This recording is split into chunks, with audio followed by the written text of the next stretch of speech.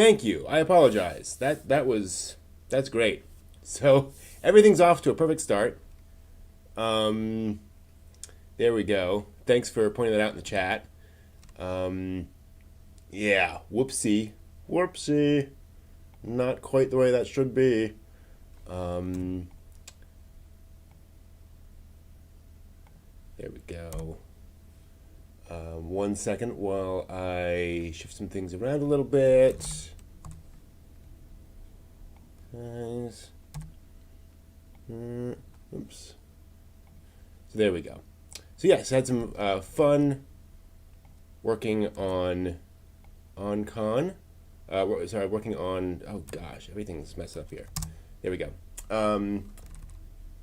Morning, everyone. Had some fun time with Animal Crossing this morning. Talking to folks, having folks on my island for the first time. This is my first Animal Crossing video game, and it was fun getting some experience with that and learning what it's like having folks on there. It's really interesting seeing how much video gaming has changed and has evolved. The idea that you can have other people, in the same virtual environment that you've curated, right? Where it's not like it's not like an MMO where you're part of a shared environment. This is the place that you've built, and other folks can come in and walk around there. I'd love to delve into the technology behind that and what they need to do to make all that work. Because technologically, that's pretty complicated. Having folks shared on one location, and obviously this is not the first video game to do that. Which is kind of remarkable to see how that's changed. That was fun. We were playing. Yeah, it really is, and being able to really shape that. One of the things I'm not as used to in these games is being able to sort of shape your environment, which is something that I love doing, and I'd love to have see more games you can do that. I'm very much an open world kind of a guy, and it's been interesting to see just how much power Animal Crossing gives you over your environment, and how much it kind of expects you to curate that and shape things and move things around and create your own little world. So now that I've gotten a feeling for that, just over the past few days, I've really gotten a sense of, I'm not supposed to just harvest this island, and use it, mine it as resources. I'm supposed to like beautify it. Gotcha. Which is definitely different than most other video games ever. So that was just kind of interesting. All right, so I just need to. 1 sec. There we go. And then I move this. Can I center that? Yes, I can. Okay. 1 second as I fix the logo. There we go. I love it. It's amazing what you can do sometimes with some of these things. Cool. All right, so the logo's fixed. Everything's working now. So we are now a couple months into COVID-19, just to bring up a topic that I'm sure has been talked to death, but it's the reason for OnCon. So just wanted to acknowledge the fact that we're here because everyone's sheltering in place, which is the right thing to do under the circumstances, and I wanted to spend some time getting together virtually over some of the things we love, and to realize that we don't have to see this. Let's shift this around a little bit, a little closer to there we go. We don't have to see this as just purely something that we have to live with, right? Where it's like, this sucks, but we're just gonna have to do what we can. Like, we can actually enjoy ourselves, and we can dive into the things we love and see how to improve ourselves and make things better. And that's kind of my goal here with OnCon, is to spend some time, oh, there we go. Spend some time really enjoying this experience, and diving in. So that's kind of the plan here. The theme for this OnCon is Anime of the Year 2000. And this has kind of evolved naturally out of some of the anime I was looking at featuring, so over on the SciTube, oh, and I should mention, over on the SciTube, I got a handy little image here, and we'll be bouncing back and forth this occasionally over the course of the day. Over on SciTube, I'm featuring some cool anime of the year 2000. So all the anime over there at SciTube, you see the URL up there, is anime that aired in 2000, 20 years ago. Right now it's showing Mech Romance Heroes War, which is a very obscure anime I happen to love from that period, sort of a alternate history clockwork mechanism show. So those familiar with the world building panel that we did and the clockwork ideas we had, that was one of my inspirations for how that clockwork stuff might work. So you might want to pop over on SciTube to get a feel for that. And yeah, so that's and it was showing a Digimon 02 season 2 Digimon earlier today, which boy, rewatching that, it is amazing. I mentioned this in the Discord. Love the writing of that show. It very much does throw some things at you do not expect. But the budget for that is not high. That show does not look great by modern standards. They're doing what they could, and I don't think that makes it a terrible show. Just, man, you know. So yeah, so that's definitely a thing. I'm gonna fix the URL a little bit there. Hold on.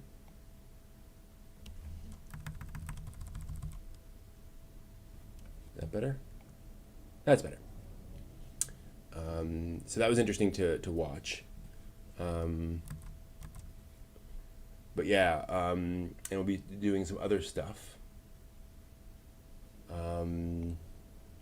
want to think that's a silver lining, Matt. I was looking forward to seeing what they were doing with Akira. I mean, I'm always looking forward to another adaptation. Who knows what will happen? Who knows what interesting stuff might come out of that? But yeah. So it's interesting going back and looking at anime of the year 2000. And I'm going to be doing a panel, as you can see, at 1 p.m. covering some of the remarkable anime of the year 2000 and going over that. So that should be fun. And hopefully useful. So just wanted to skim through the schedule here real quick, let you know what's coming up today. So this is obviously opening ceremony. We're just going to chat. This is going to be a very low-key discussion sort of thing, kind of like the Weekly Dig, where we'll kind of go over stuff and just generally discuss. At noon, I'm going to try making omu rice for the first time, omelet rice. This is basically an omelet enrobing fried rice, and we'll see how that turns out. Then, again, the keynote on Anime of the Year 2000. At 2 p.m., we'll be doing a world-building session, diving into creating a specific location in your world. I think a lot of world-building tips and advice are very high level. It's, how to create whole continents and how to create whole cultures. And so I wanted to dig into... oh, gotcha, Matt. That's good. I did not recognize that. Good reference. So yeah, so I think a lot of world building stuff digs in, is very high level. So I wanted to dig into what it's like to world build a particular location and make that useful for your particular thing. I set aside 2 hours for that. That might be more than we need. So we'll see. At 4 p.m. I'll be doing a panel called Miyazaki's Mythical Animals.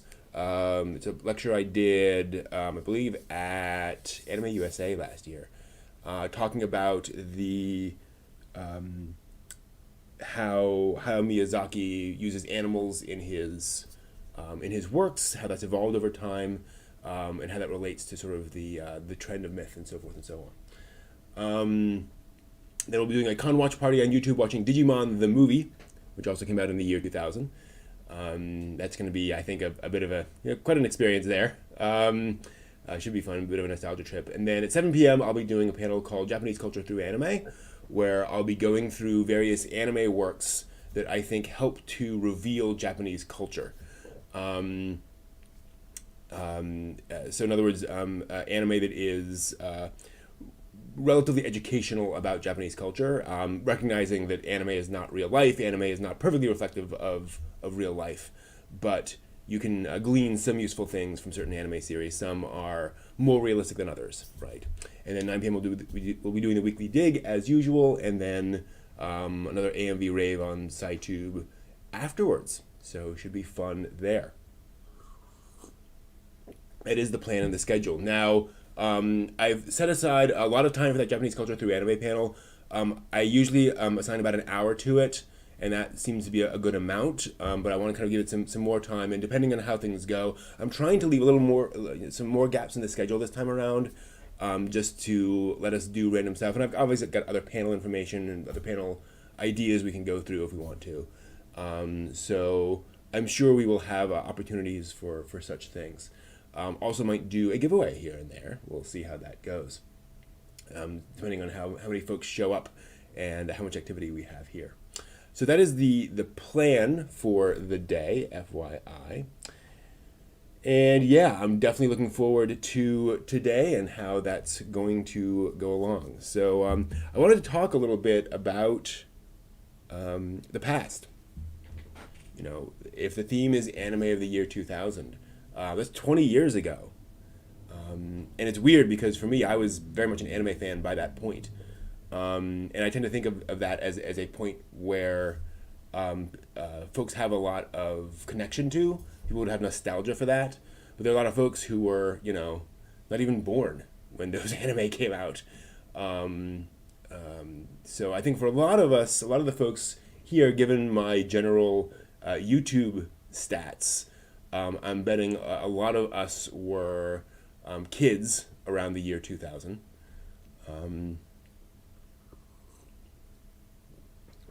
Maybe young, you know, maybe a little too young for anime, who knows. But it's interesting looking back at a lot of these shows that were aimed, or that did come out in that period. I don't know, do you guys have anime that you're particularly nostalgic for from your childhood? Looking back, I see again Digimon, and again I was kind of an adult when Digimon came out. I was a little older, but yeah, it was. I definitely have a lot of nostalgia for Digimon because I came across it and was so impressed at how well written it was for a children's show, which was kind of amazing. I wanted to pull also the schedule for the anime. So let me just pull that real quick. Yeah, 20 years ago. So yeah, Love Hina came out 20 years ago. A lot of stuff. So let me see if I can throw up I just want to throw up a slide thing for the anime schedule as well, so I can show that to folks. 1 second as I pull that. One of those things you realize as you're doing it that, oh,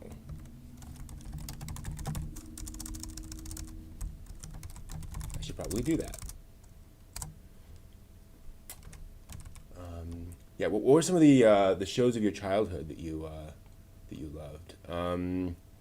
So Matt, your local channels were airing shonen back in the day. That's cool. What kind of shonen series? Because there was a lot out by that point. Not the the big current trend, right? The One Pieces and such came. One Piece started in 2001, I think. Let's see here. When did Naruto start?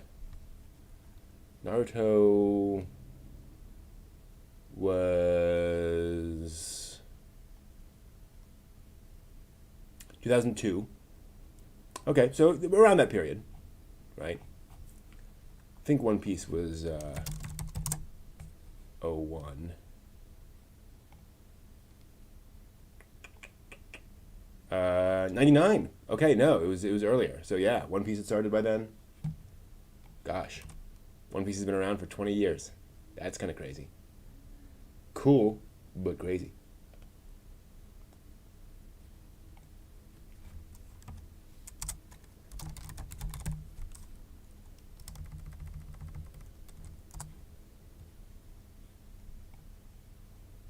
Just pull that in 1 second. Like I was saying, Sailor Moon, a big part of your childhood, and of course Pokemon. Yep, totally.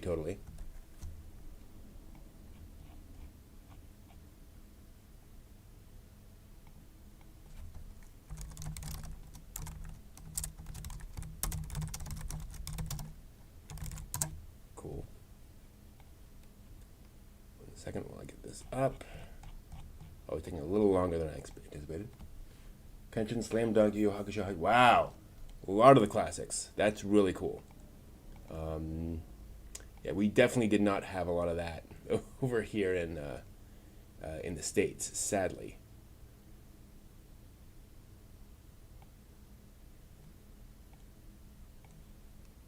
Very sadly.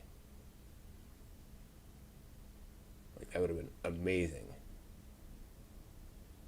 Can I do that? That looks about right. Then the URL can go down here. Okay. Cool. Got that good to go. Oops, there. And of course, that is the problem, is that as a kid, you don't know what anime is necessarily. It's just cartoons. Yeah, for me growing up, there was a lot of cartoons around, a lot of stuff I enjoyed. Main reason why I was arrived home on time. Yeah, absolutely. Weekday afternoon cartoons were one of the big things that I tuned in for. I had a bit of an unusual experience. I was homeschooled for 6th through 12th grades. So I was able to watch a lot of the weekday afternoon stuff that aired like at 2 p.m. or 3 p.m., which definitely helped. There's a lot of stuff out there that you wouldn't otherwise see. A lot of it terrible, in fairness. But yeah, and I think that's one of the reasons why anime has become so popular in the past 5-10 years. People talk about the anime boom and all these folks watching animes because everyone grew up exposed to it. It was just kind of there, and I think I think when you're primed like that in your childhood, it's really easy to get back into it, and it also helps that anime is. I was gonna say a lot of anime is more like than it is different, but that's really not true.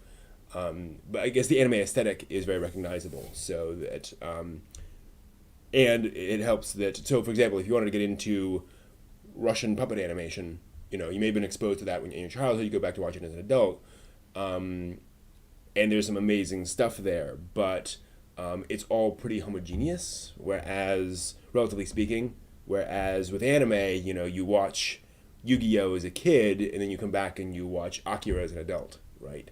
Or Ghost in the Shell, or what have you. And so there's a lot for you when you come back, and you want something with more teeth. That's there.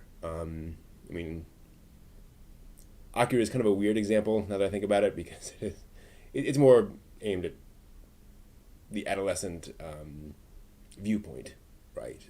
It's more about the kinds of things that teenagers worry about as opposed to adults. It's interesting how much anime, and that is actually another thing I'd like to figure out some kind of panel or something about, is how is looking at the kind of target audience for anime, and how you can see something that is very gritty and dark and bloody and so forth, and then you realize, oh, that's actually aimed at like teenagers who want to imagine a future reality for themselves where they are, surviving against all the odds. It's not necessarily aimed at like adults. Adults don't really consume that stuff. Many do, but adults are often looking for different fare than that. That's kind of aiming more at the struggling adolescent and young adult as opposed to that stuff. So you see this in video games where you'll have this gritty 30-year-old protagonist who's going around shooting people, and it's like that 30-year-old protagonist is actually how 15-year-olds want to be when they're 30. It's not how 30-year-olds actually imagine their life as necessarily. Obviously there are some people who there's plenty of 30-year-olds who want that, but that it's a power fantasy for younger people. And so I think a lot of anime, when you look at it, is also doing that, where they're giving you an ideal of where you might want to go. but it's less common in anime, I think, because the target audience for anime is usually pretty close to the ages of the characters, with some notable exceptions like Madoka Magica. But yeah, oh, we've been doing some really cool things in Discord lately. If you haven't been checking that out, there is some really cool stuff being built, particularly by AS in the chat room, in the Discord. We've been trying to come up with a list of kind of an anime canon, i.e., and not canon as in boom, but canon as in what are some anime that a lot of people talk about, where it's like it would, if you're just getting into anime, here's a list of anime that will help you have conversations with people, or folks generally use these anime as kind of bases for comparisons, right? And they talk about these things a lot, and that's been really really useful to think through.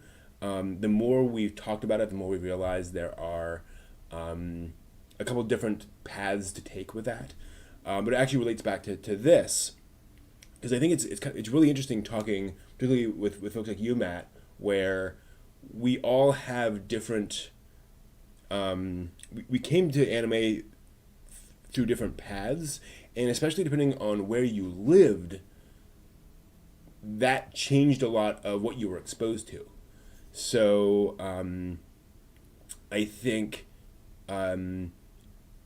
European anime fans have a different set of anime that everyone watched, because those shows happen to get licensed and shown on television that never made it over here, and vice versa.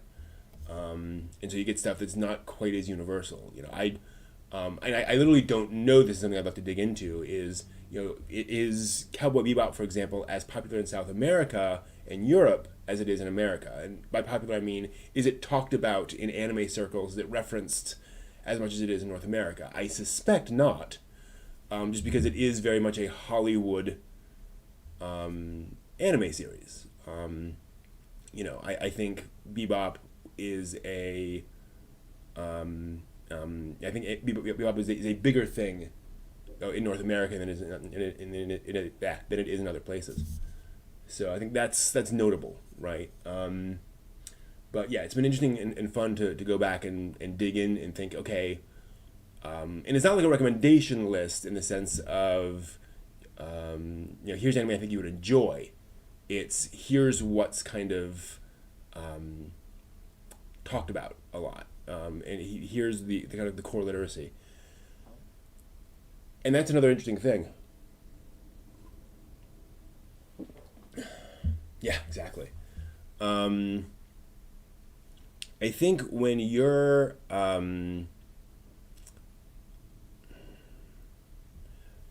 I think there are different forms of literacy for anime fandom,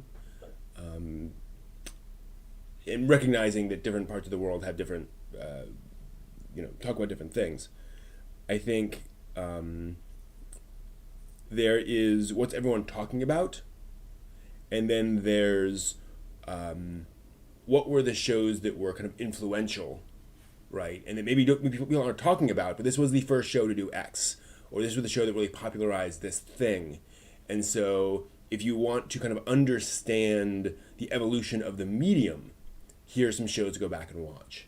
And that's kind of, to me, a really fascinating way of looking at it, is that I think it's important to separate fandom from the thing it's a fan of. I've actually been reading a book called Fanocracy, which is about how a lot of brands, a lot of products, a lot of companies are really taking advantage of fandom in a way that they weren't, decades ago, and what that means and how to do it. And unfortunately, it's one of those business books that's got a lot of fluff, a lot of you should do X, and no explanation of how exactly to do that. Just empower your fans. Okay, but one of the interesting things there that they point out is the relationship between creators and fans, and how we're seeing this evolution of creators recognizing fandom and appreciating fandom and kind of elevating fandom more, and fans having more power, but seeing that mature, where it's not a matter of everything should blend together, and fans should be talking to the creators all the time. The creators should be bringing back all that stuff. There is some separation between those two roles of creator and fan, and that's good, right? That's just the nature of reality. So I just find it very interesting, this idea that 1 second, there we go.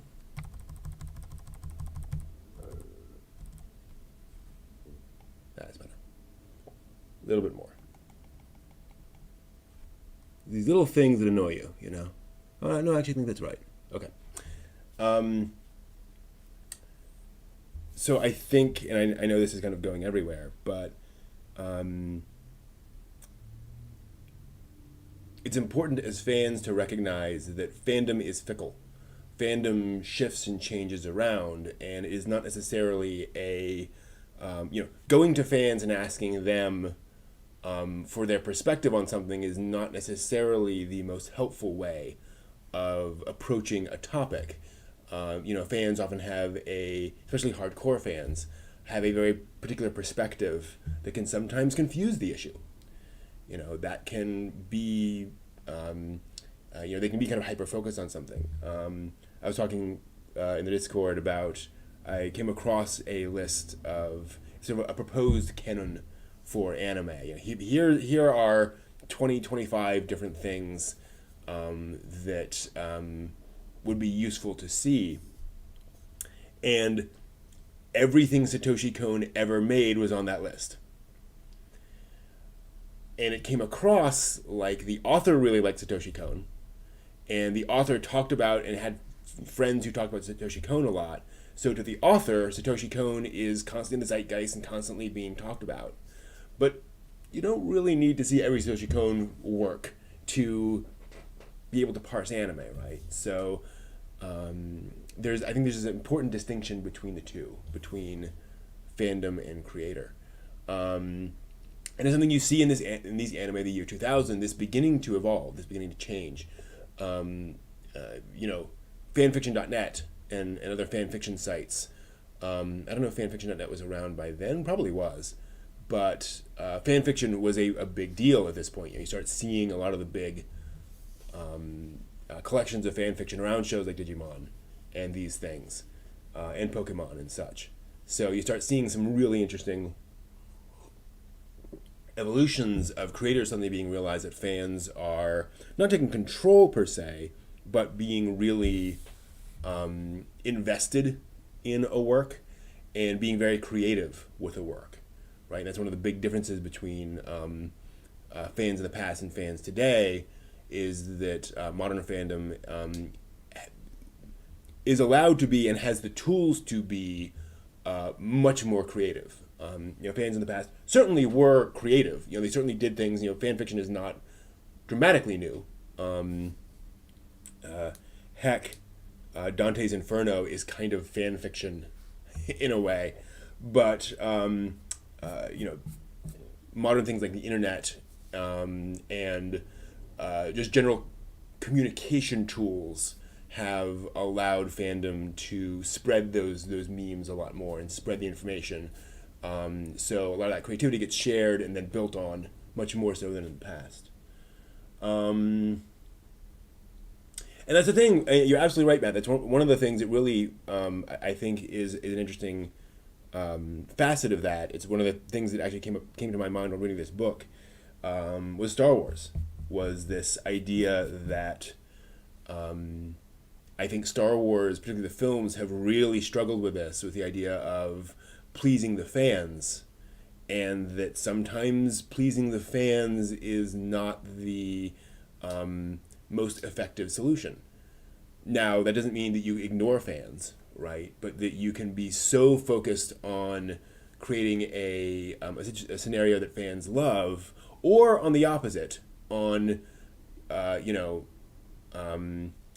kind of going the opposite way of what fans want, that you can really piss people off. And I think the 7, 8, 9 are all examples of that on one way or the other, where it's either give the fans everything they want, or give the fans nothing they want, right?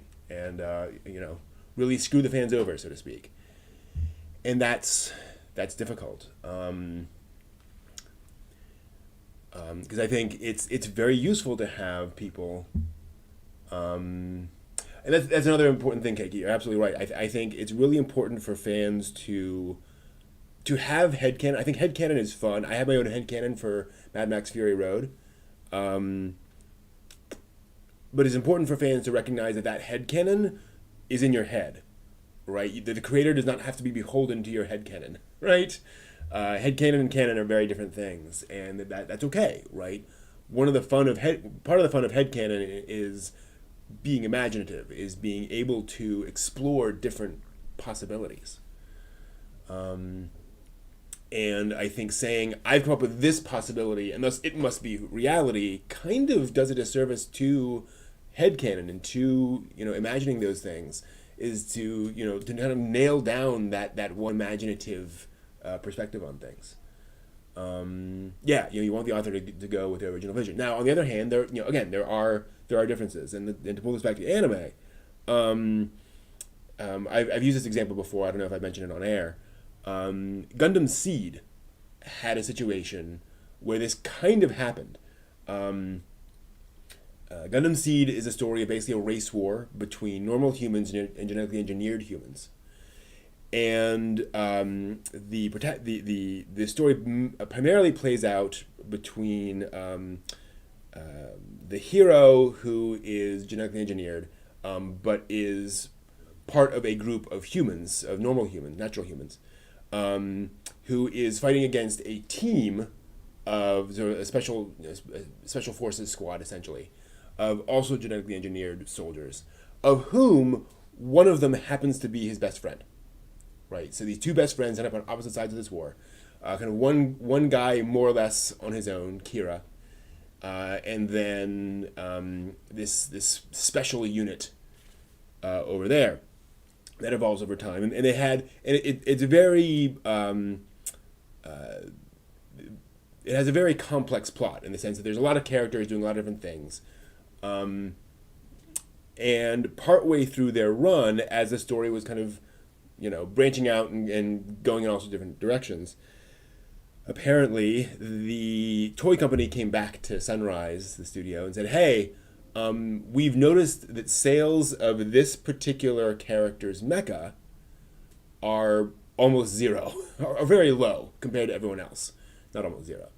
And that character was another member of the squad of genetically engineered coordinators, they were called. And stuff had been happening with the other characters, but the writers basically said, you're right, we had planned to write stuff for that character, but it got lost in the shuffle. Other story beats got more attention and just kind of grew naturally. And so we didn't have a lot of, we haven't gotten to that yet, and it really kind of dropped by the wayside. So they ended, and they were coming up to the point where they're going to kill off that character. Like, it was time for that character to exit the stage, and they realized we really haven't done much with that character. So they ended up having that character, instead of dying, getting rescued, and ending up as a prisoner with the Naturals. And so he comes on board, and he ends up the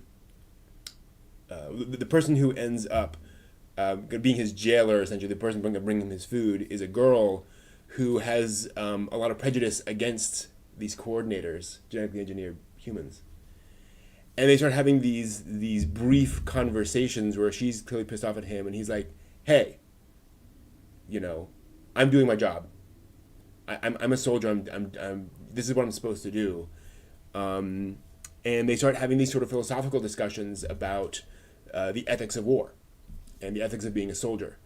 What are you responsible for as a soldier? When you go out in a battle and your actions kill people, does that make you a murderer? And it turns into one of the most direct explorations of the themes of the show. It was a really effective plot line because it managed to actually explore these things that were being explored in other ways, but more broadly and more in terms of actions and how characters are reacting to things, not in terms of like actual dialogue. And so, because we actually got dialogue exploring some of these themes of the show, it became one of the things I looked forward to most in the show is those two characters coming together to talk about these things and seeing how their relationship evolved. So that was an example of the fans indirectly through their lack of interest in a character, helping to evolve and really improve the writing of the show. And that's where I think fandom and fandom reaction can be really useful. Is for is when creators are going along doing something, and they can mine fan reactions to say, "Oh, I see. Let me think about my story and consider how I can make my story better as a result of that stuff." Because importantly, and what I think is really crucial about this, the writers did not see that and say, "This character sucks, and thus we have to make this character appeal to the fans." Right? They didn't react to that by saying, "How do we make fans happy?" They reacted to it by saying, "Oh, this character is underutilized. Let's do something interesting with them that improves the story, right? That moves the story forward in a way that fits with our vision, right?" The problem comes when fans react strongly and you say, "Okay, what do you want? Tell us what you want and we'll just do that for you," right? I think that's where it gets perverted. The Mass Effect thing, and I haven't played any of the Mass Effect games for what it's worth, so I can't speak directly to that, but that sounds like a good example of where there was a lot of there's a very divisive ending, and so they came back and said, "Okay, we're just going to give you what you want," kind of.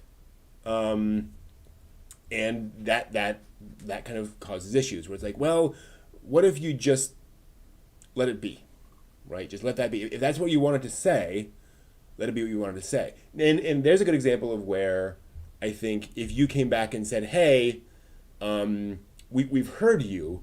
We're going to provide an alternate ending and see what you think," and so you can have that ending if you want to have that ending, you can imagine that ending instead.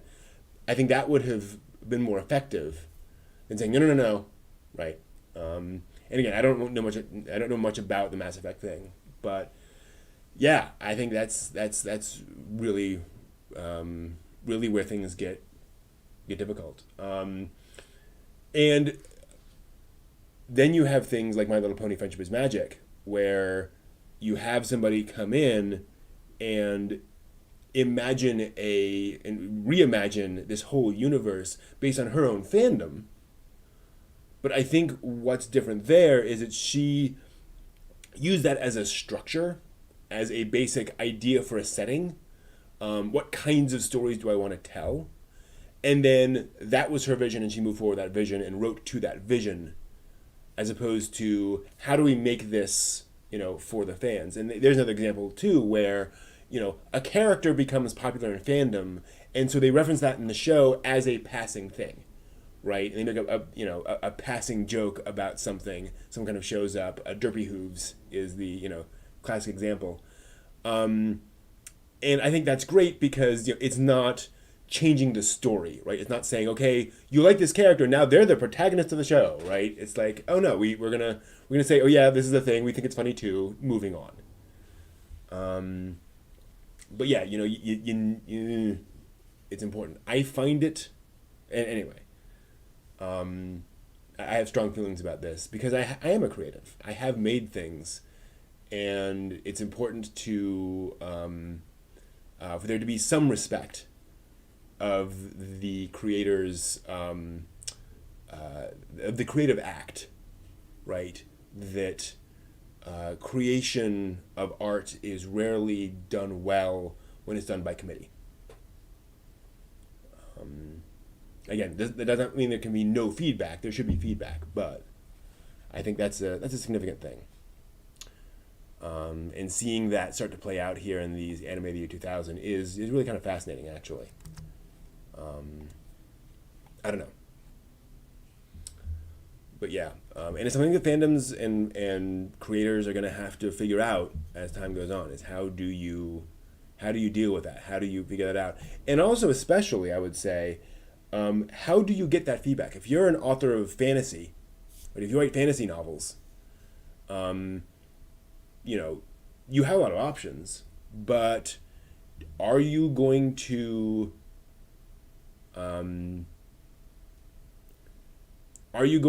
drip chapters of your novel while it's being written to your fans so that they can read it as it's going before it gets published and then incorporate their feedback?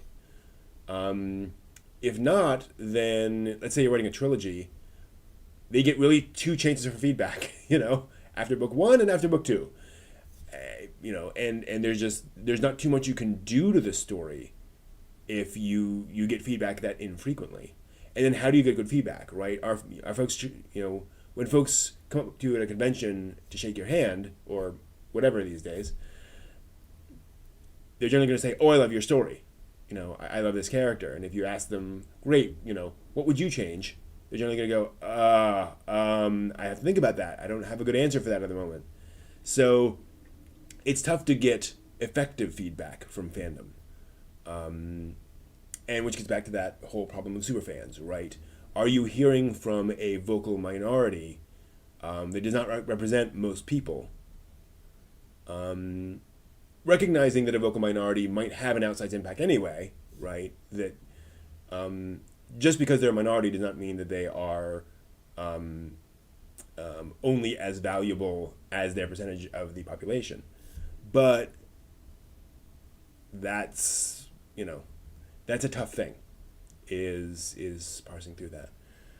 It's something that writers have had to deal with for a long time, where you'll write a story and send it out for critique, and you'll get 3 different people's feedback. You got to parse that, and especially for stuff like anime and manga, where again, the voice of one American person and their views on One Piece. It's going to be hard to move that needle.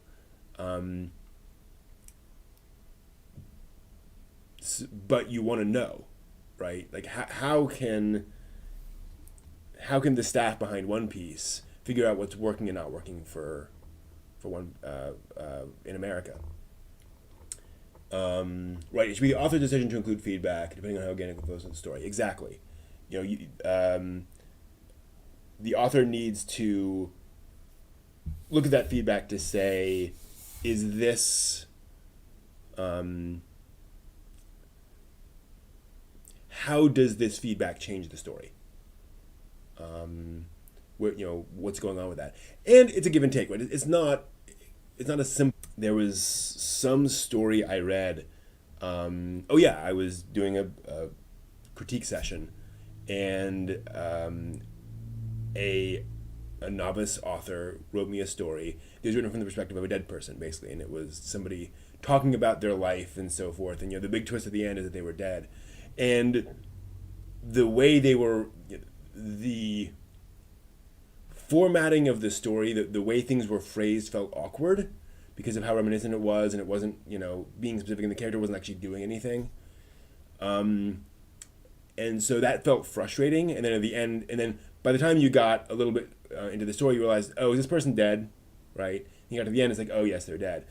And the author was convinced that this had never been done before. Basically, this was a very original idea, and the folks would just be really, surprised by this.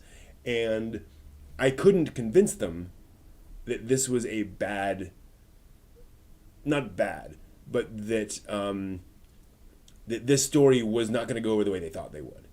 And so this is a case where what the author thought was best for the story was not necessarily what was best for the story, right? So there's that back and forth too, where you have to, somebody may come in and you may say, that's not right for the story. And it's like, well, but what we're saying is that what's right for this, your opinion of what's right for the story needs to be examined. That's where it gets complicated. but yeah, the author needs there needs to be a filter on fan responses because fans don't necessarily have a. When the other problem too is that fans are acting with incomplete information, right? George Lucas always knew that Darth Vader was Luke Skywalker's father. There are a lot of things he did not know, and to be clear, he wrote Episode 4. He had not plotted out 5 and 6 yet. He had ideas. And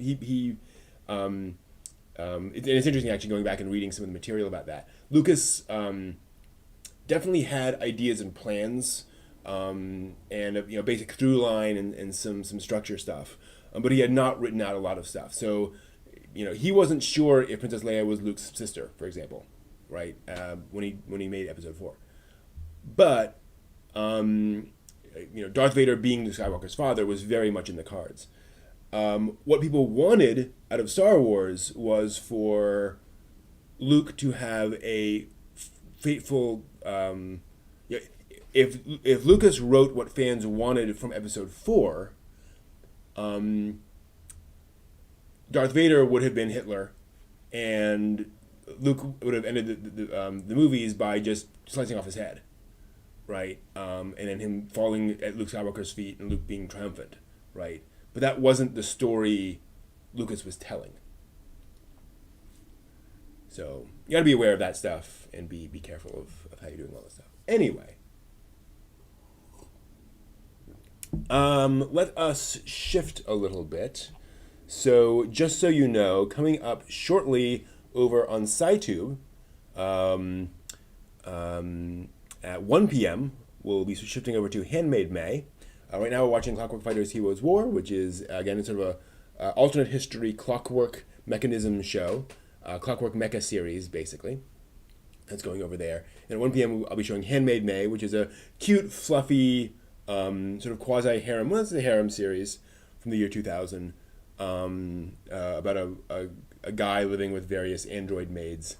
Very much kind of, if you imagine that, that's kind of what you're going to get from that one. Then we're getting some Love Hina later on today, another important harem anime series. Welcome, Bertie Wooster. Hope Sweden is working out for you. Hope everything's okay over there in Sweden. Things are going well here. How's Jeeves? And then in terms of the schedule for the rest of the day, or coming up soon, we'll be doing a cooking challenge. I'll be making some omu rice here in about 10 minutes over in the kitchen. And then we'll shift back over here for the keynote panel on Anime of the Year 2000. That is coming up shortly. So just FYI. Welcome, Bertie. Good to have you. I'm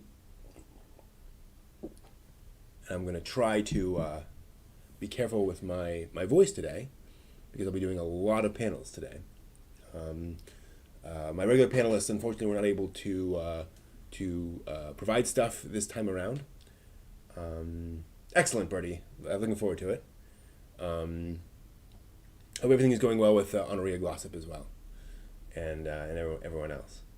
So this is kind of a different day than last OnCon, where we had a lot of other folks bringing in stuff, and it's just nothing against the other panelists. This is not saying they didn't provide anything for me. Schedules were short and things just didn't work out this time around. So we'll see how that goes. But yeah, I'm gonna try to pace out the voice a little bit this time. We'll see. It's gonna be hard because I've got stuff going on for the next until until 5 basically. But oh well, we'll see. We'll do a few breaks here and there.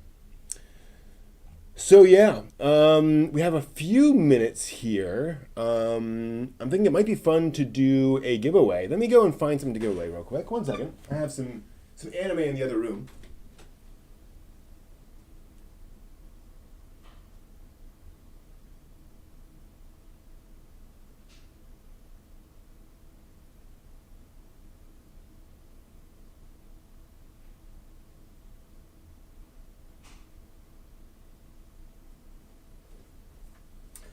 grab this stack. I'm going to pop this off the top. This is Freedom. I believe it's a Blu-ray. No. Okay. Wow. This is an HD DVD, which is also a DVD, so it should play on DVD players. For proof. So the little DVD logo is there. HD DVD of Freedom Volume 1. Freedom 1. Really attractive chipboard case with a textual description of what happens in the back. Very clean thing there. And then a lovely, again, very understated clear plastic jewel case. Hard plastic. The lovely background there. And then again, of course, the actual DVD there. There's Freedom 1 with an important notice with various HD DVD information, which is kind of hilarious. And then various other information besides, there we go. So there's what you get without the HD DVD warning. Very text heavy, but pretty cool. So, if you would like to own an HD DVD of Freedom Volume 1, I'm going to roll the die of anime genres, which I have right here. This has a bunch of different genres on it. I'm going to roll that die, and then I'll put up the list of genres here, and I'd like you to guess in the chat room which genre I rolled. We are on a genre. Let me pull up the genre list. There it is. So if you would all please, in the chat room, guess which genre I rolled.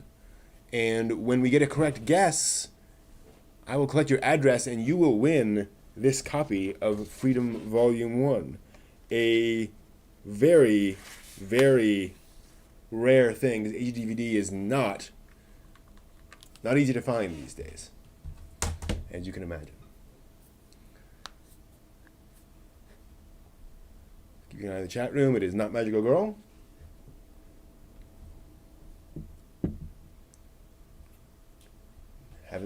Not there yet.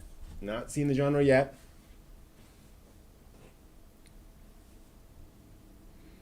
Hey, Marion. Welcome. Nope. Haven't seen it yet. Still waiting. We'll see what happens. I should find some dramatic music to play during this, right? Get some something really, dun dun dun dun dun dun dun dun dun dun dun dun dun dun dun dun. Still waiting. Folks are guessing. Not there yet. But yeah, let me make a little note actually. I can put it up here. I have a whiteboard up here. Find dramatic giveaway music.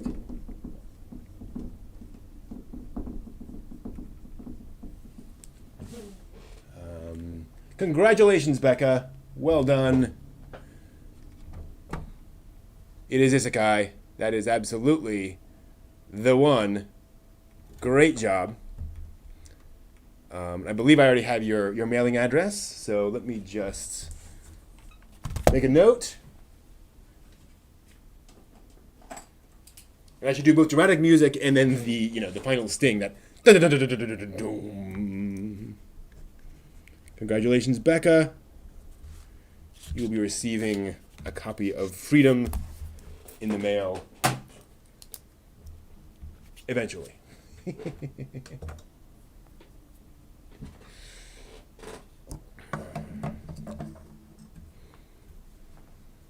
All right, that was fun. All right, so what I'm going to do now, we're going to shift over. I'm going to switch over to trivia here for a moment. Actually, I'm going to switch over to the schedule for a moment, and then I'm going to... Actually, one second. Oh, there we go. As I shift everything over into the kitchen for the cooking challenge. So we'll be back in a few minutes once I have moved everything over. Be back in just a little bit.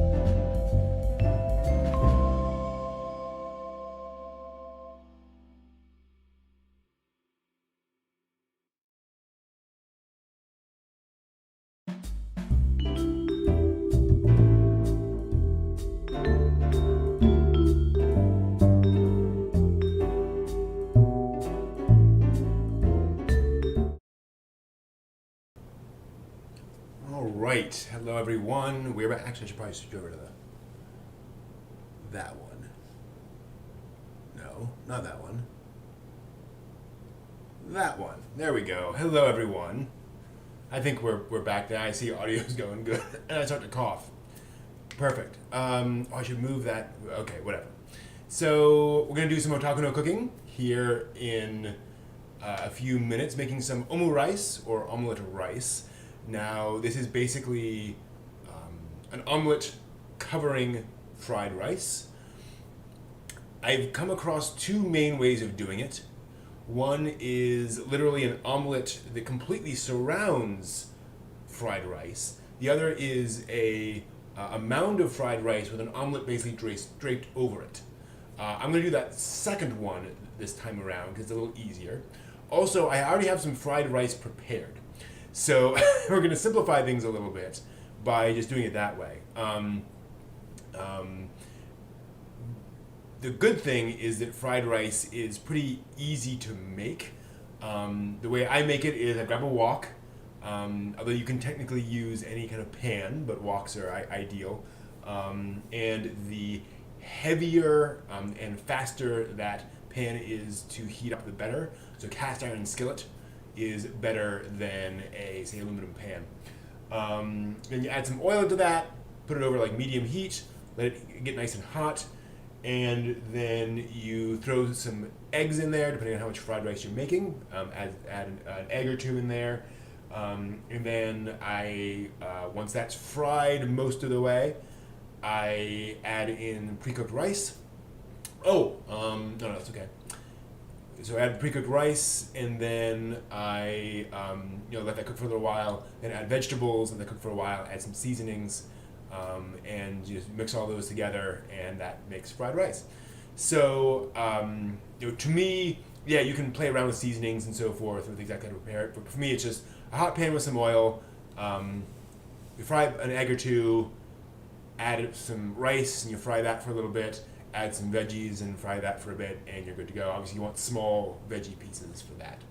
And soy sauce, I should also point out. That's the other important thing. When you put the rice in, add some soy sauce to brown that up. So that's my fried rice, and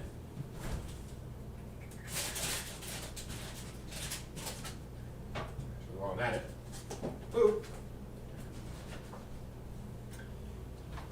here is my fried rice. So prepared earlier. It's fairly light on the soy sauce. Put it in the fridge for a little bit. So I'm going to be using that. I generally just buy a big old bag of mixed vegetables for general use. So it's usually, for me, corn, peas, and beans. And I use that for a lot of cooking, making casseroles as a side dish. We need some vegetables. So that's what I put in my fried rice. Totally up to you. So what I'm going to do, I'm going to reheat some of this. Put it on a plate once my omelet's pretty much ready. And that's going to be my fried rice base. And we're going to see how this omu rice works out. So I have some eggs over here. And in fact, let me shift some of these things around a little. So we have a better view. Everything's moving. I always forget when I'm doing this just how much preparation this takes. I need something taller over there. One second. I did something a while back. I'm going to try that to raise up this camera. I think that will do. Unless it falls over, which it might. That's fairly decent. Nope. It just has no purchase. The problem is it's on a wire, and the wire keeps kind of pulling it back. Okay, I think we're good there. So let's shift over, and we'll get started on that. A few months back, when I was invited for a job interview, the elevator music was, oh nice, music from Your Name. That is awesome. Okay. So I'm going to take a small pan here, because I'm not making a big omelet or anything. Put that here, add a light. Need some oil for the pan or some butter. I'm going to use some butter actually. Because butter makes everything taste better. Again, you could use oil or any kind of fat really. Different kinds of fat will change the flavor profile. They'll all act a little differently, but this is, they will all fundamentally perform the same function. Okay. Get that going there. I like to just wipe the butter and the oil off of my implements so that when I then go to wash them, they're not covered in oil or butter. Okay. And then I need to process my eggs. So the typical thing for an omelet is it's 2 eggs per person plus 1. So if you're doing an omelet for 1 person, it's 3 eggs. If you're doing an omelet for 2 people, it's 5 eggs, generally speaking. And I do find that I'm going to do a 3-egg omelet here. That's about right. So I'm going to crack 3 eggs.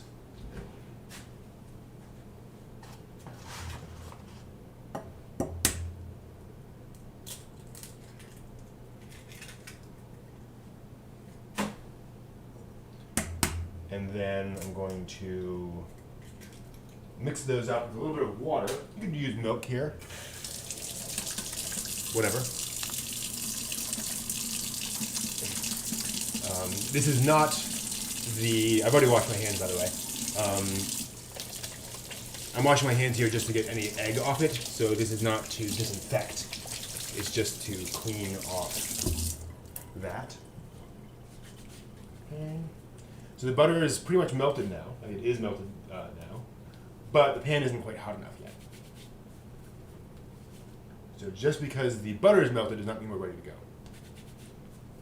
Okay. And I can put this carton away. Because having a carton of eggs sitting right next to a hot range is not necessarily the best thing in the world. Okay, so as I mentioned, we'll add a little bit of water.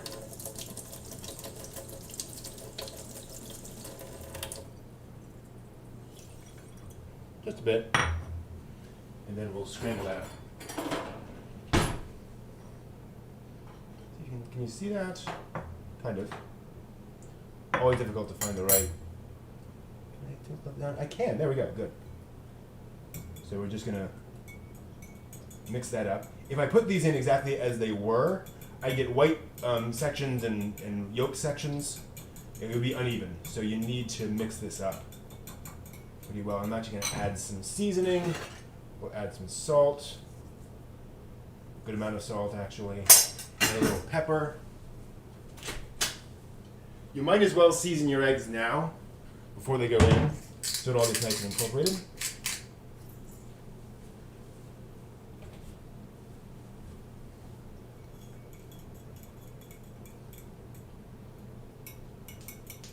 Ooh.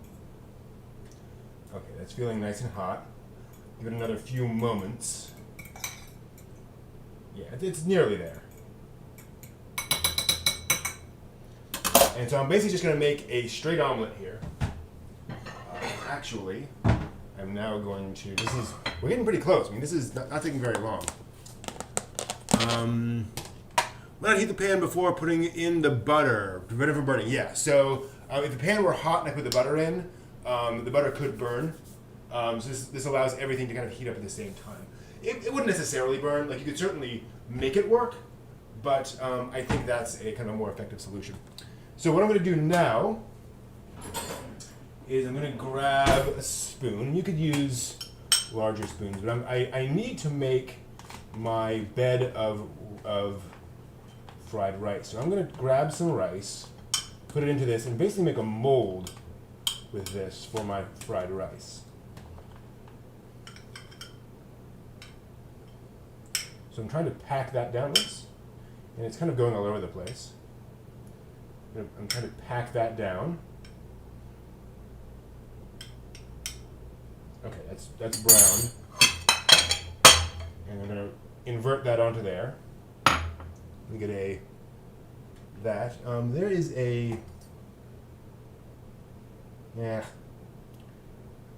and there's a little bit of bean that got a little unhappy there. Okay, so that's starting to seriously brown, so I'm going to put in my eggs. Good. Then we bring that. Now we're going to grab this, and I need to microwave this. It'd be better to cover it, but that's okay. And as this cooks, I'm moving the cooked part out of the way and letting the runny yolk get underneath. So once I have kind of a solid mass there, I push that to the side, let the yolk run underneath it. Because obviously I don't need all that runny yolk on the top. I want to fill it in with the yolk. We're very close to being done here. This is very quick. Now, this should have some ketchup. Ideally, your umu rice has ketchup mixed into the fried rice. That is not what I have here. It's okay. Now I'm going to try the thing.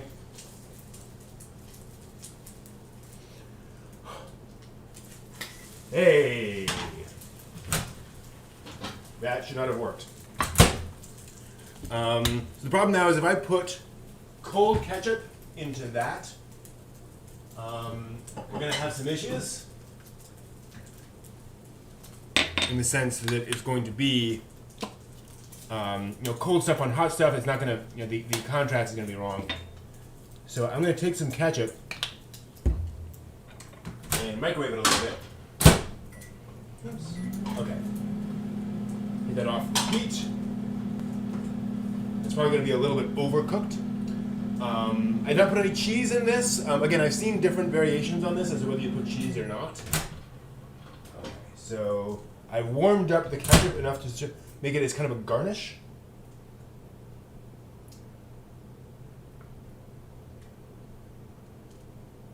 It's not really garnish, it's really inside. More of a topping onto that. So we'll see how that works. Again, ideally you would cook your ketchup into that, but I'm spreading that out over top.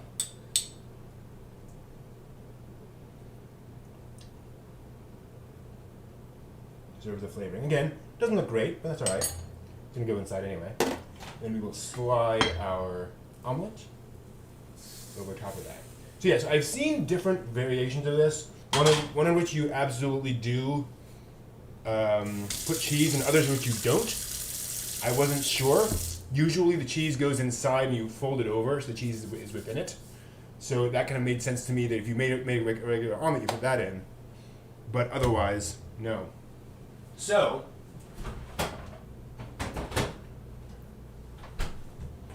this is our umu rice.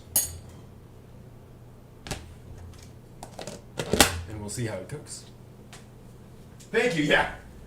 The spatula was a gift from a friend for a Halloween party. I think I'll use the spoon for that.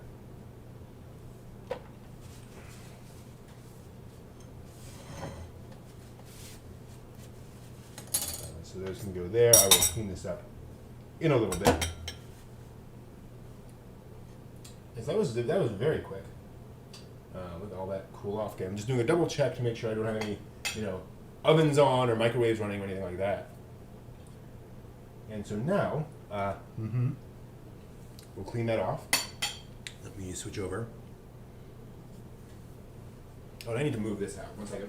I can't really see chat.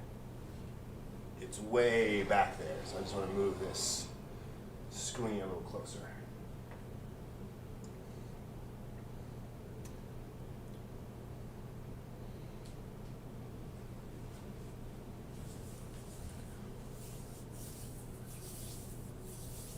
Yeah, ketchup is absolutely a required element of Oma rice, for better or worse.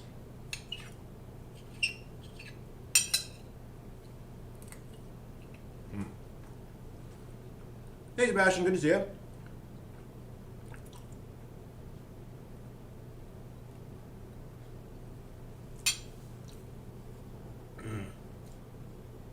Souffle omelet, that's interesting. Just scrolling back up. Why do folks refrigerate the eggs? They keep it in a non-refrigerated section in the supermarket. Because refrigerating keeps them longer. They are safe on the countertop, but they will spoil or go bad sooner if left on the countertop than left in the refrigerator. So it just prolongs shelf life, if you will. So I think in the future I would make a 2-egg omelet for this.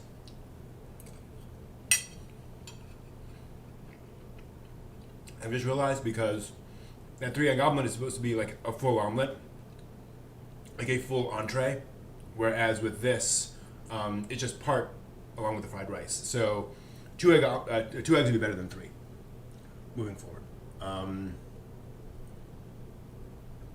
So yeah, refrigeration just prolongs shelf life.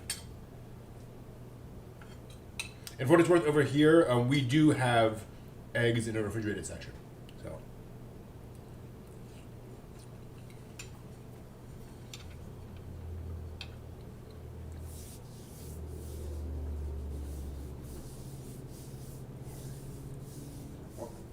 Souffle omelet's all about whisking. That makes sense. I guess there's a certain amount of. I should have some milk with this. In a milk mood.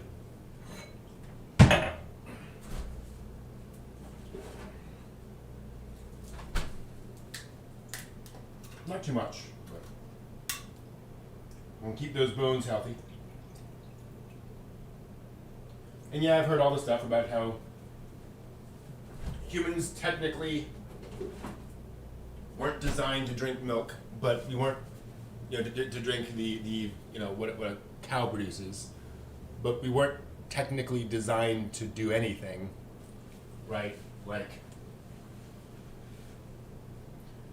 how is milk different than, how is discovering the idea of milk different than the idea of juicing an orange or finding a new plant that you'd never eaten before? It's something else. It provides pluses and minuses. Oh, priority list. I'll show you that in a minute.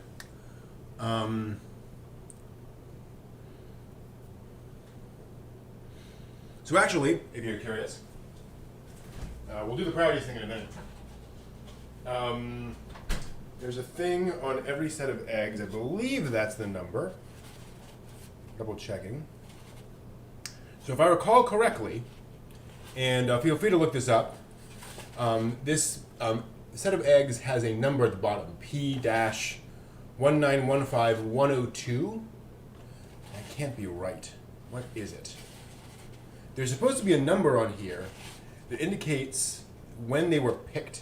And it can't have been, it must be O2. So that O2 means that these eggs came from the farm in the second week of the year, right? I believe. Again, it's something along those lines.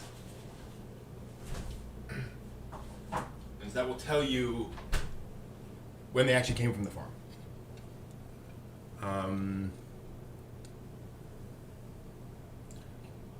Yeah, the thing is, the difference is that cow's milk is designed to be drunk by cows. That does not mean that humans are incapable of processing nutrients from milk, however, right? It's not as effective for us as it is for cows, but it is still useful, right? It can still be digested and such. You look at the same stuff. Milk itself, taking a lot, is bad. That is correct. And the same is true of literally everything else you can consume, right? You can overdose on practically anything. So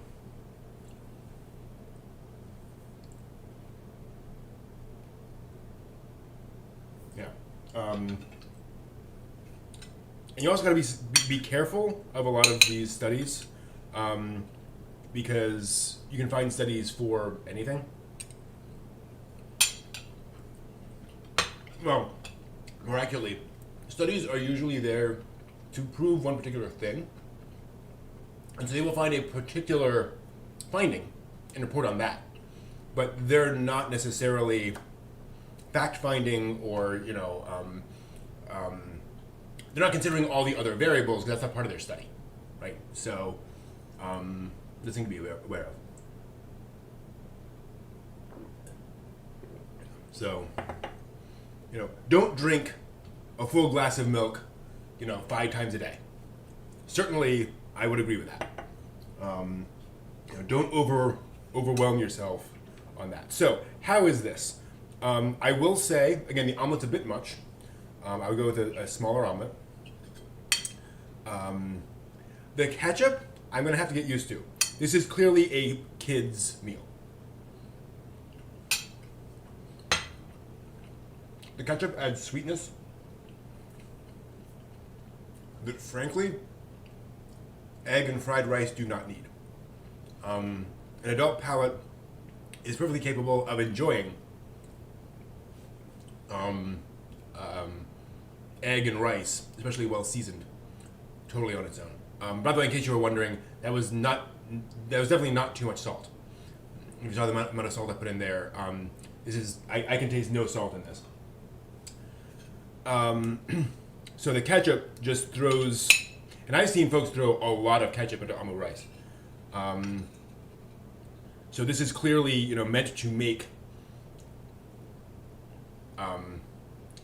a generally, I wouldn't say it's incredibly good for you, but this is a classic sort of family meal. Okay, we have eggs, we have some extra fried rice. We made some fried rice.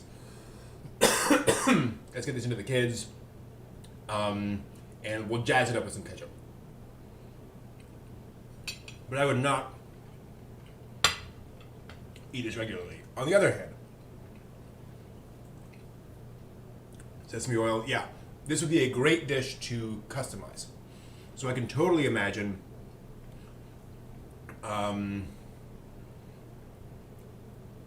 barbecue sauce in there would add a really nice tang. That sourness would be an interesting. The sweet and sour would be a great complement to the creaminess of the egg, and the flavors of the fried rice.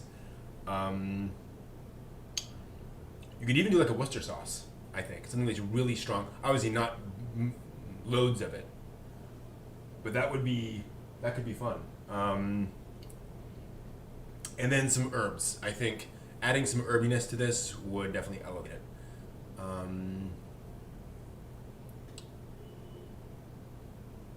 Yeah. Definitely be careful with sesame oil, but it can be a wonderful flavor enhancer. Great call out, Bertie. Yeah, hear that back up. This is a great example, an ideal example of the importance of understanding a cuisine.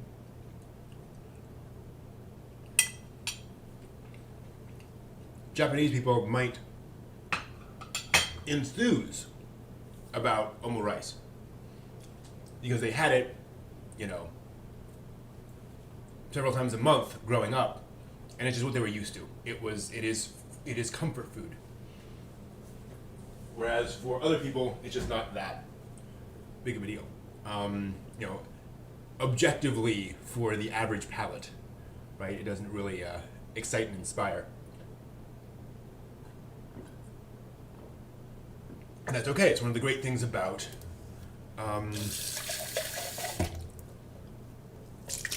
culture. Different cultures can be different. That does not mean that omurice is a bad dish. It just means it is a dish intended for kids. But I would definitely, I can definitely imagine myself over time playing around with this and making some more exciting dishes with it, and playing around with seasonings. I think that would be a very easy dish to pump up the seasonings with. I generally season my fried rice pretty heavily, relatively speaking. I like peppery fried rice. I like spices in my fried rice. So I think that with some other stuff would go. Yeah, that was my lunch. That was it. Like that was a really, really. In fact, just half of that was my lunch. Frankly, that was a pretty. That was pretty filling. I'll probably come back to that in a little bit, but yeah, it took what 10 minutes maybe at most.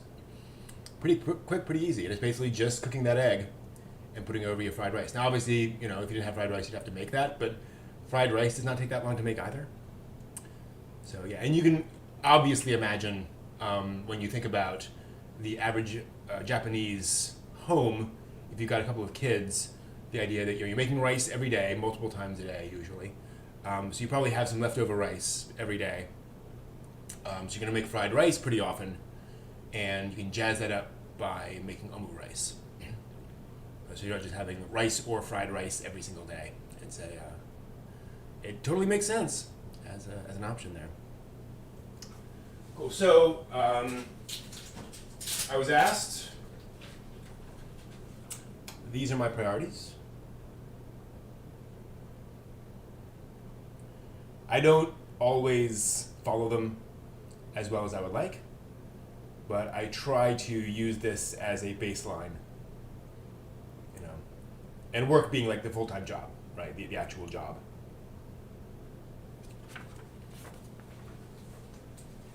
Good reminder.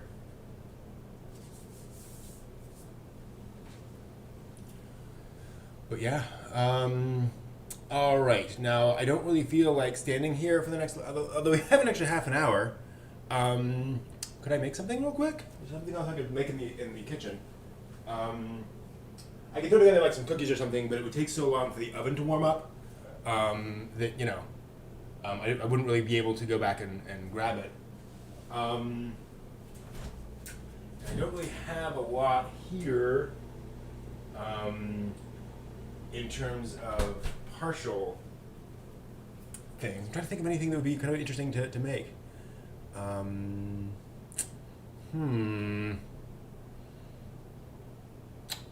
can always make cookie dough in like 5 minutes, but again, I can't really make them. Nope. All right, let's switch back over to the other room. So please bear with me for a few moments as we shift around the schedule, and then we will chat a little bit from the other room. Be right back.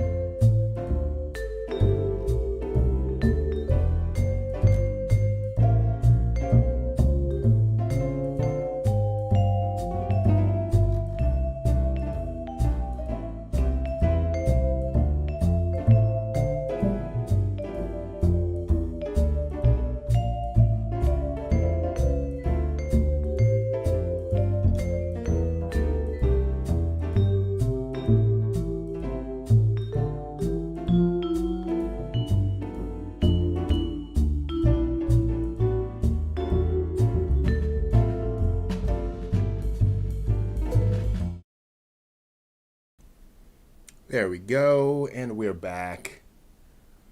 Um, Full disclosure, stomach's a little upset. Not sure what's going on. So hopefully that'll be okay, but I may take a break here and there just to process that a little bit. Not sure what's going on. Hopefully my fried rice is okay. Hopefully there wasn't anything weird in any of those ingredients. It would be odd for that to be that sudden onset, though. I would imagine. I don't know. Whoever knows. And what's going on with the chat? Huh. Some odd with the refresh on the chat, but hopefully that will resolve itself.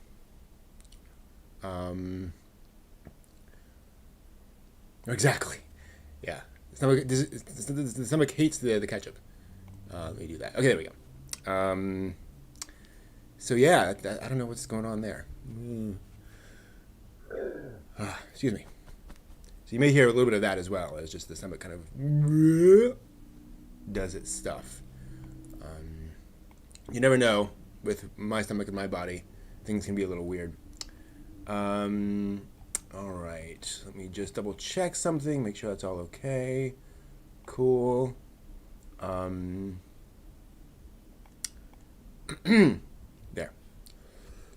Yeah, I think I'll be doing this for the next 10 minutes or so. But, so, as you saw on the schedule, we will be shifting over to talking about the anime of the year 2000. Over in about 15 minutes, we'll work on that. But yeah, it's the frustrating thing. Whenever you're making stuff, whenever you're cooking for yourself, sometimes things disagree with you. Sometimes your body just doesn't like it at all. Maybe it's the milk. Maybe I'm allergic to milk. Who knows? No, I actually had a situation. I had a period in my life where I thought that might be true, and so I very carefully monitored my milk intake, but didn't have any obvious effect if I was either on it or off it. Just didn't appear to be a thing. But I would advise, if you're ever concerned about that kind of stuff, do a test. Do like a week off, see what it's like, and then a week back on, and see how that does things, or whatever periods make sense for what you're trying to test for. But instead of wondering, it's definitely helpful to know and to check up on things. Right? Yeah, there are so many things where I'm just like, come on, just deal. Who knows? Funny, the more I think about it, I did chug a lot of milk there. Maybe I just kind of overloaded on milk. Who knows? Okay, so, let's see here. Oh, yeah.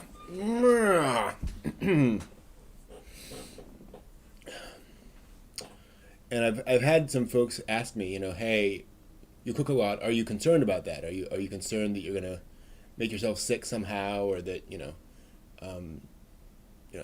some folks trust professional cooks more than themselves? And I'm like, well, people get sick from professional cooks too, right? Professional restaurants get things wrong as well. You're not really protecting yourself that much that way. And doing anything by yourself does somewhat increase risks, but it also brings other benefits as well. And the thing is, too, is generally speaking, like food poisoning kind of stuff is pretty, if you're a healthy adult, food poisoning is going to make you feel bad, but it's not going to kill you. It's not going to happen that often. So one of the advantages of living in the modern world is that there's not a lot out there, unless you're trying to make puffer fish on your own. Prepare puffer fish. That's a hard one to say. It's probably pretty safe. The worst you're going to get is an upset tummy. And it's my general advice on making stuff on your own, beyond just cooking, woodworking, that kind of thing. It's like, yeah, there's a chance that you can get a splinter or things like that. But as long as you're being sensible with your tools, then the things that are going to happen to you are probably going to be relatively minimal.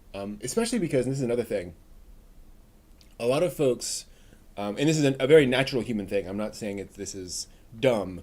We tend to leap towards professionalism, in the sense that if we imagine ourselves cooking, we imagine a professional kitchen that's full of lots of crazy ingredients and tools. We imagine woodworking. We imagine having a lathe and a giant circular saw, a giant table saw, and all these various things. But you're not necessarily at that stage anytime soon. The stuff I'm making with generally like hand tools, and a few little power tools, but like a screw, power drill, things like that. I'm not working with big industrial equipment that is very, very dangerous. And I love that stuff. I think that, if you are building furniture every weekend, then absolutely those tools make sense. But, for the home amateur, and I mean that in the best sense, somebody who just is not doing it full time, your risks are pretty low compared to other things. Oh, yeah. There goes that stomach. Not sure what that is. People are afraid of things, and it's often because our experiences are with professional level things, not with amateur things. It's actually one of the things, I think, just to get a little philosophical here for a minute. It's one of the problems we have in just modern society is that we're exposed to such a breadth of things and so many high quality things. 100 years ago, when you imagined apple pie, you imagined the apple pies that your grandmother made and your mother made and your Uncle Larry made. You weren't imagining a Safeway apple pie. Everyone's experiences were very much about what they were used to at home. And so you weren't, you didn't expect an apple pie to just blow your mind. You expected it to be good, and to be tasty, and to taste like apples and crust and all that kind of stuff. But our expectations have been raised so high that we feel like making it ourselves, it can only be restaurant quality, or it can only be furniture store quality, or what have you. And it's like, no, it can be less than that. It doesn't have to be that crazy. Did I post a Workshop Wednesday video on my DM table, the table with the TV embedded in it? I think I did. That has gaps, and that has issues with it, and the pieces aren't exactly flush, and that's fine. I love that. I love that piece of furniture. It doesn't matter. Like, it does not detract from my enjoyment for one bit.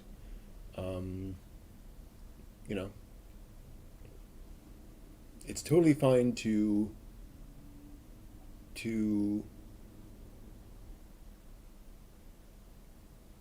accept standards that are different from a profession.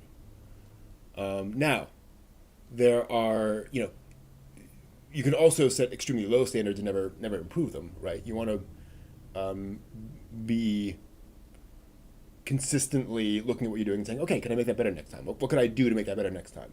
I'm not saying settle forever, but don't expect the first thing you ever make in the kitchen to be, a Michelin star quality. Interesting. I might have not made a video on that. I definitely should. It's sitting in the other room, so at some point I might. Unfortunately, it's a big old table with a monitor in the middle of it, so it's not something I can easily, move around to show you. But maybe one of these days I'll figure out a way. Welcome, Seth. Good to see you. So who knows? That was a fun project. It's basically a wooden frame for a big flat screen TV, and then a table, built around that, and then a insert to make it a full table. I should definitely do something about that then. It's funny. Pardon me. Yeah, that's going to be happening for a little while. I am feeling a little bit better though. I think that is resolving itself. Hopefully over the course of the next few panels, that should handle itself out.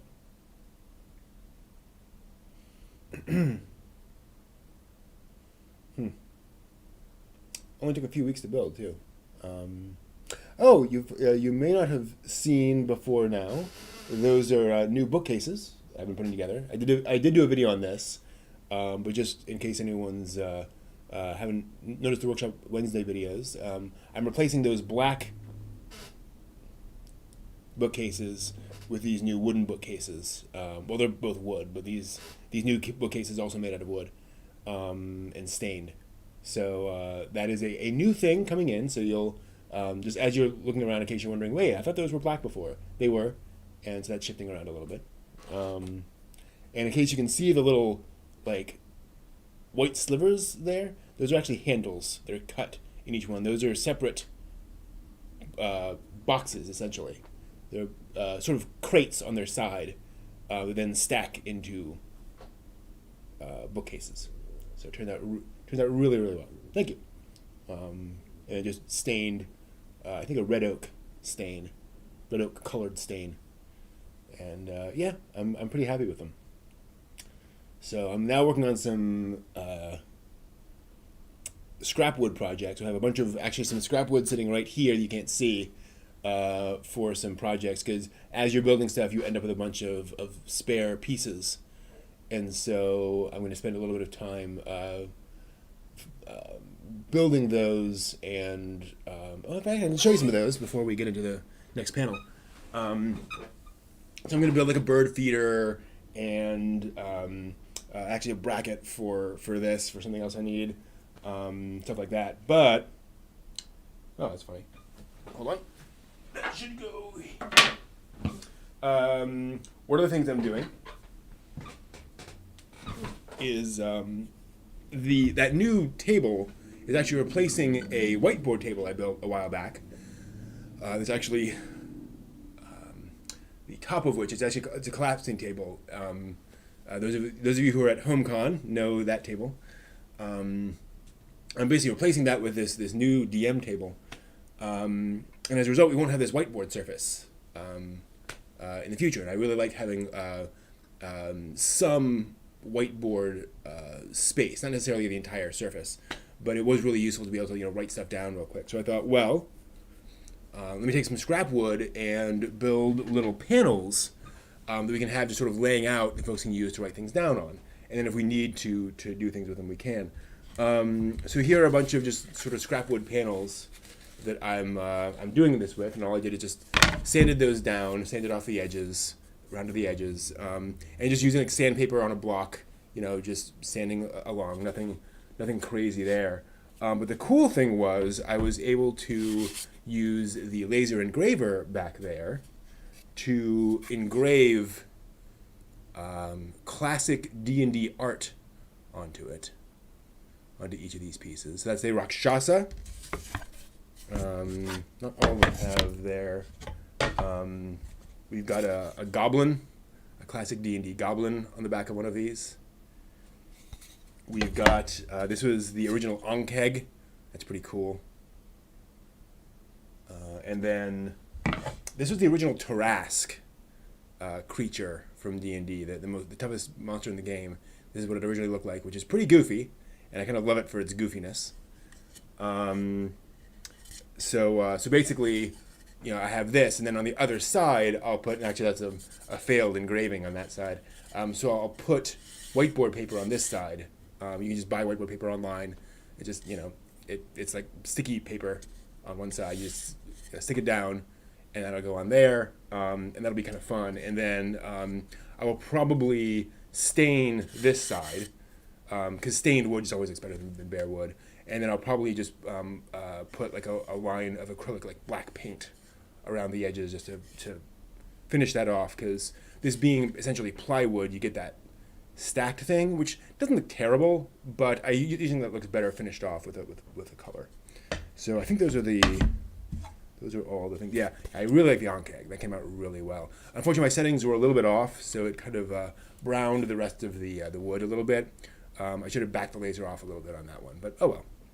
To give you an idea, so this is the one without the tweaking of the settings, and this is the one with the tweaking of the settings. So you can see how this one is kind of smudged around it because there's some sort of scorching around.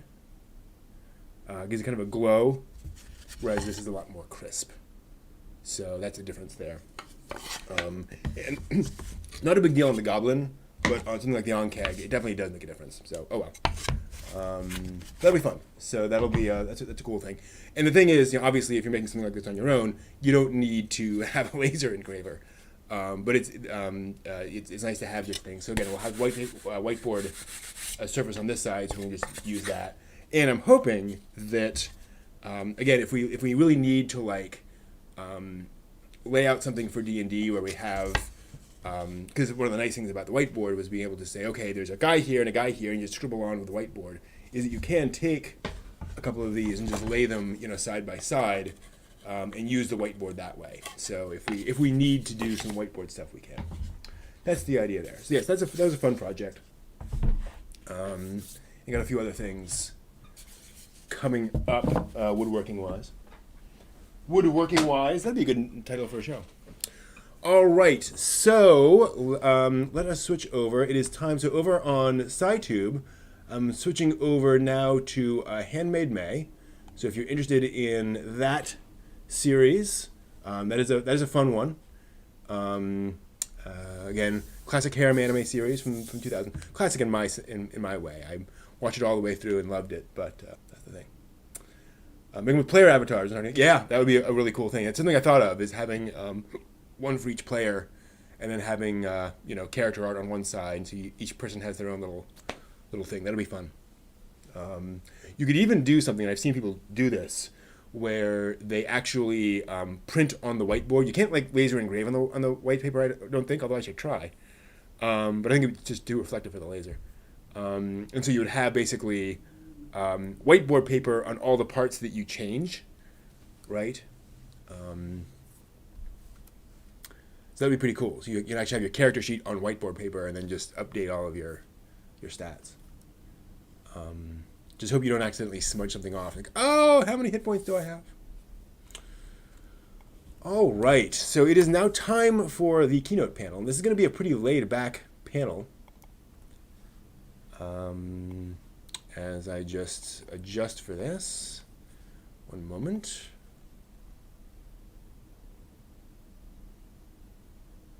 Oh, nope.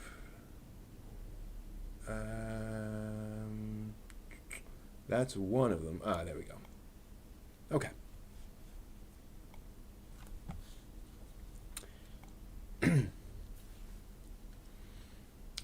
Let's see how this goes. This is a panel on the anime of the year 2000. I put this together this week to commemorate the fact that this is 2020 as I'm recording this, which means the anime of the year 2000 are 20 years old. And it was an interesting year. Anime was going through a lot of changes, and I wanted to highlight some notable anime of that year. Now, this is not an exhaustive list. Standard disclaimers, right? There are plenty of different ways of looking at this, and hopefully this will be a helpful introduction to some of these anime, and just give you some context, as opposed to being, you need to watch these shows or whatever. So let's talk about the anime of the year 2000. And I think the most important thing to understand about this is this. The Japanese real estate and stock markets from 1980 to 2005, the 80s were a boom year for Japan. And then all of a sudden it wasn't so much of a boom year, or boom decade rather. Things changed pretty dramatically, pretty quickly. And that created some interesting times, so to speak. So you see the anime industry was fairly protected from that during the 90s. There was still a fair amount of money in the industry. But by the year 2000 there, that red line, You see that budgets had really shrunk down. That burst of the Japanese bubble economy, as it was called, really affected the anime industry, and just things were changing, and so you'd seen a lot of perturbations in the field. You saw a lot of experimental anime being made throughout the 90s, and then that was really starting to dry up in the 2000s. So you start seeing more safe anime at the time, along with some interesting stuff. So what are some of the notable anime of the year 2000? But here's the other side of that coin, which I did want to point out. This is the gross national income, i.e., how much money is being made by everyone in the country, every citizen of the country, from 1980 to the year 2000. So it stops a little bit before that thing. So what you see here is that gross national income was certainly increasing throughout the 80s dramatically, and then it tails off, and then it starts growing after that. But this does not represent a retreat in Japanese success, in Japanese income, in Japanese standard of living. It simply paused at that point, right? It didn't change, it didn't grow beyond what it had been, and then it starts to increase and move up. So it's important to understand that this creates this very interesting time in Japanese history, where you see everything, and it's hard because the metaphor is everything kind of grinds to a halt, but it doesn't really grind to a halt. It keeps on going, it keeps on happening. You're just not seeing the increases you saw in the past, right? It used to be you were accelerating. Now you're just going at a regular speed, right? You're just going 55, and that's fine. People were so used to seeing all these changes, it was really weird.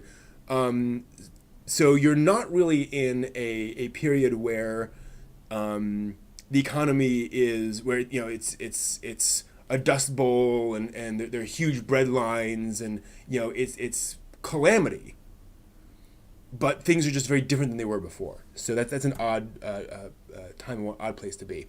And a good example of the experimentation happening at the time was Furikuri FLCL. Short OVA came out in the year 2000. Very experimental, made by Gainax, which had been a big force in anime throughout the late 80s and 90s. And in some ways, Furikuri represents the evolution of Gainax. It represents the fact that you still had these very passionate people making very oddball things. But what they were making, it is worth noting, this is an OVA. This did not go on television. You couldn't just be this weird experimental on Japanese television at the time. So you start seeing these experimental things start to push away and push into the sidelines into more OVA territory. Granted, OVAs were where a lot of experimentation was happening. But it is notable that even a show like Gainax, even Gainax could not make Fooly Cooly for television, right? Whether they wanted to or not, this probably would not have happened. But Fooly Cooly is a great example of that great wild experimentational anime that you really see dying out in the 2000s. You see very little anime like this, where it's just wild and wacky and throwing stuff at you all the time. Certainly not at the scale that you did before this period. And another good example of that is an anime called Nia Under 7. 2 years prior, an anime series that came out called Serial Experiments Lain. Do I have a slide for that? I do. Which was this experimental anime. And it was a TV anime, but it could be that because it aired very late at night when no one was watching, basically. It was sort of filler, if you will, on the schedule. And it came out, but it was very well respected within the anime industry. Like, folks who followed anime paid attention to Lain. And this is a good example of the stuff that was happening in the late 90s. As you saw budgets shrink, you saw people being able to experiment a little bit more because fewer folks were watching, because the folks who were left in the anime industry were the folks who wanted to do interesting things, right? The folks who were in there to make money were gone, and now you had the passionate folks left, by and large. So Lane became this interesting kind of bellwether of this turning point of anime. And that same staff came back after Lane, which is a very intense, dark, psychological thriller anime series, actually structured as a horror series. And the next thing they made was Nia Under 7, most of the staff. And it's worth noting for the fact that the actual subtitle of Nia Under 7 is Domestic Poor Animation. That's not like a joke. That's something that they put on there. It is a joke, but it's not something that the Americans put on there. That is something that the original staff and creators put on the show because they made a point about how anime is cheap, and it was only getting cheaper. And it was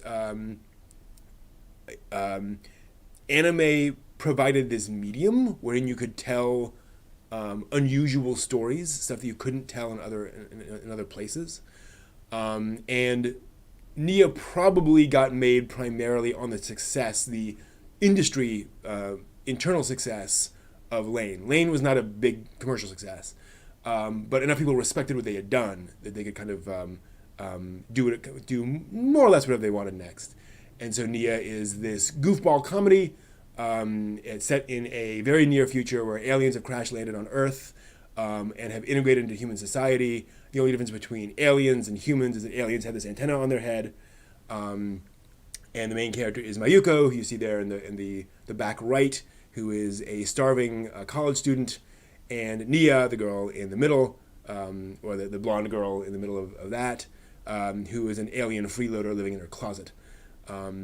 So Nia is wacky, it's weird, and it is, in a sense, a middle finger to a lot of things going on at the time. It is saying, hey, anime is underappreciated, we don't have money to make anything, but we can still do fun, interesting things with the medium. Despite all the tough things going on in the economy, and so forth and so on. So Nia, very interesting for being this outlier. This is also the same year we got Ghost Stories. And Ghost Stories shows you what's happening not just in America, or not just in Japan, but also in America and outside of Japan. Ghost Stories is a sort of by-the-numbers horror series about a group of kids who are investigating supernatural occurrences in the school next door to their school, or really the old school building as opposed to their current school building. And so every episode there's some ghost that shows up and starts killing people. And it just died. Nobody watched Ghost Stories. In Japan or in the West, it had no fan base really either way. And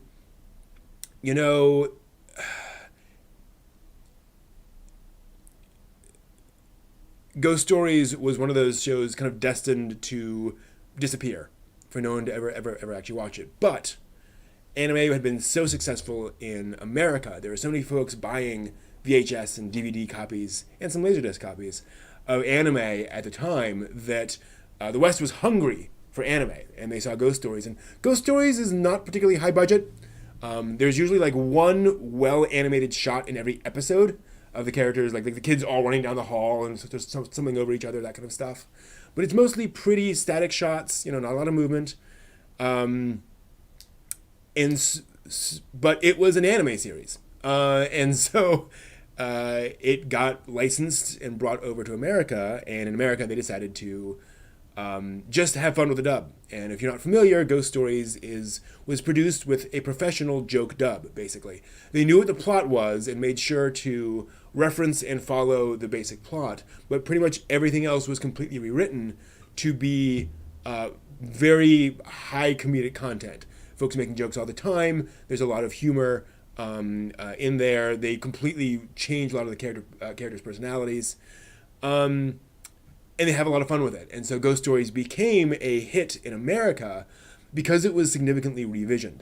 Now you can always watch the subbed version, which has the original dub on there and the original subtitles of what was going on. So you can watch the original version. That didn't disappear, but we got this wonderful dub. Now, you may have heard of Ghost Stories and been interested in watching it. I will point out there's a lot of adult humor in the dub.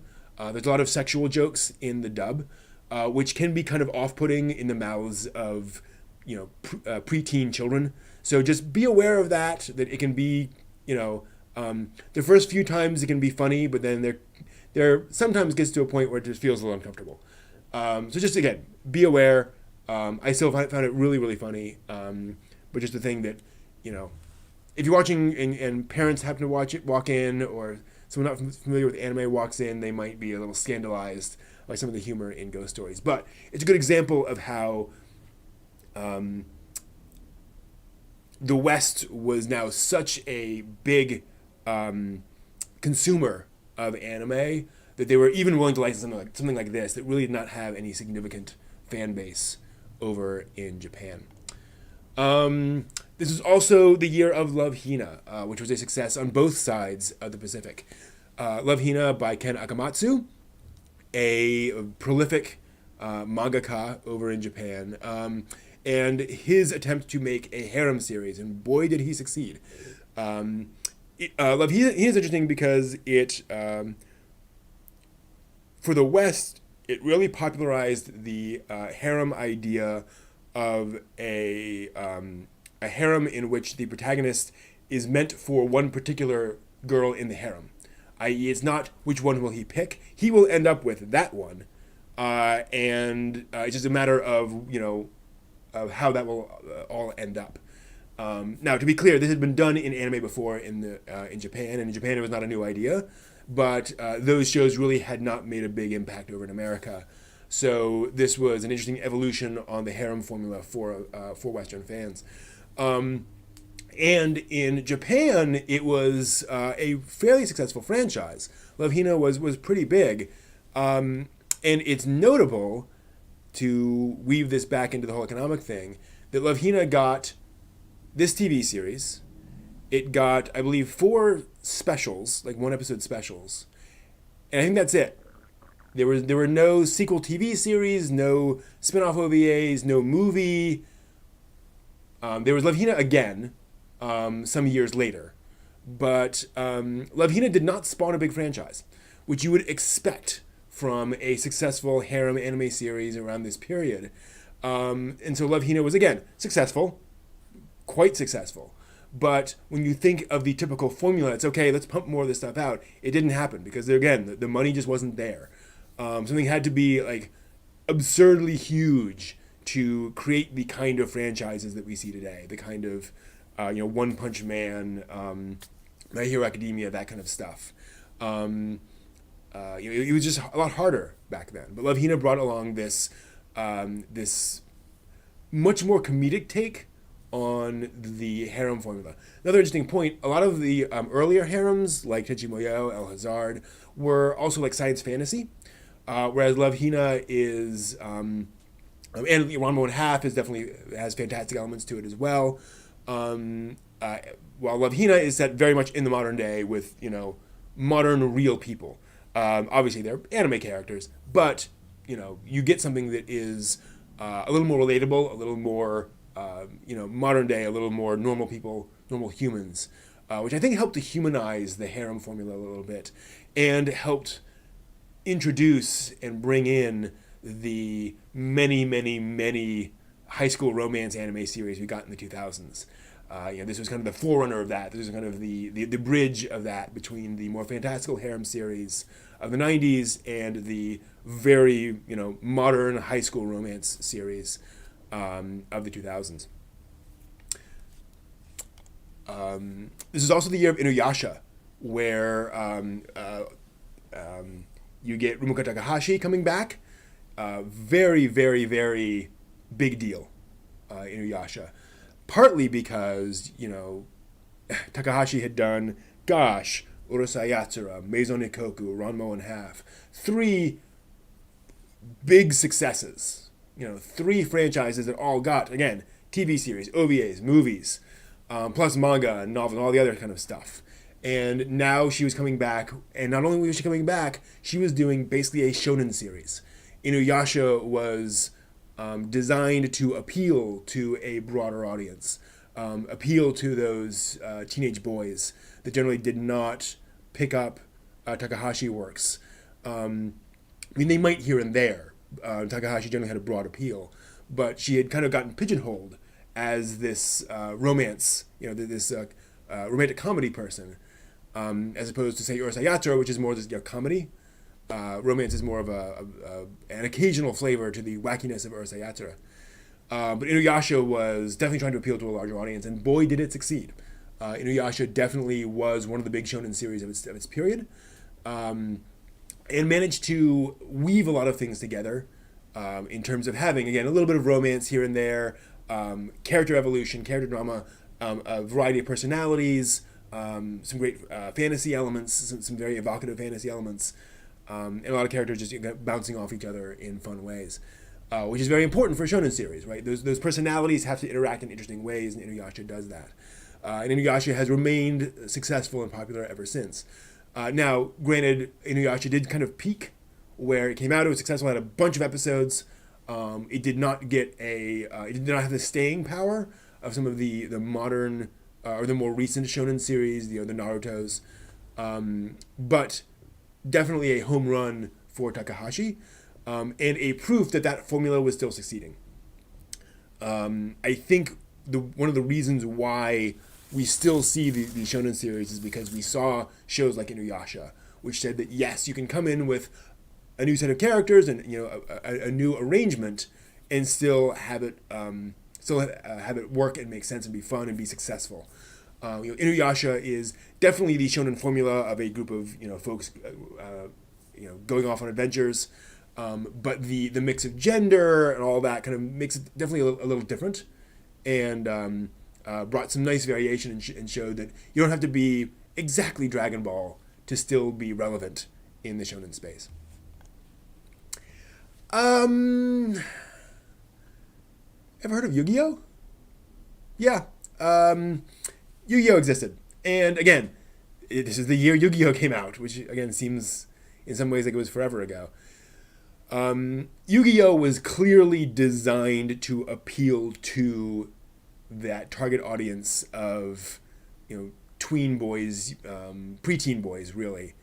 And boy, did it. I mean, Yu-Gi-Oh really worked. Yu-Gi-Oh is interesting because again, I say designed. There's a certain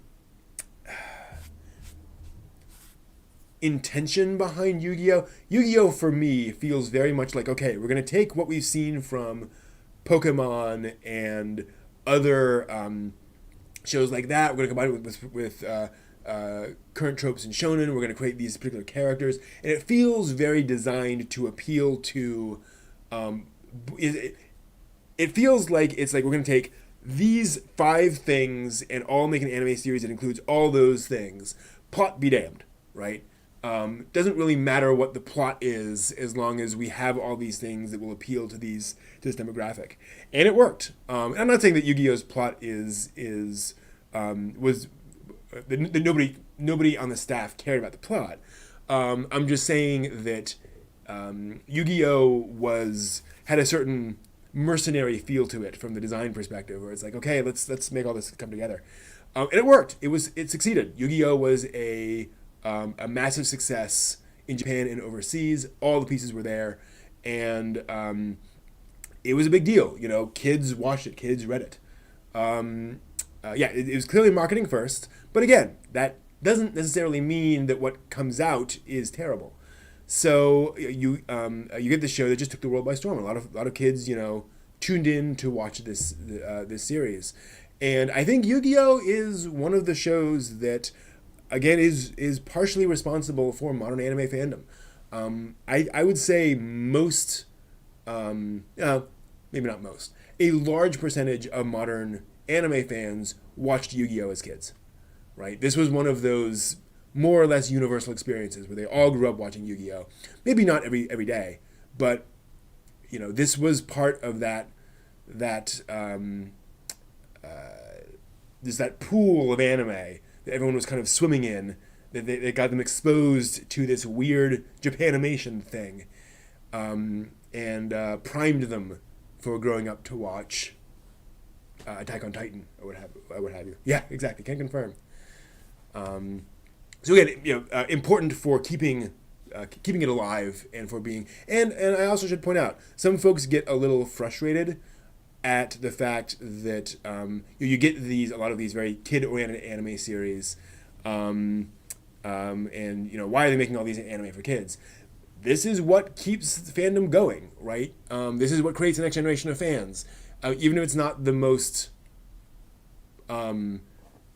brilliantly written thing in the universe all the time, right? That's fine. That can be, it can make those things happen. Also, that's a short skirt. I just gotta say that is a very short skirt. This was also the year of the release of Hajime no Ippo, a 2000 version of Hajime no Ippo, and I bring this on here because I think we forget the role of sports anime in anime fandom. Sports anime is one of the things that actually makes Japanese fans.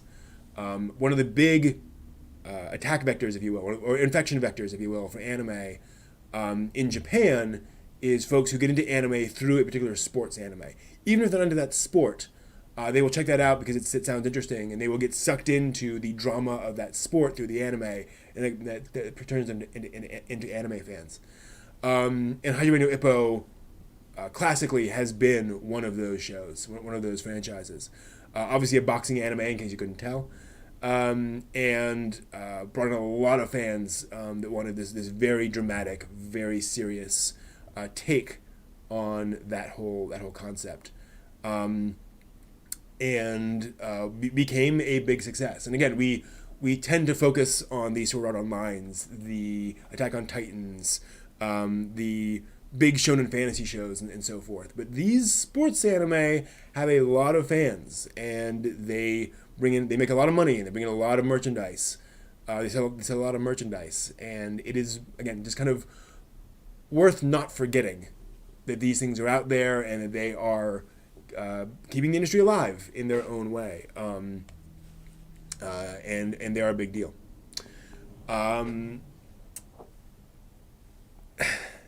Speaking of big deals, you also have the year of Boogie Pop Phantom.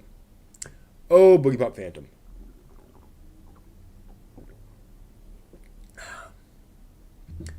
Boogie Pop Phantom is a good example of anime failing in a certain way. Boogie Pop was a hugely successful series of novels. Light novels, basically young adult novels. And so this was sort of like kind of the Harry Potter of its time. Not quite that big, but hugely successful novels. In this case, had supernatural elements.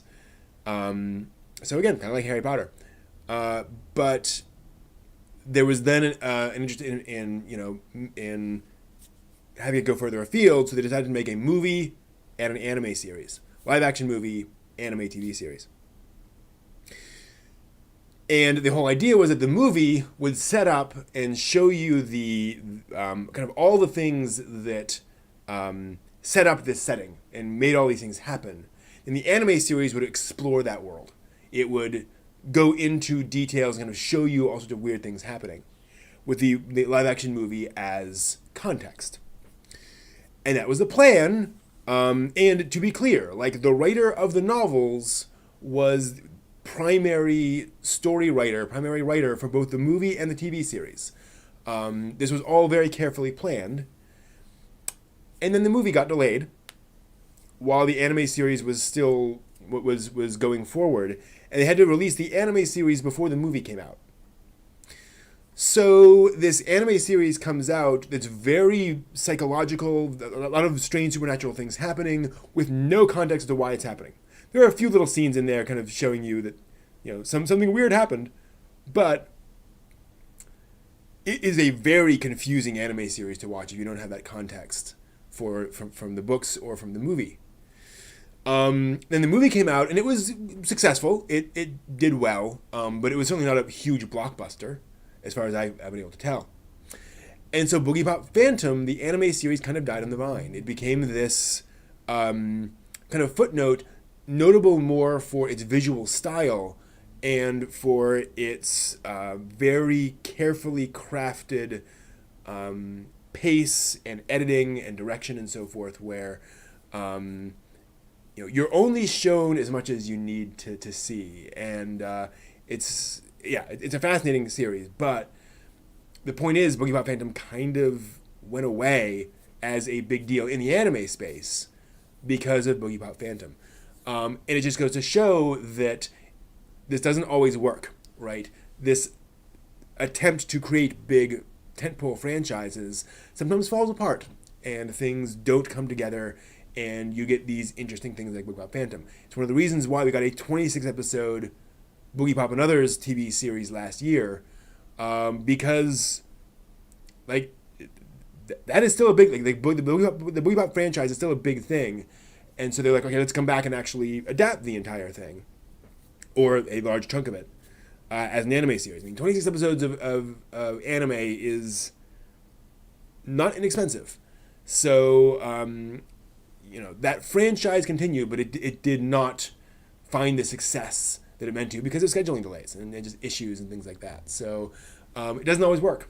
And sometimes you get odd things like Boogie Pop as a result of it. You also get things like Oh My Goddess the movie, because Oh My Goddess was a big franchise at the time. Manga, the manga was definitely a huge thing in Japan and in America. There was a successful OVA,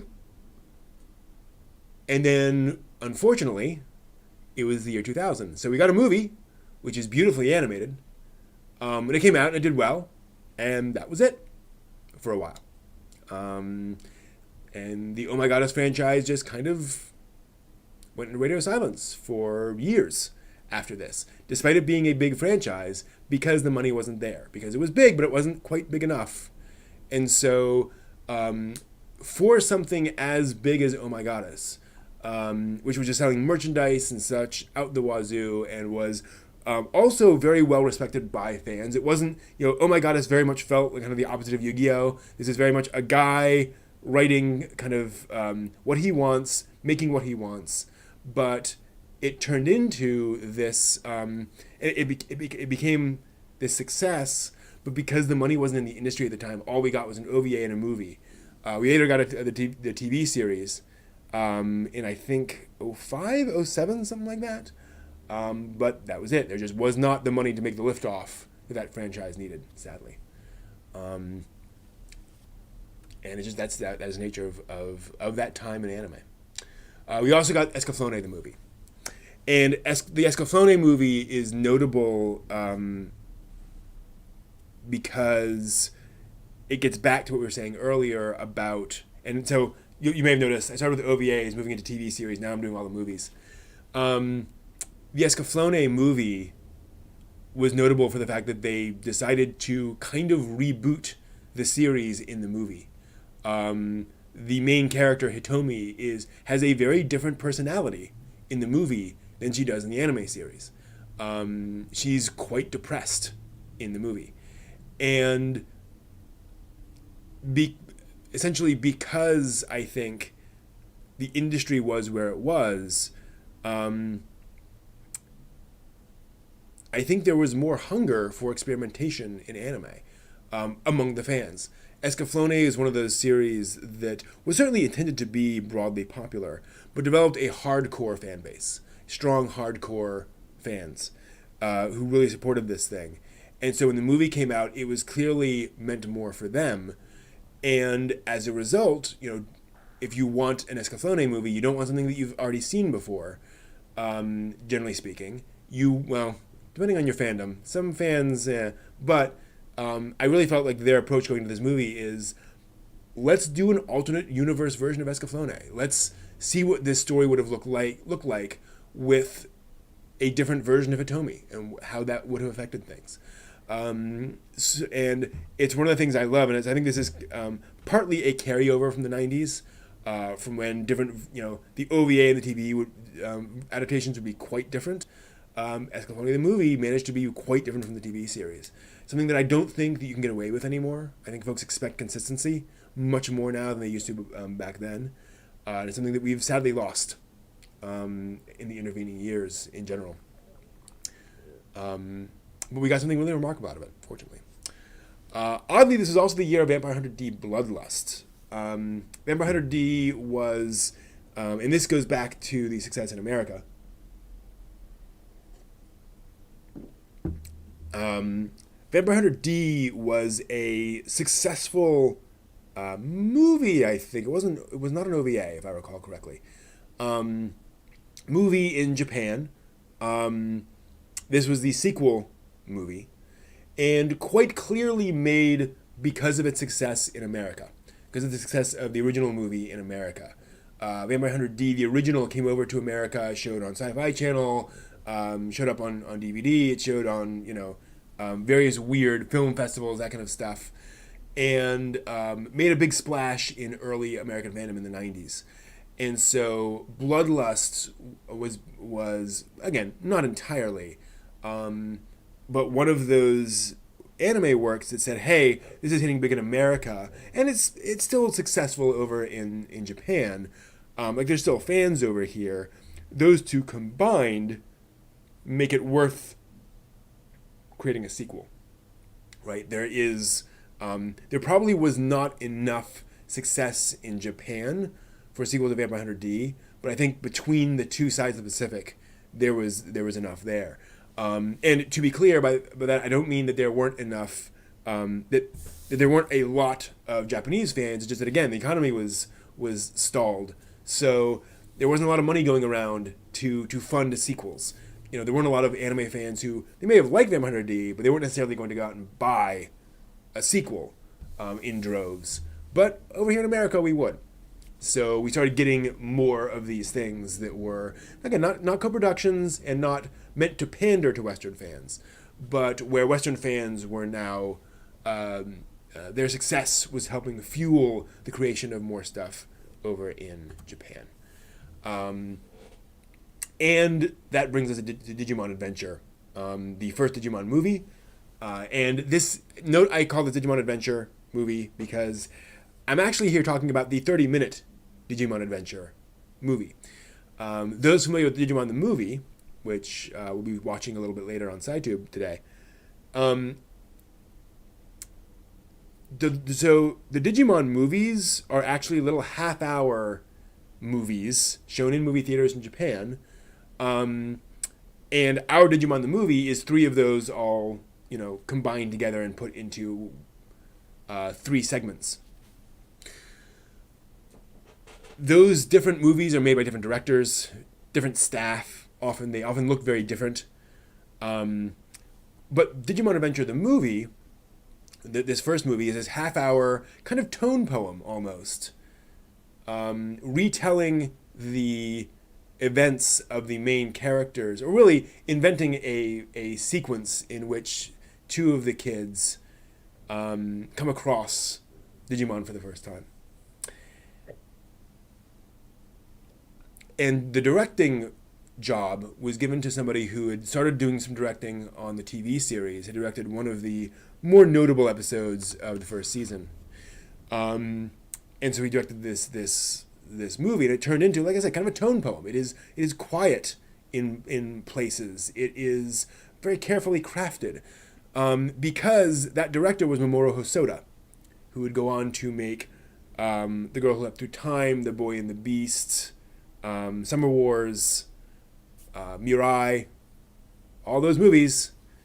This was his first movie, this 30-minute Digimon thing.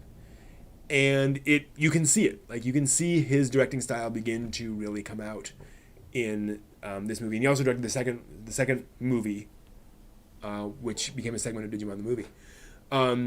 So this was notable because you get this popular Kodomo, kids anime series, adapted into film, and quite a few films. We got basically 2 movies for every season of Digimon for the first several seasons. But you also see it nurturing this talent that would go on to be a pretty big force in anime moving forward. So definitely a remarkable moment in anime. And that is it. Those are the various OVAs, TV series, and movies of the year 2000 I thought were particularly remarkable and worth pointing out. So I hope you found that useful.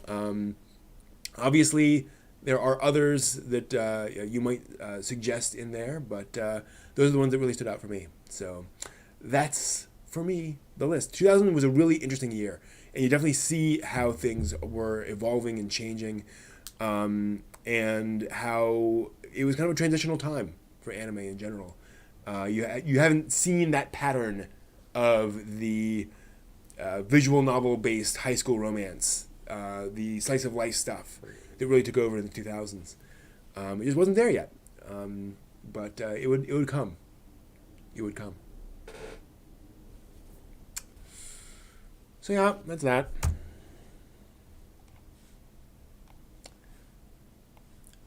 So yeah, I'll probably rework that panel a little bit.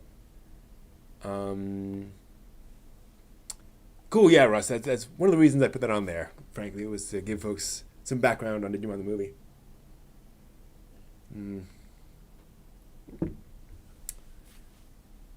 But yeah, that is a very interesting year.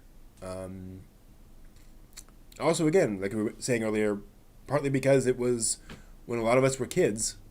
A lot of modern anime fans were kids, and so that's what they grew up with. Were a lot of the things of that period, and so they were influential. Welcome, JJ. Sorry you could. Sorry you had some dog issues. Glad everyone. Glad it all worked out, though. My parents have definitely done. Have had some emergencies with dogs in the past. It's like, oh, dog got out. Fortunately, there are two dogs right now who are very homebodies. Like they would explore, they'd wander around, and they could certainly get themselves hurt.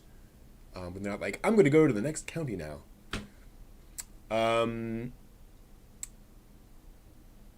That's a great question, Seth. I could see myself doing retrospectives on every year. I think that'll be a lot of fun, and it'll be very interesting. And it definitely fits in with geek archaeology. So I think we can see that in the future. That'll happen. That'll be in our cards coming up soon.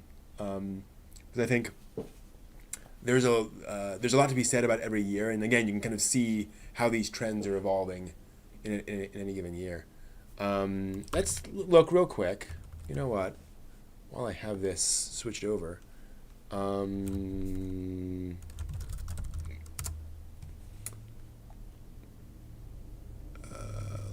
desktop. So if you look at the anime of the year 2001, oops, can I? Yeah, let me just switch this over so that's a little easier to see. And let me just. Oh, this is animated. Sorry. Hold on. 2001 anime? 2001 in anime. So we have... What do we have here? We have... The things that leap out at me would be Angelic Layer, maybe Cat Soup, Beyblade, which also, again, very much marketing comes first, merchandising comes first. Earthgirl Arjuna, maybe. Fruits Basket. Mohoromatic, kind of the beginning of the downfall of Gainax, arguably. Millennium Actress. Prince of Tennis. Yudai, maybe. Sayuki, big deal at the time, and then he just kind of died away. Spirited Away, I mean, that would definitely be the tentpole of the period. This can't be right. Hold on. This can't be all the anime that came out in the year 2001. Yeah, hold on. 2001 animation. Hold on. 2001 TV anime. Hold on. List of anime television series. Okay. Anime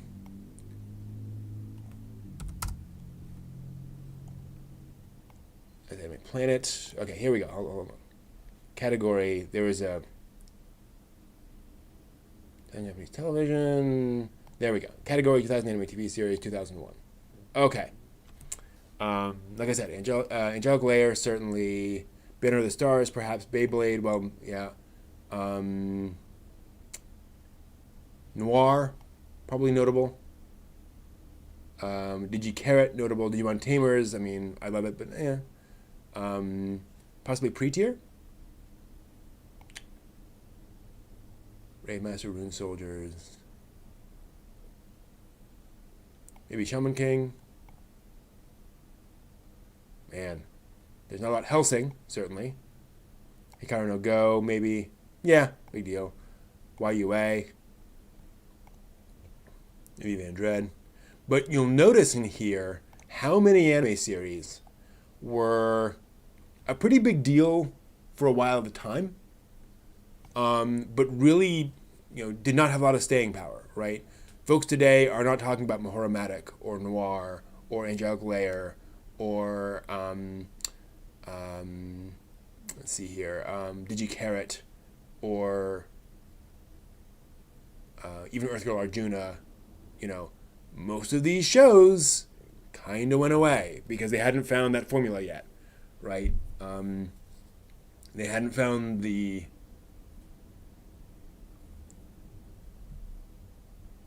the 2000s formula, and so folks were just kind of turning away, and it was a rough year. What do we have for movies? Do they go here to movies? No. Well, whatever. You get the idea.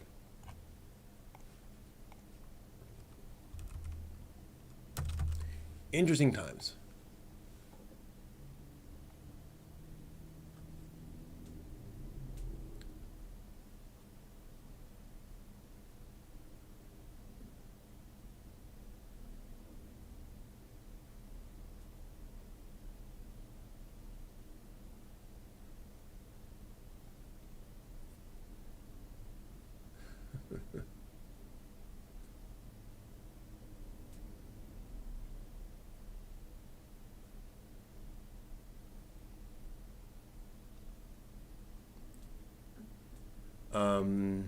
Is Angelic Layer a prequel to Chobits?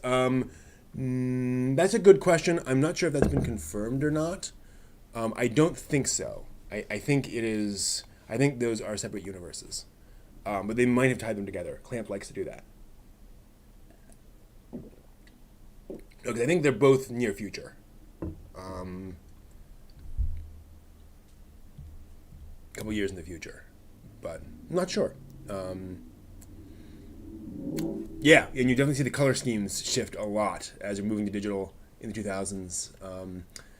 Bebop Phantom, I mean, the color scheme of Bebop Phantom is weird in general. But, you compare, especially the color difference, well, certain scenes in Bebop Phantom do not have that sepia tone. And you can compare that to other anime at the time, and it's like, wow, this is, because Boogie Bop was still almost all cell. So it was definitely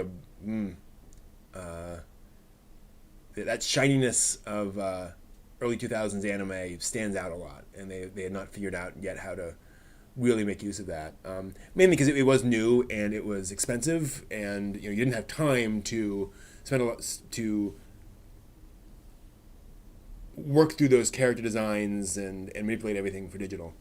So yeah, you see a lot of things change.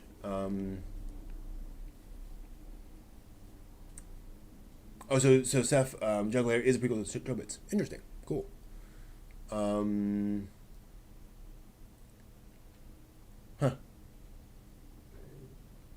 Again, Clamp likes to do things like that. They like to tie things together. I loved Angelic Layer. That is. I have the manga and the anime. I watched all the way through.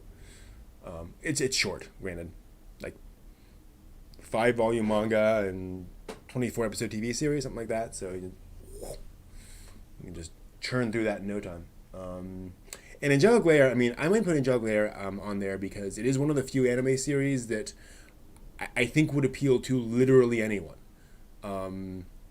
Preteen children, grandparents, parents, male, female, anything, you name it. you're gonna find that. You're gonna something will be there to appeal to them. Oh, okay. Sorry, Steph. Yeah, I didn't. Wasn't sure if you were applying to Endman 40 or not. But yeah, and a lot of stuff aimed at 10-year-olds in the early 2000s. Because again, and that's actually a really good point there, Seth, is that I think because anime was kind of retreating and trying to be a lot more conservative in the sense of they couldn't be weird and experimental, they couldn't they couldn't blow a lot of money on something that was appealing to a smaller audience. Cartoons for children is a well tested formula, so I think a lot of studios kind of retrenched into that formula to say, okay, we can at least do a Yu-Gi-Oh, a Beyblade, whatever, and make money that way. And I think also more studios were willing to do that, where a studio like Gainax would not have made Mahoramatic 10 years previously. Now, granted, Gainax is basically 5 people. It's not really an animation studio. All that work is subcontracted out. But I don't think Gainax would have been involved in like Mahoramatic prior, but that was kind of the only thing around at the time. So, yeah, and again, obviously, Pokemon is like, oh, okay, let's do that. Pokemon was definitely one of the key drivers of that. I always find it difficult to position Pokemon in retrospectives of the anime and so forth because, as you guys have seen in my history of anime panel, you see Pokemon inspiring all of these other shows. Some might call them ripoffs, but inspiring things like Digimon and what was the Monster Rancher.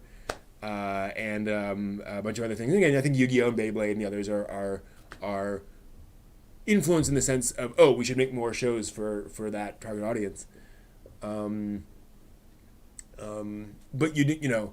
outside of that, you don't really see collecting monsters as a thing that happened in other anime series. Anime for other age groups just didn't follow that trend. And then after about 5 years or so, all the others either died out or kind of got away from that really aspect of it. Digimon became much less about like the collectability of the monsters and more about plot, more about Digimon Fusion is all about literally fusing the two together. So it kind of just changed things around a lot. But Pokemon was a huge cultural influence. And a huge influence in that sense of everyone was talking about it, everyone was buying it, and so everyone was sort of seeing that as a big trend, and that's responding to that trend. But anime as a medium was impacted in a very different and kind of less direct way, So it's always hard to kind of parse out how that works. An example being.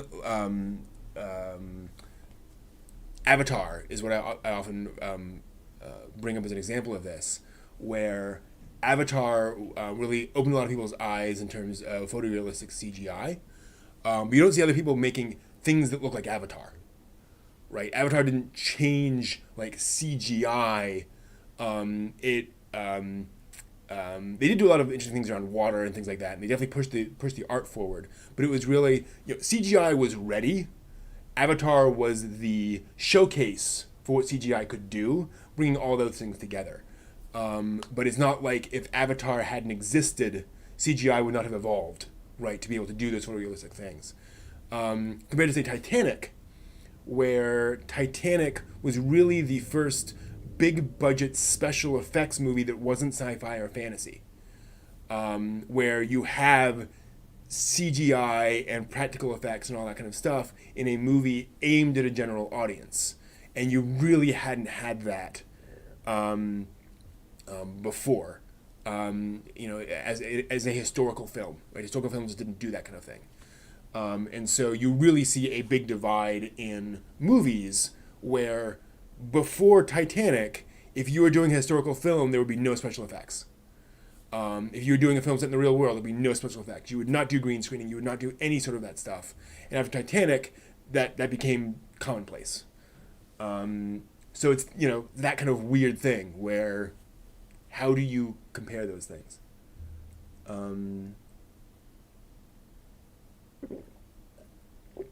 Oh yeah, X is boy, X was controversial.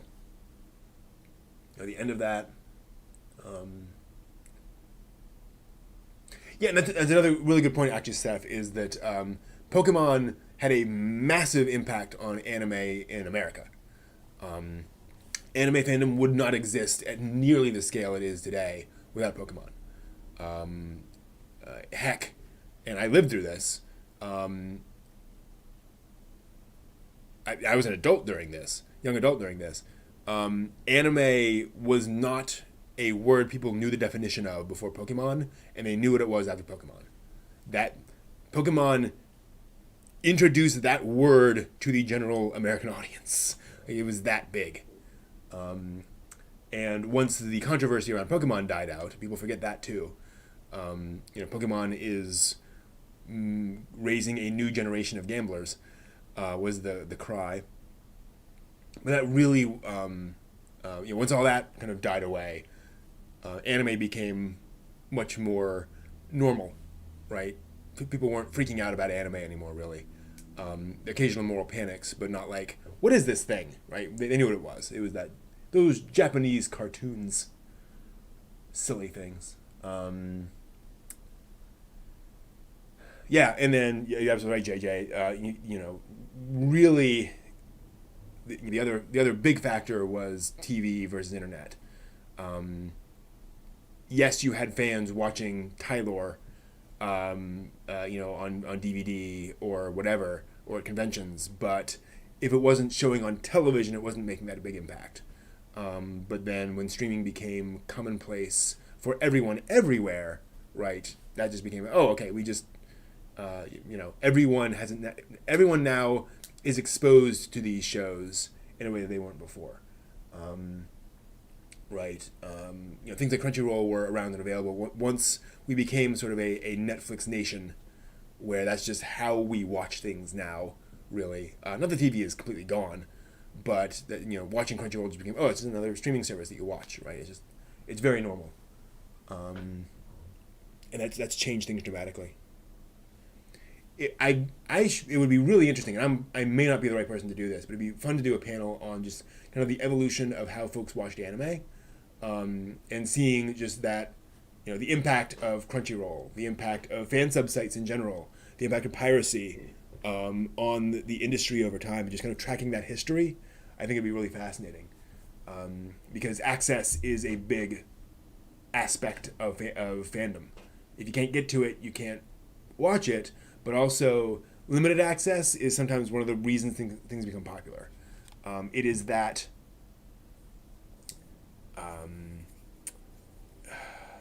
that exclusivity, right? That I have the one thing that nobody else can get right now, that can sometimes make something really, really successful. And you see that sometimes in video games. I'm getting that new console that is sold out is a big deal. All that stuff, I think, is can be a factor. D&D, people suggest one of the big reasons Dungeons and Dragons became successful was because it was sold by a very small company that could not keep up with demand, so it was always hard to find. And so people became kind of obsessed with finding it, and that turned them into fans in a way that they wouldn't if it was just on every shelf in every store. Right, isolated populations help things spread. So I think that's an interesting trend to follow. And it was certainly true in anime. I think a lot of anime fans in the 90s, for example, really treasured the fact that anime was this niche thing. And that drove piracy, which was absolutely a big deal. And you get all sorts of impacts from that.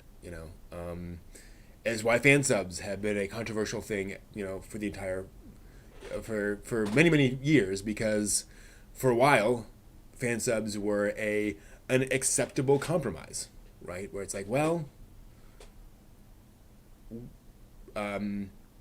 Japanese creators realize we can't get everything over there. There's not enough capacity for everything to get licensed over there. So if it shows up on fan subs for a while, who cares? That's fine. That'll create some fans for when it actually eventually does come over here, hopefully. But then when the situation changed and suddenly there was capacity, the genie was out of the bottle and it was all being fan subbed for free everywhere. So it's,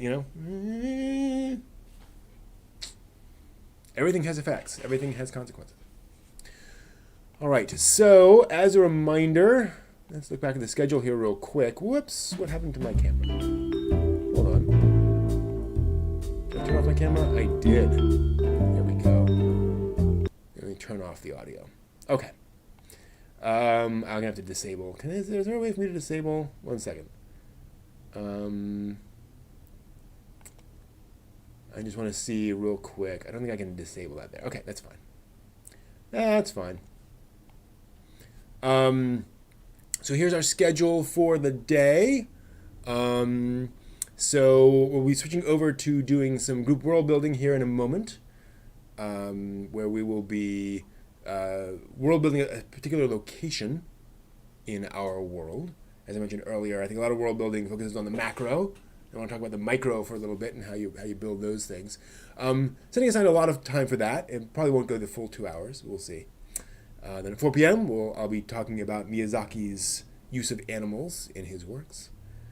And then moving on from there. So that is the plan, moving on from here for the convention. But actually, so I need to switch over. Let me do something real quick. I need to take a quick bio break. So let's start, because world building, again, we have plenty of time for that. I'm going to start world building here in maybe about 5 minutes. So if you want to take a moment to grab a snack, otherwise take a quick break, feel free to do that. And we'll be back in about 5 minutes. And I think I will leave the schedule up with some lovely background music. Be back in about 5 minutes at 2:05 Eastern Time.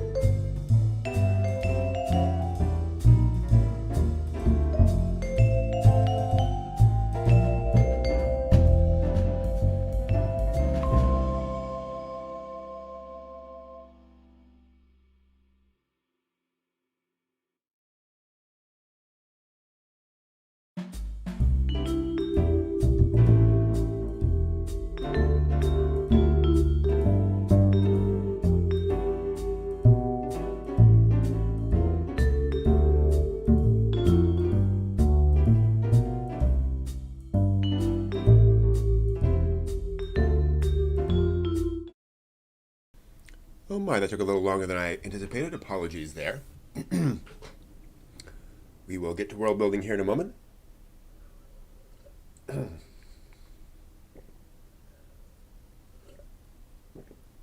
Let's go ahead and start switching some things over. A bit of a frog in my throat as well, but we will make that happen. Got to pull up my notes so we know what we're working on. And let's switch over to that view. Can I zoom in a bit? Can you still see that? Yeah, you can. Good. Gosh. Pardon me.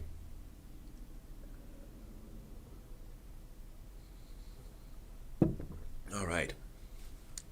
So, actually, now that I'm looking at this, hold on a second. I just want to try something. Kind of weird, kind of crazy,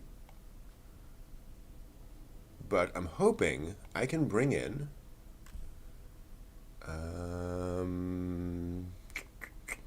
it's probably that. No. I want to bring in that. Yeah.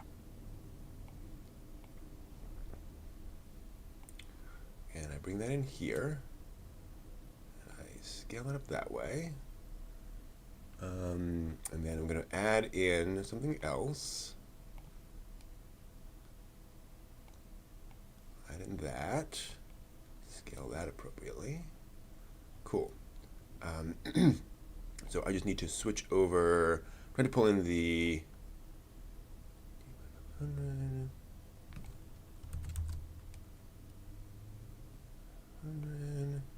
going to pull in the chat so y'all can see what I'm doing.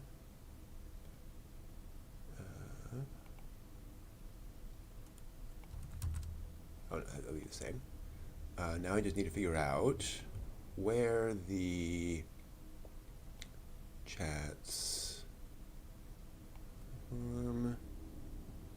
Let's see here. Top 50. Okay. Should be able to do that in a second. 50.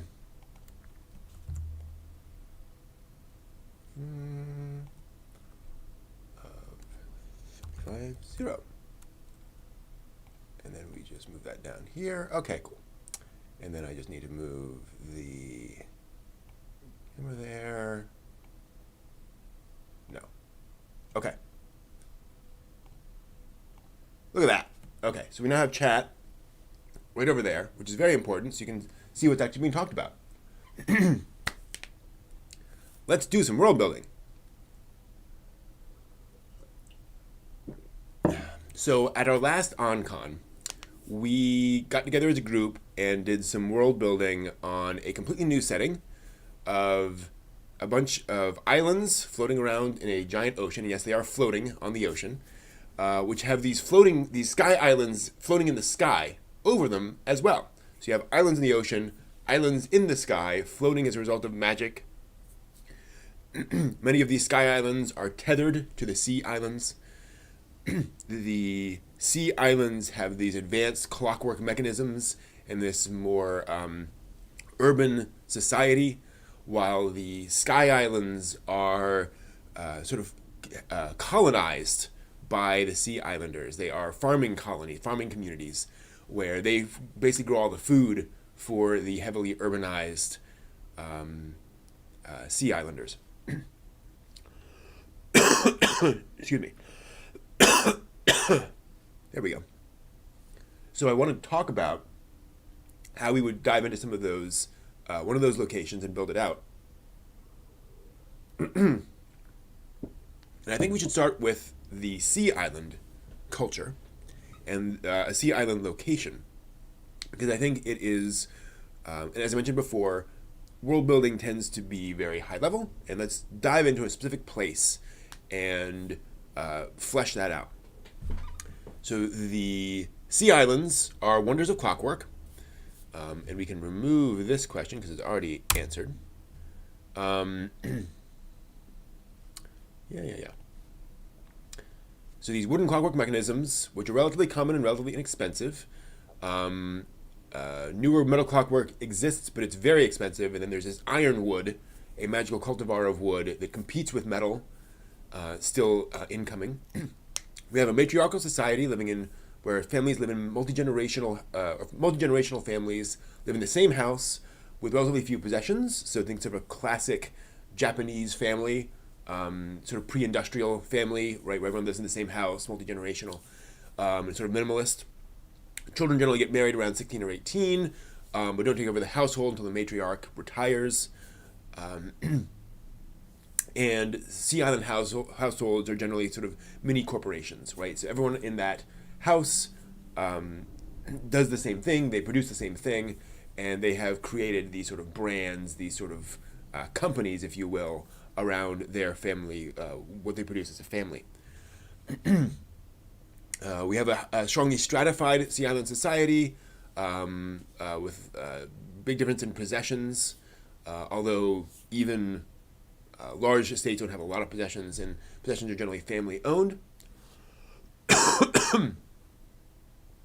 With these multi-story buildings, so typically for a standard sort of middle-class family, you might have your shop on the ground floor, storage in a basement, and then living quarters above that, and with production stuff there as well. Towns run by town council, with cities in its bureaucracy. And one of the big ideas behind this town council and this big bureaucracy is this idea of a much more communal, or a very communal society. There's no king, there's no emperor, for most of these. And instead it's groups of people, it's committees, basically, making everything work. And clockwork is powered by springs, which generally last for a few hours for most things. And then you have this heart of the town or city, which is usually a temple or a shrine of some kind. All right, so that's the basics for this world. So let's dive in. Because the Sky Islands are colonies, pardon me, I think it kind of makes sense to start with Sea Island culture, because Sky Island culture will be a response to that Sea Island culture. So I want to start with a city. And we mentioned a harbor city of some kind. And so what I want to do is right in here, I'm going to add a section. A section. Sea Island City, Harbor City. We'll rewrite this into something more evocative later. Because we also have established later on in the document that there are merfolk, people who live underwater, who mine a lot of the minerals of the world.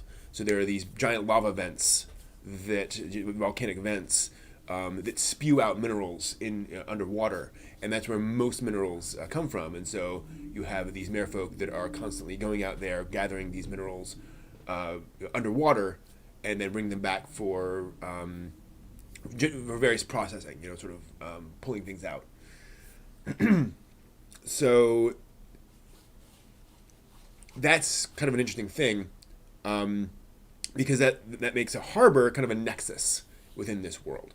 If the island is tethered to a sky island, then you might have a certain amount of transport happening between all of these three cultures. So I want to both define the city itself and a particular place in the city, probably somebody's house in that city. Like, what would that look like? What is some major location in that city? So the city sits on a bay where merfolk, did we actually call them merfolk? Merfolk, yep. That's in a bay where merfolk come to do business. And there is also a tether to a sky island above. So we're just going to make this a nexus, making the city a nexus between all three major cultures of the world. We're going to make this a large city, so I want this to be a sort of a capital kind of a place. So, what do we imagine? If we imagine an island, and islands can be big. We're thinking Hawaii in scale. So you can have a Honolulu on there.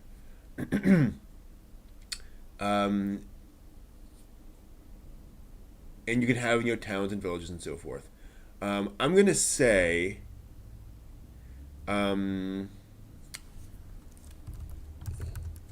takes up about 1/5 of the island's land, including a bay. Okay, so this is a big city. We're going to imagine this going out. How is Tether made? Great question. I do think it is magical. The other possibility is that the Sky Islands, and we've established that some Sky Islands are drift through the sky, but also some of them may be just magically anchored there, right? Where they're always above their sea island. Whatever is the magic that makes them float also ties them to the island, so you don't have to have a physical tether. But I think most of them are tethered, because I think most of the Sky Islands are just kind of free floating. So I think it would have to be some kind of magical rope, kind of magical tether that goes up there. Because we don't have a lot necessarily of resources above the ocean, I imagine there's some kind of oceanic, some below the ocean, so it's maybe a seaweed-esque thing, something that would grow a lot underwater you could harvest for this. In fact, let's just say that. The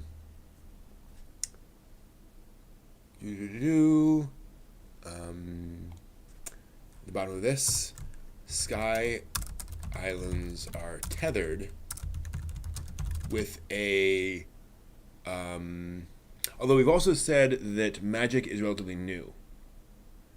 This could also be a different kind of magic. Okay, we'll figure that out. We'll leave that for later.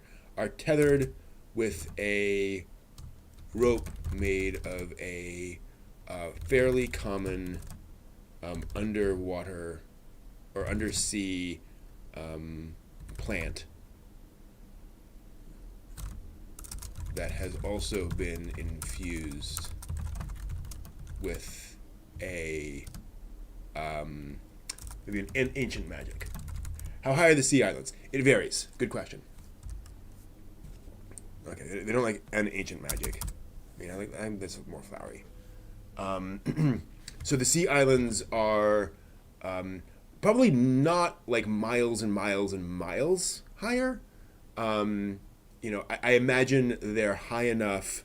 So they're high enough that they're not going to engulf the island below in shadow. We've also established that we want the Sky Islands to be usually smaller than the sea islands beneath them. So I imagine you want them, high enough up that it's not a hop, skip, and a jump, and they're not, grazing the trees, right? Oh yeah, how high are the sea islands? The sea islands are at sea level, so they are floating on the sea. I assume you mean the Sky Islands. So yeah, I think the Sky Islands are. I imagine that the lowest point on a Sky Island should be.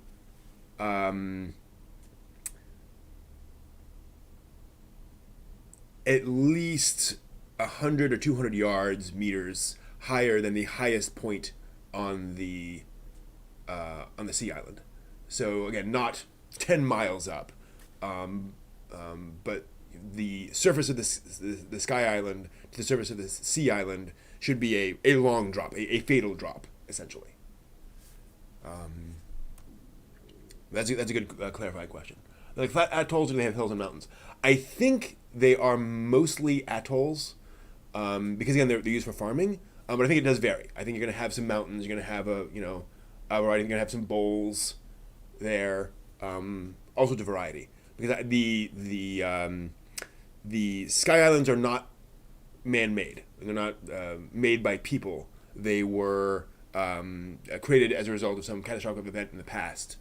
So yeah, I like the idea that they are not carefully crafted to be a certain shape. That's my thought there. Yeah. Oh, that is absolutely true, JJ. So that's another thing is that so when I say the lowest point and the tallest point, I mean that of a tethered Sky Island.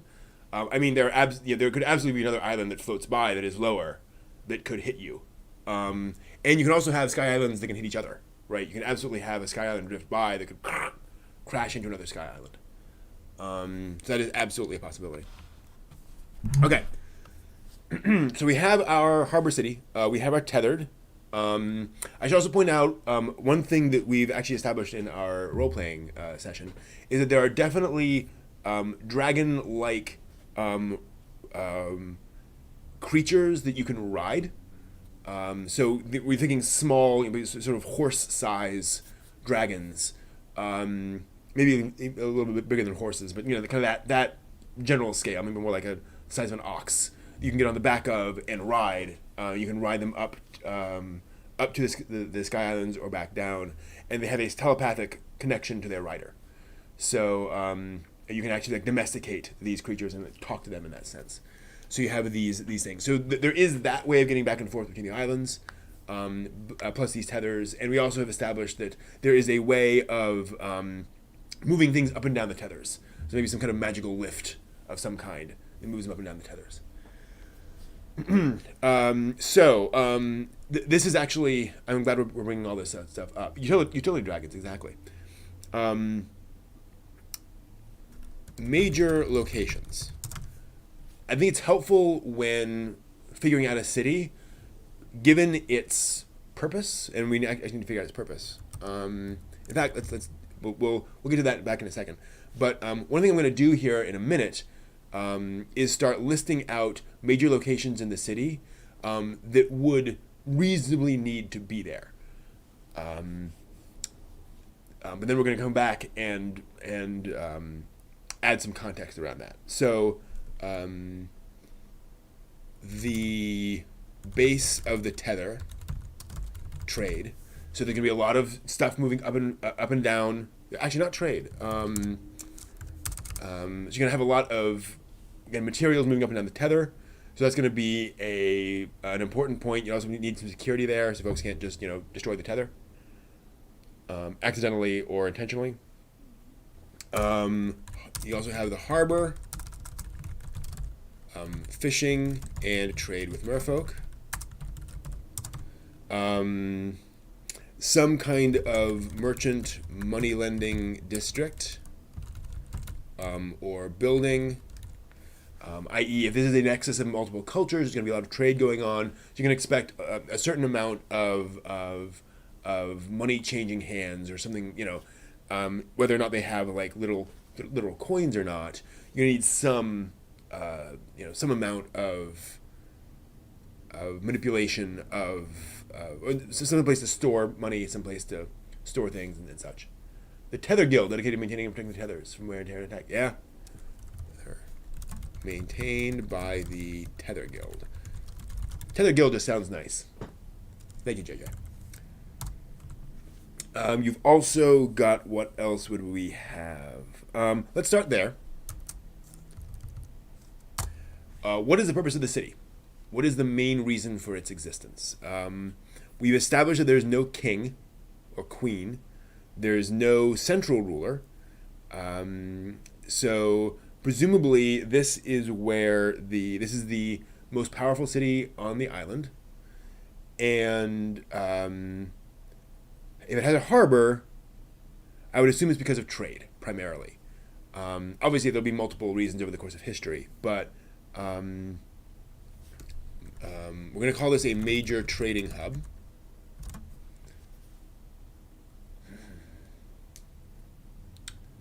um, specializing in rare fish.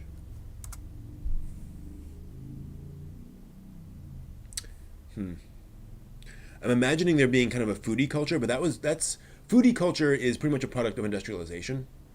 Um, you can't transmit food over distance prior to things like refrigeration. So, um, well, some food you can, but very little you can. And food doesn't preserve for any length of time. So, again, other than things like seeds and nuts and herbs and spices. So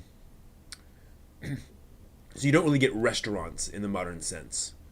Because you get you imagine Tokyo, a lot of fishing, a lot of food coming in that way. It's a harbor city, and thus you get a lot of restaurants specializing in really amazing meals. But that's not really a thing.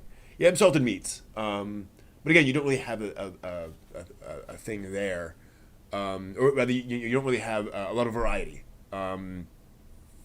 Until and again because it's until modern times, you really have whatever meat is appropriate to your climate. If you own a goat and you have slaughtered and cured that goat's meat, it's because you need that meat.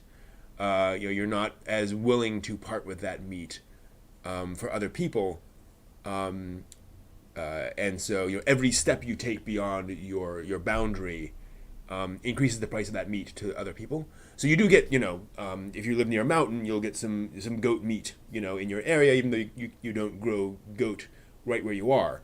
There's not a huge amount of variety. You're not getting, salted cured camel meat in England. Yeah, and you have biscuits, certainly.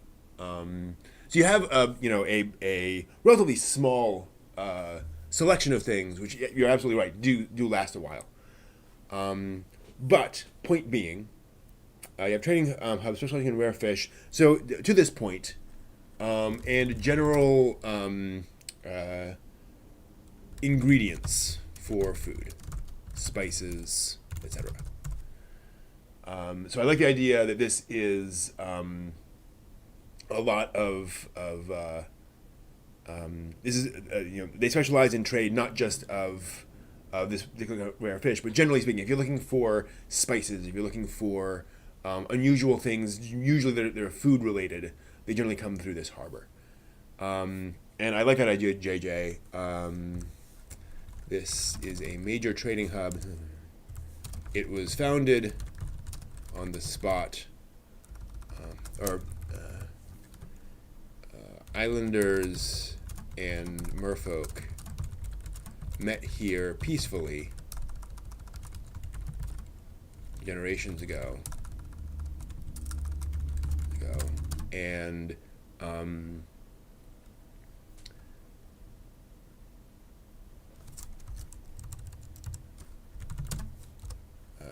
and allowing this to be a flourishing trade. Gosh, flourishing. Well, period. Which this allows it to be what it is today. Cool. Go. So that implies the name of this place is going to be something like something having to do with that meeting. So we can think about that a little bit. Most cities and most locations have kind of boring names when you get down to the history of them. They essentially turn into the place where those two rivers come together. It's Riverford is the name of our city because there is a ford at the river here. So this would be something like Merfolk Meat, right? Something like that would probably be the name of this city.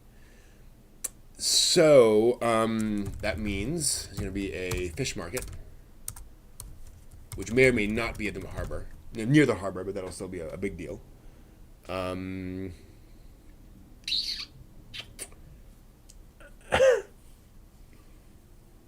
It also means you're going to have a lot of people engaged in business deals. So that merchant money lending district is going to be not just money; it's going to be about, um, you know, I have a ship that's going here, and you need your spices to go there. I can divert my ship to there, or add this onto my leg of the journey for this extra money, that kind of thing. Primum conventum, first meeting. Yeah, there we go. First meet, maybe. Not a terrible name. First met. First meet. I don't love either of those, but it's a starting point. So you have this. So that implies a lot of things about the city. We also established that cities are run by bureaucracy, works out of a city hall. So we also have a city hall. Major factions. Bureaucracy that runs the city, merchants, and Cornish cream tea. You're right. When there's no ruler, that often means to hide away from criminals. Now, I think this place still has a functioning government. It's just run by committees basically. But I do like the idea of there being a significant criminal element, especially having all this money everywhere. You're gonna have folks trying to take advantage of that. That works. First contact, yeah. So yeah, I think there's going to be a significant criminal element and probably organized crime as well. In fact, yeah, you're going to say there's organized crime and kind of street crime. Because I think there's going to be sort of a Yakuza mafia style. It would be a shame if something happened to your ship kind of organization. Pirates, yeah. Now I think a major trading hub probably is not going to have pirates. It's going to make sure to keep pirates out of it. But pirates are definitely going to be a concern. In other words, I don't think you would have pirates. Or I think if a pirate tried to sail right up to this city, they would face some stiff competition, which means military, militia, etc. Right? You're going to need a lot of security here. There's going to need to be a very, very fortified city, and I love that idea. So you're going to have watchtowers on the harbor. You're going to have soldiers or equivalent set up, checking stuff as it comes, merchandise as it comes in and out. You're going to have like clockwork ballista out on the harbor. You can just point and shoot at things outside there. Force de Mot is Norwegian, so kind of like, I like it a lot. There's actually another thing that we're not going to get into here is languages. I would love to at some point come up with a language for the world, sort of like a common tongue for the world that is not our own as a naming language. Meaning, we don't have to write things in that language, but it's nice to come up with something. So you can name something Kokoro, and that means something in that language. It has a clear derivation. Archimedes cranes and oh yeah. In fact, let's just do a thing for notable technology. Archimedes cranes. I'm just gonna put clockwork ballista. I mean, a ballista is basically kind of like a clockwork mechanism, really. It's just not on a timer. But yeah, I love that. Also, messaging robots. So being able to say, and we mentioned this before, having like little colored lines drawn in the pavement, and then being able to wind up a piece of clockwork, stick a message into it, and it will follow the blue line, here, which goes to this spot where somebody picks up the message and right. So you can do that kind of stuff. Oh, you like conlang? Cool, conlanging. Yeah, I love conlangs. Making conlangs. Yeah, I'm a big fan of doing that, and I've done a few of those in the past in a very basic sort of exploratory way. And so I now feel like I want to branch out to that a little bit more. Done the simple things, time to move on to more complex things. Anyway, so here are some of the major factions this suggests. Also, if we have this, we're going to have engineers. Because again, city of trade, a lot of technology, a lot of military stuff being built, a lot of engineering around moving things around. So that would be really cool. So I think engineers will be a notable presence. You may have literally an engineering guild that exerts a lot of power in this kind of a city. Okay. Degree in linguistics. Often. Awesome, Seth. Thanks. I will probably do that. I'll probably lean on you for that.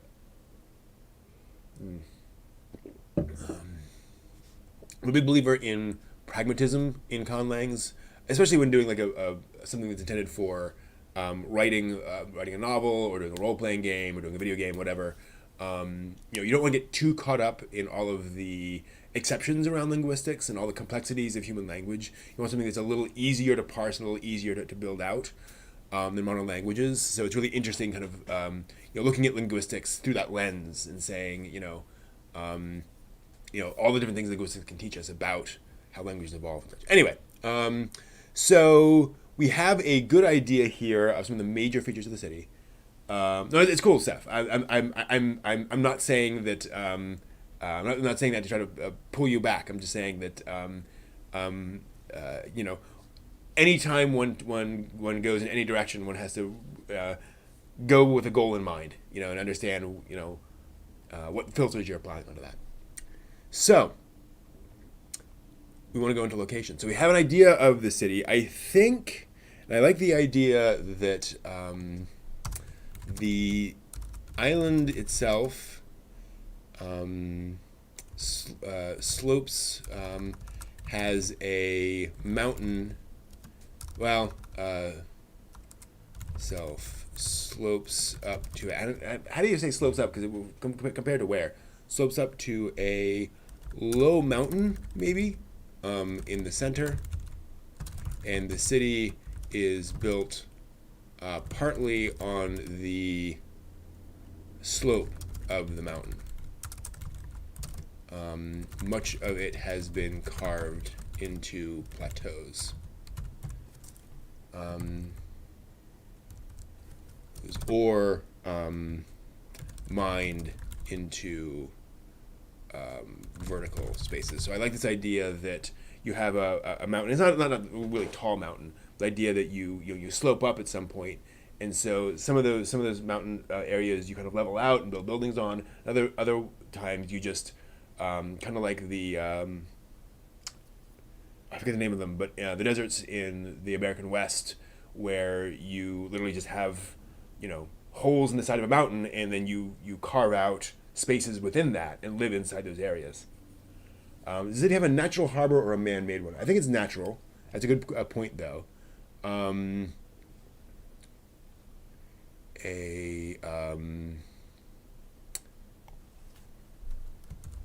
Natural, but significantly expanded. So I think there was a natural bay, but they've done a fair amount of work on it to expand it and shore it up and all that kind of stuff. I think that's worth pointing out.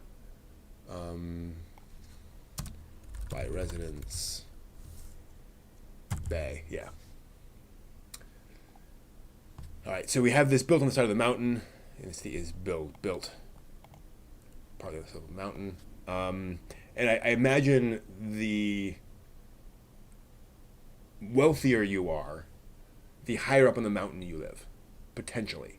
There are kind of two ways we can go about this. Either the mountain is remote and thus it's exclusive, and that's where people live, or the mountain is remote and thus no one wants to go there because everything's happening near the harbor. And so that's where all the poor people live. I'm not sure. Certainly if you're living on the mountain, you can look down and see people. It would be a beautiful view. But you would also be kind of away from people. And I don't imagine in this society you're going to have a lot of, here's what we do. Here's what we do. Let's make this relevant.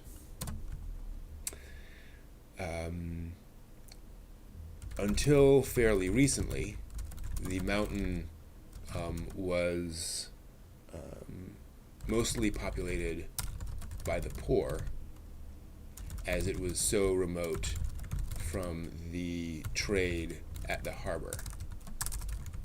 However, as families have grown, many of them now maintain houses on the mountain.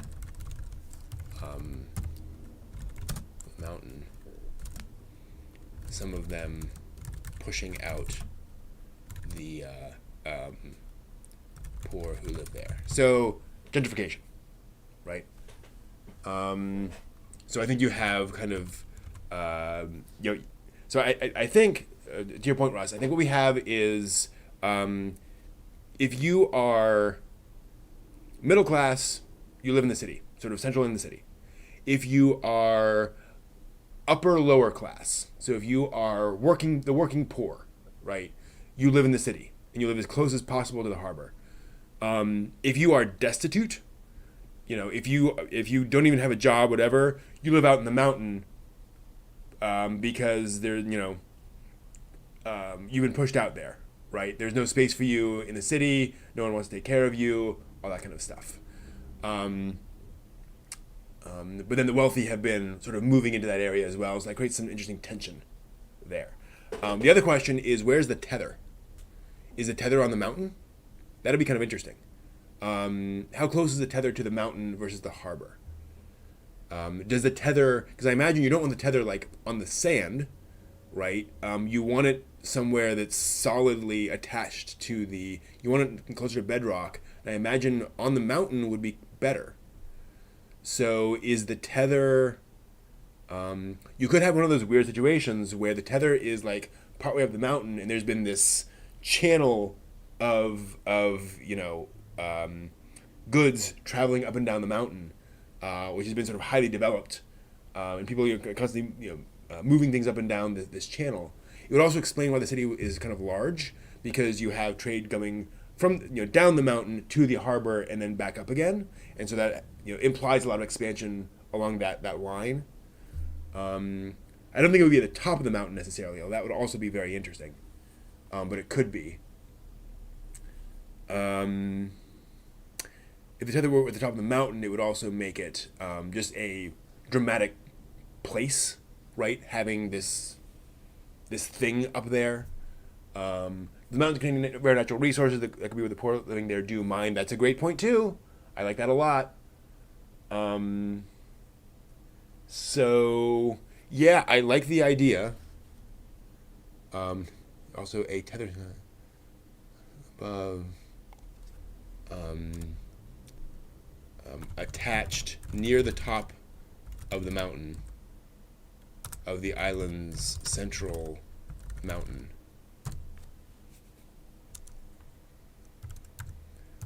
Cool. The harbor, and the poor could mine various metals in the mountain, and that's also where those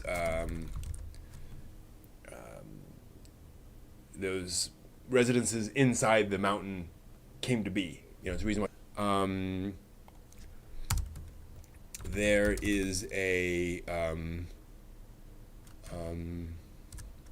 the line is connects the base of the tether to the harbor, consisting of a canal going from the harbor part of the way, most of the harbor inland, and a carefully guarded path with clockwork mechanism that shuffles, clockwork, like a tram that moves goods back and forth. clockwork tram that goes up the mountain. So from the tether down to the canal, you have a clockwork tram that you load goods onto it. It goes down. It goes up, and there's probably two. So one's going down while another's going up. In fact, it'd actually be multiple cars that are looping around. So you load it up, put stuff on there. The clockwork moves it down to the bottom of the mountain, and the beginning of the canal, and then that moves things down to the. Yeah, I like that a lot. That's really cool. It connects the canal to the base of the tether. That's really cool. All right. So we have a pretty good idea of those aspects. So I can see the mountain. I can see this clockwork tram thing. I can see the canal coming into the city. You have guard stations along it. Guards watching to make sure nobody's messing around with the goods. And you have the city itself with the harbor, all the trade going around the harbor, merchants with doing all of their stuff around all of that in the harbor. Cool. So now let's think about a specific location. The tether maintained by the Tether Guild. Actually, this is a major location, so I'm going to put it there. I want that to be like this. No. I want that to be like this. It's not moving things the way I want them to. There we are. So I think the line is definitely a major location.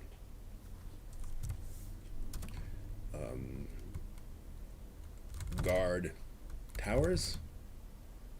We won't say guard platforms.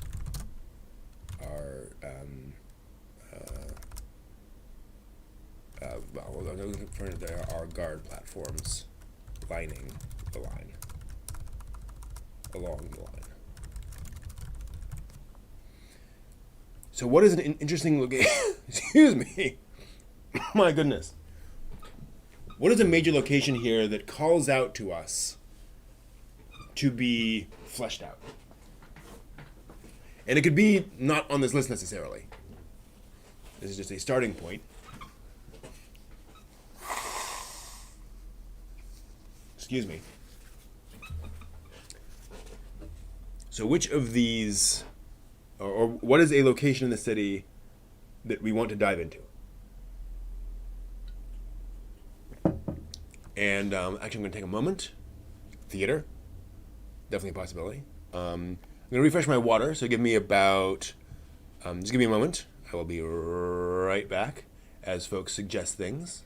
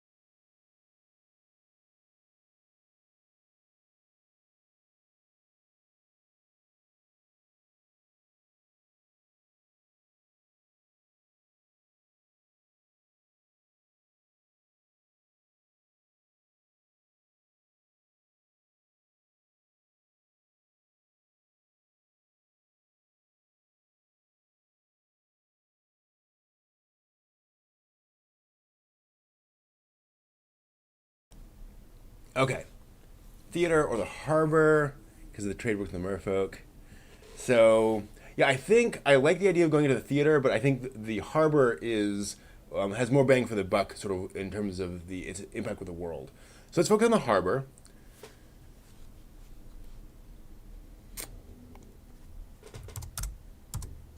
The harbor, but let's absolutely put City Hall. Let's put down the theater for future reference. Entertainment in general. That is definitely worth thinking about.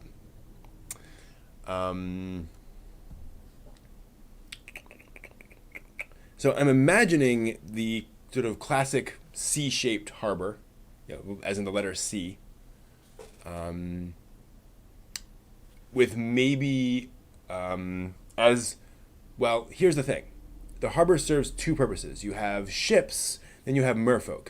Merfolk don't need ships. They're just gonna, swim up with whatever things they have into the harbor.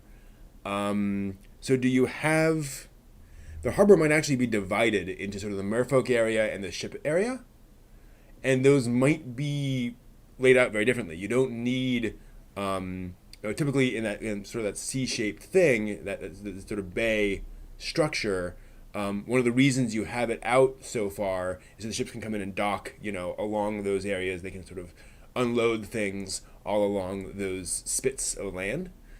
But the merfolk don't necessarily need that. Now they'll need some land for offloading, but you might have one section that's the merfolk can kind of swim into and do all their work, and then another area that kind of comes off where ships come in. So you might actually have you know what I think we might do? I think the original natural bay, that is where the merfolk come in, but near that has been built out a series of jetties as a harbor. So maybe there's a spit of land that comes out, and then other areas of something. Let me draw this, give you an idea. So I'm imagining. I forget, scribble. So I'm imagining a harbor kind of like this. Again, that's general harbor, and then this is the coastline.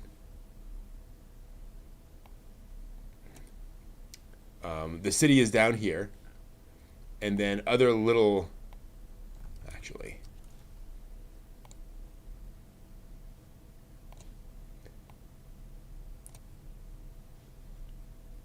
come on, other little piers that have been built, well, probably large piers that have been built over time, right? So this is where all the ships come in. Harbor for ships, while the bay for merfolk. Although I think you're also going to have maybe, I don't know. There's a low jetty structure there to swim up to almost sea level. Yeah, what we're thinking, JJ, is that the merfolk, I think they would have adapted the bay itself. So if you imagine that the bay slopes down into the water, a natural way of working with the merfolk is that the humans walk out into the water until they're like chest deep, and the merfolk swim up, and you have your sort of negotiations there. Depending if the merfolk can breathe above water or vice versa, you kind of duck down. So that's where the initial trading happened, and then that has become dug out and built out over time, so that now there are large swaths of land that are set aside and kind of leveled precisely so that I can put this here, you can look it over, and all that's been sort of terraced underwater in that bay. And so I think, basically all of the trade happens in the bay itself, so that the merfolk don't have to come out of the water, for long periods, and the humans don't have to have to go into the water for long periods.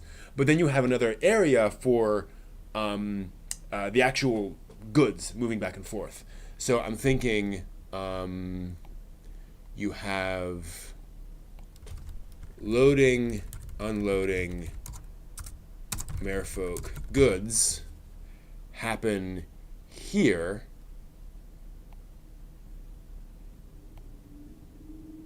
Let me make it a little smaller. So this is where goods get handled, but then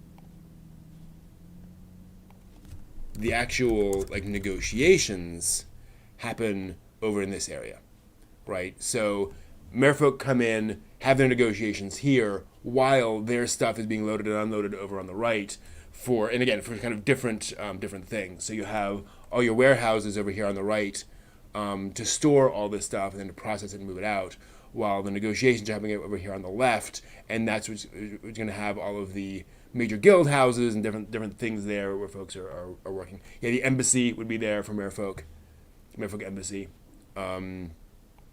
Whether that's actually a merfolk living there or not, who knows? It'd be kind of cool to have a merfolk that like lives in a tank in you might imagine a building that is basically a giant aquarium where the merfolk ambassador lives.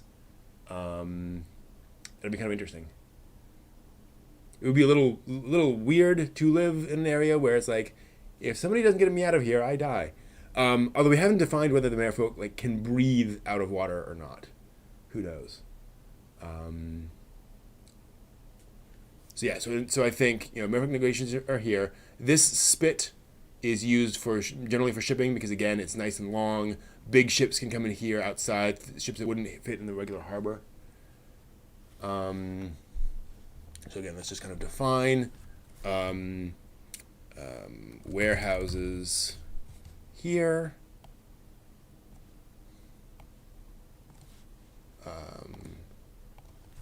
Major guild houses are going to be here on this side. Excuse me, on this side. And then obviously other warehouses over here as your warehouses for shipping.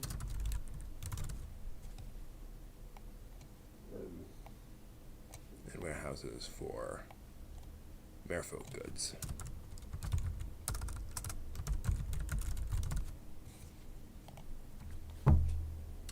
An open floor in the embassy and just pop up from the sea. Oh, that's cool. Ooh.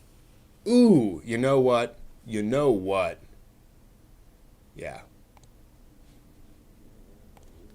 Merfolk embassy.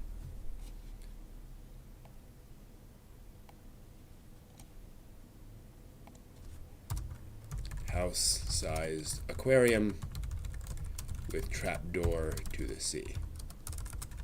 And there's a channel literally like going down to the ocean. That's just too cool not to use. Again, it's fantasy. Let's make it fantastic. Let's make it fantastical. Why not?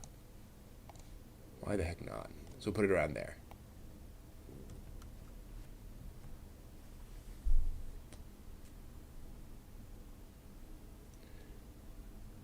Yeah, absolutely. I agree. Tourism on both sides, where folks come to the city and stop by the embassy to see the merfolk swimming around, while the merfolk are watching the people doing things. Yeah. Oh, that's a really great point. That's going to be over here, because right here, before we forget, is the canal. This is the beginning of the line.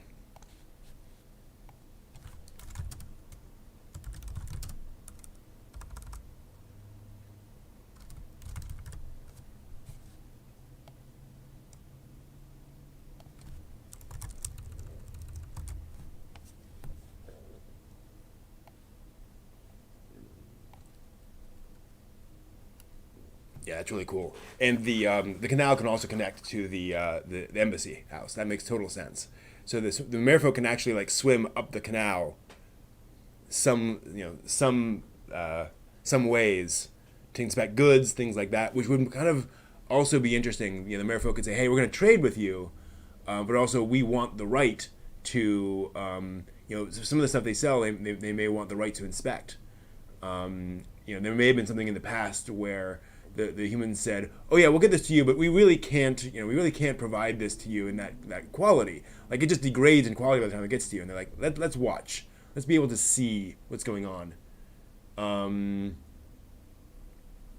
Let's actually see what you get from that point." So I like the idea that the merfolk can live outside water for some length of time. So they can sort of hold their breath, hold their gills, if you will, to breathe outside water. So we're thinking sort of Creature from the Black Lagoon style. But maybe it's only like a few minutes or something like that. The name is Earth Deep, where the land peeps meet the people of the deep.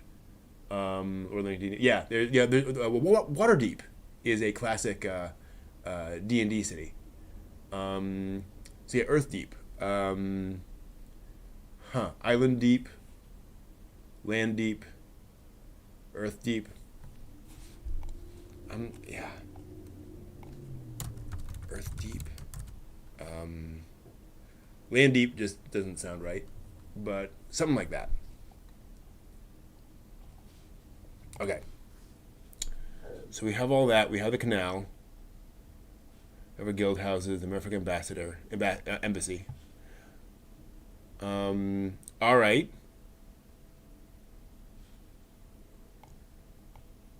That's really interesting. The terracing around there.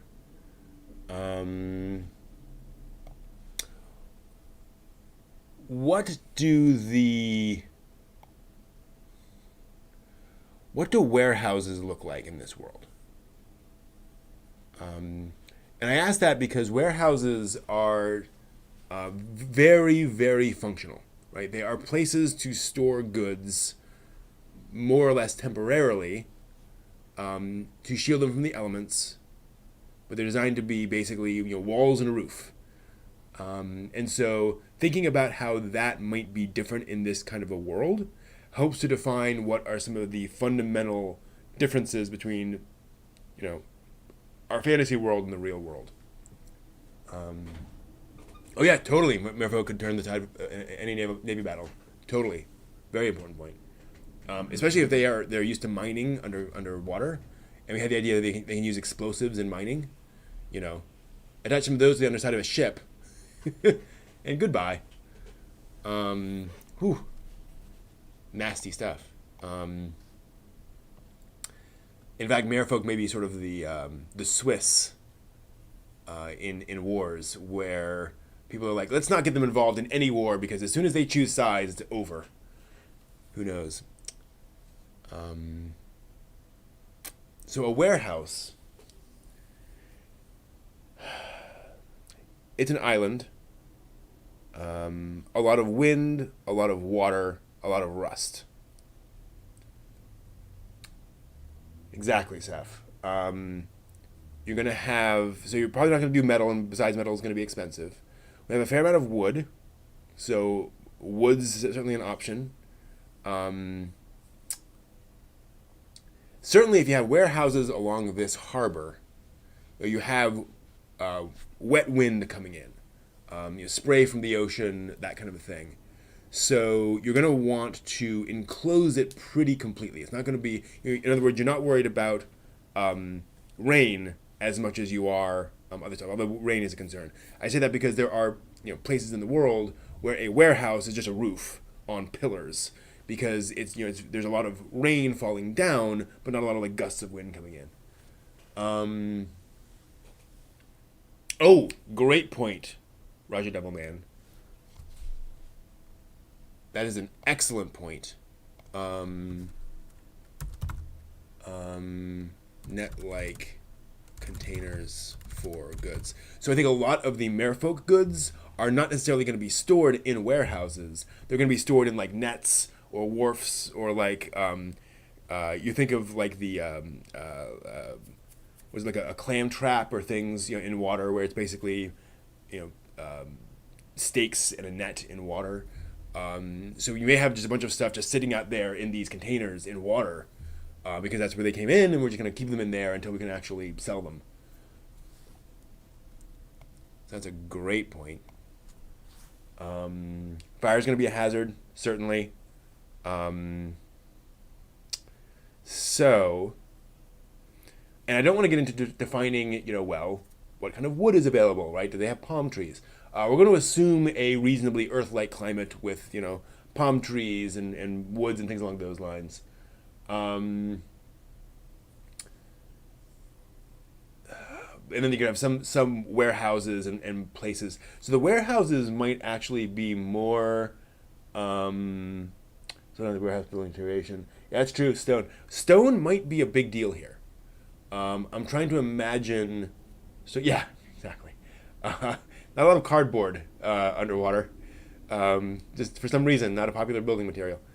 Um, so yeah, the warehouses for Merfolk goods might be more showrooms than warehouses because most of the goods are going to be stored in these containers off sea. There's a lot of sea, right? There's always more ocean in which to store stuff. Um, the stuff you have on land might be more for your merchants to come in to see, okay, we have this, we have that, we have that. There's another, there's 10 times as much of it sitting out in the water, but here's how you can get your hands on the material to get a sense of it and play around with stuff. The Merfolk mine, they may have access to special, and that is certainly true. You may have underwater stone is being used, so they're carving up stone and bringing that up. That would be very time consuming. Um, and very labor intensive to haul stone through water, but certainly doable, and especially if it's an expensive stone. They have history here. So yes, Rajan. One of the things we've established is there is some prior empire. There's some prior civilization that collapsed, and they're the ones that actually was responsible for these sky islands. Some magical catastrophe kind of destroyed their civilization, and created all these floating islands. And there are absolutely ruins of those scattered throughout the world. So they may actually be using bits of the essentially tearing up a Roman Colosseum to build their warehouses. Coral building blocks. Interesting, because coral is a living material. That's a really interesting idea. That's fascinating. We have a mountain on this island, so presumably there would be enough stone to use as a building material, not necessarily all the building materials. Yeah, I like that a lot, and that might be one of those things where, again, if you're a high-end merchant, you build your showrooms out of coral blocks, right? Not just your home, but like you use that as a building material to show how wealthy you are. Right, exactly, Seth. So I love that. Let's write that down. Merfolk, magic, Merfolk mine the depths. Mm-hmm.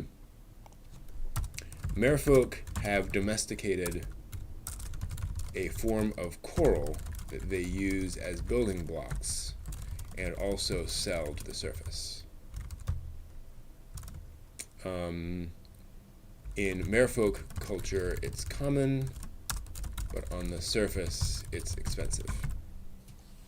Awesome. And which again makes sense. It would be heavy. It would take a lot of time and effort to move it up there, so it's going to be more expensive up there.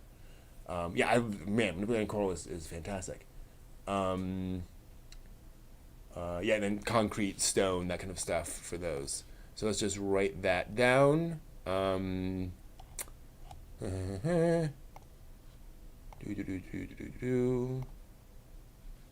don't really have a paragraph about the harbor, but that's a good place. Along the coast, well, the bay is conceptually divided. Well, the bay is used mostly for negotiations with Merfolk,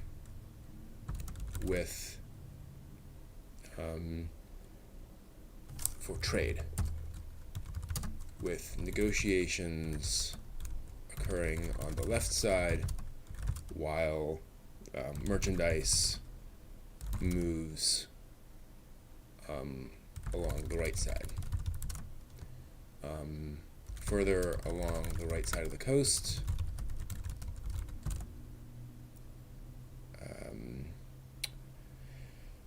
showrooms have been built by the various families that trade with merfolk,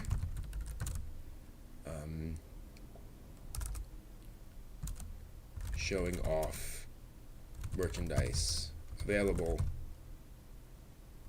Most merch is kept in nets and in nets offshore, just offshore. In the ocean, just offshore. While samples are shown off in the showrooms.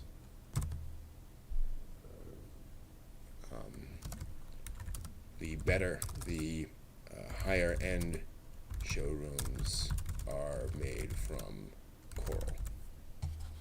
Come on, self. Yeah, so it's finite. Yeah, totally.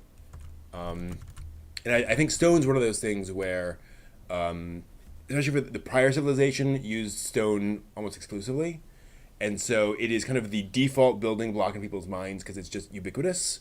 But there's just only so much of it, fundamentally.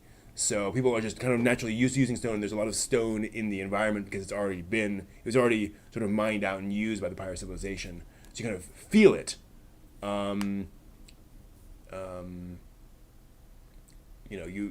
Stone is just the default assumption, but civilizations reached a point where they're just using too much of it. That's cool.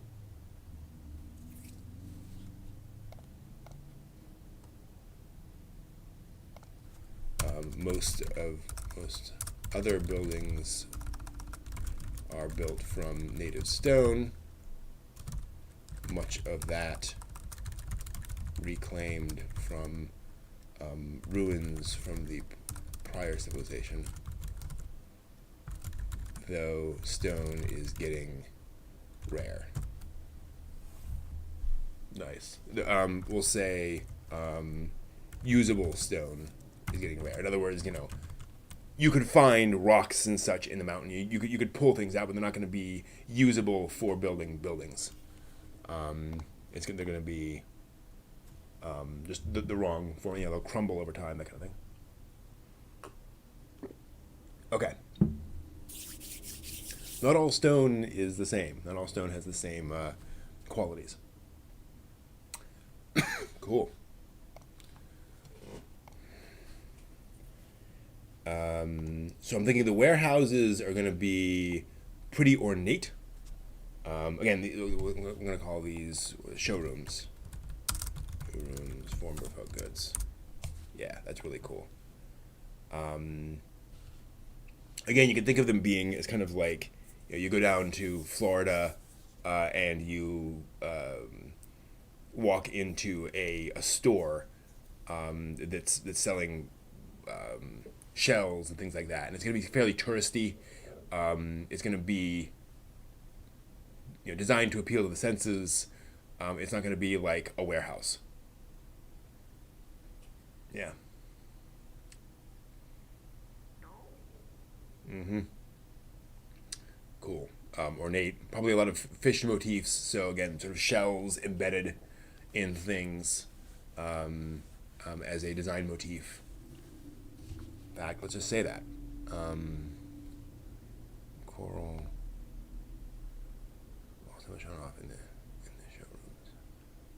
Showrooms available. Showrooms, which inevitably include shells embedded in the building itself. And that could be very simple. It could be just some simple, think of the classic sort of clamshell thing embedded in various spots, or it could be large pieces of giant marine shell, a giant snail that's 6 feet long, and that is worked in as columns. So you have a column made up of this giant seashell. Be very exotic and exciting. Cool. All right. I think we have a good sense of that. We have things being loaded and unloaded there. With the showrooms, we have the Merfolk Embassy, the giant aquarium, the canal going back and forth. We have the guild houses, and we have the warehouses. We know what houses normally look like. They're multi-story. Also remember, we have clockwork. Military. How's the timber trade in this town? Maybe that helps also drive exploration and trade. There's only so much land can be forested. Yeah, I think there is a significant but not massive timber trade. I think there's a good amount of wood on the island, but it has to be pretty carefully forested. Island be honeycombed underwater cave systems, natural protection from merfolk from danger of the ocean. Oh, I like that too. Let's just say that. We'll put it in there. Large underwater cave system.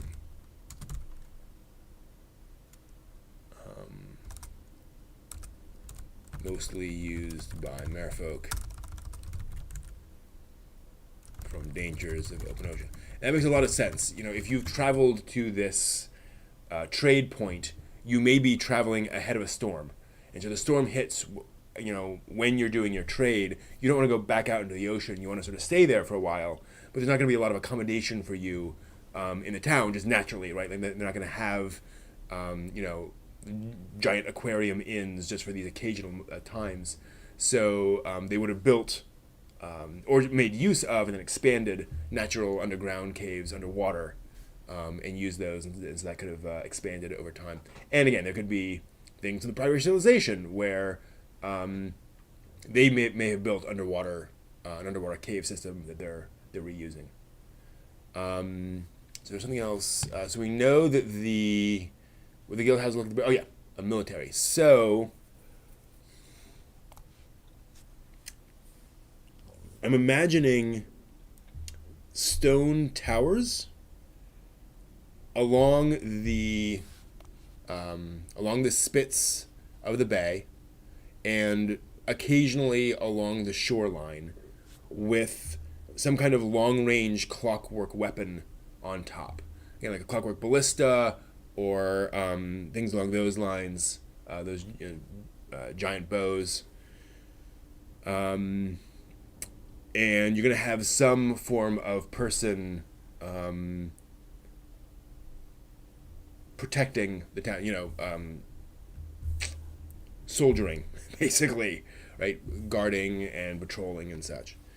Manning those facilities. I don't know what the gender-neutral form of manning is. Tribes ruins, some still connected together where caves and blocked off. Ooh, I love that. Let me put that in.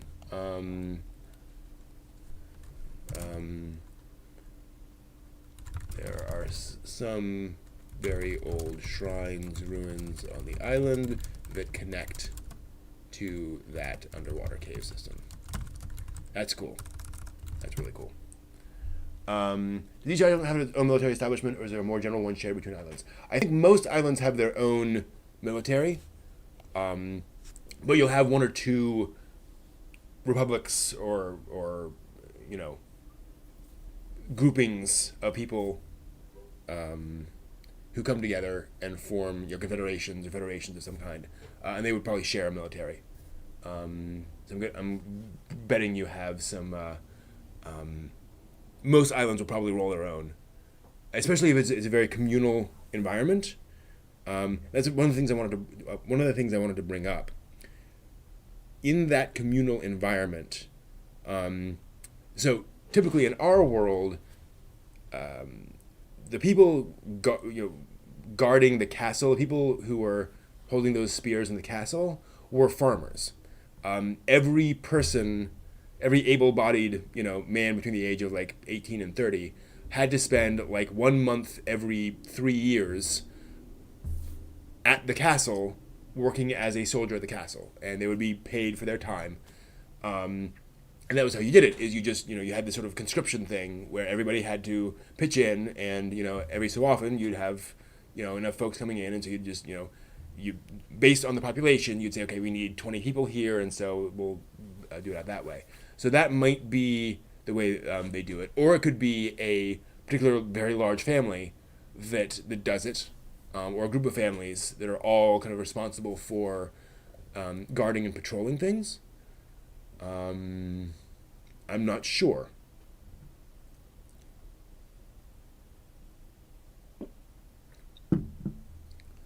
Yeah, I love that. I really want to have some kind of giant sentry post thing, but I'm not sure what it should be. Whether it should be a lighthouse or a statue or something. But I definitely like the idea of having something really notable. Maybe on the tip of the spit there. Maybe further inland. I don't know. It just I have a difficult time imagining a hereditary soldiery where you're in this family and so you're a soldier forever because you just need such a huge population of that, and not that they you're going again. It could be 10 families that all do this, but I don't know. I'm having a difficult time wrapping my head around that, as opposed to it being an occasional conscription where folks are required to serve in this capacity for some fraction of their time. The latter just makes a little more sense to me, and then that could be augmented. Maybe we'll do it this way. We'll do both.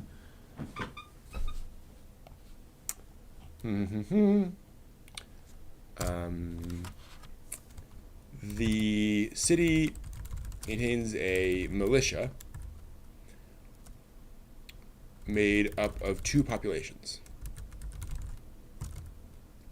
Several families are hereditary full-time soldiers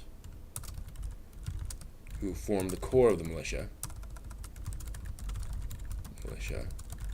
while every able-bodied adult must serve an occasional brief stint as a guard / soldier in the militia.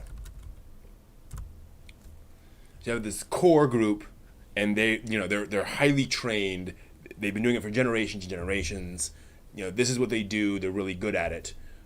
Plus a population of folks. So at any given time, 1% of the population, or even less than that perhaps, are serving as guards at various spots just to make sure everything's going on.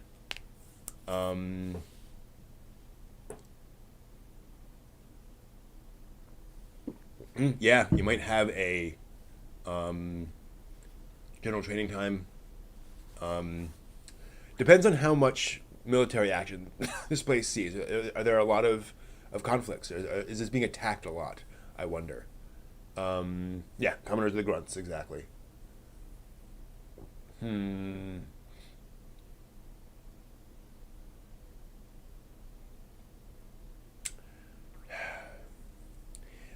We also need to have a navy.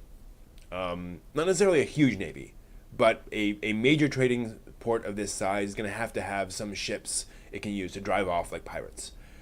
It might be, or they could make use of privateers, where you pay a crew to go out and drive off the pirates.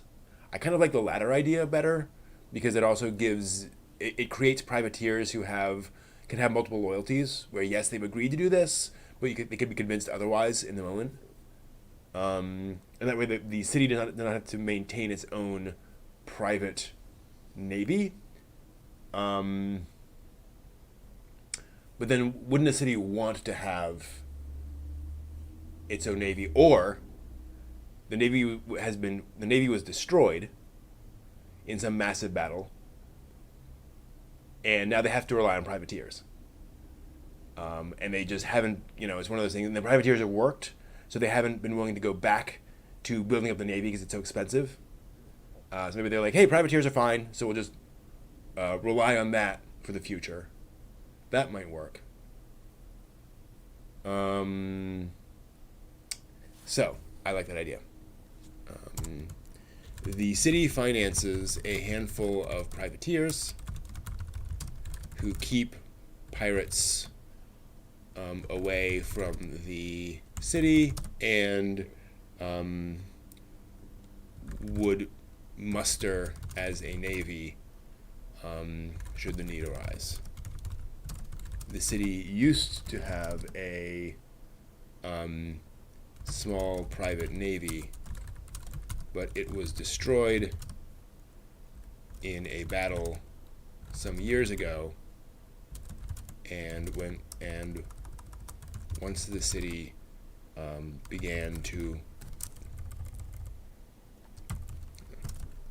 the city had to rely on privateers for a while, and it worked well enough. They're not willing to spend the money on rebuilding a private navy from scratch. Cool. Yeah, they could be ex-pirates. They could be any number of things. That's the cool thing, is that, those privateers are probably complex individuals, with complex loyalties. But they're trained. They know what they're doing, right?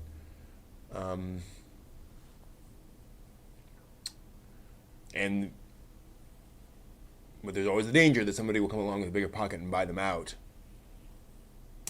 Tortilla training, yeah. The entire city goes through twice yearly trainings with personal weapons to ensure, obviously to ensure that they're good with those weapons. That's why you train. Training with personal weapons. That's good. Cool. Yeah, and I think it's one of those things where that was the last big, war in this part of the world. That kind of ended that phase of their history. So there just hasn't been really a need for a big navy for a while. So they're kind of complacent. Yeah. How big could cannons be, if any? They could be pretty darn big. That could be our big central thing, a giant cannon. Although barrel becomes a problem. It can't be that tall. It has to be pointable. Although it could be a cannon that's, pointed up all the time, with the knowledge that if somebody attacks, it will bang. That'd be kind of interesting. Could even be a cluster of cannons.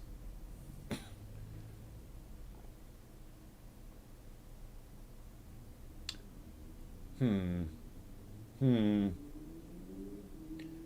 if they're built out of, I wonder what they're built out of, though. You can have stone cannons, although it's, impossible at large scale. Obviously, metal cannons are the classic thing, but metal is rare on this world, so they could be there, but they'd be hugely expensive. You could have some other material; they could be magical. What to say?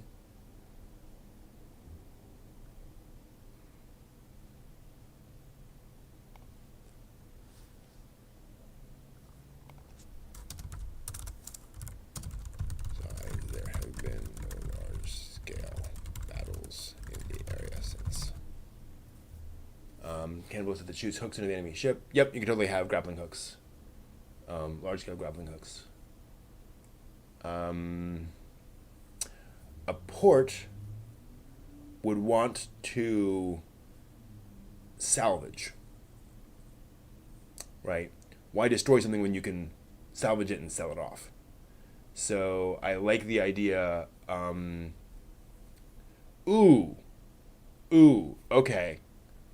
Okay. I like this a lot. So,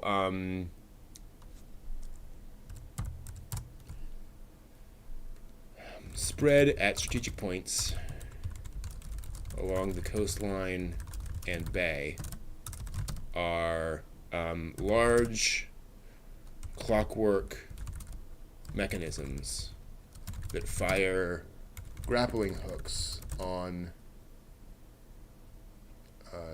chains at enemy ships.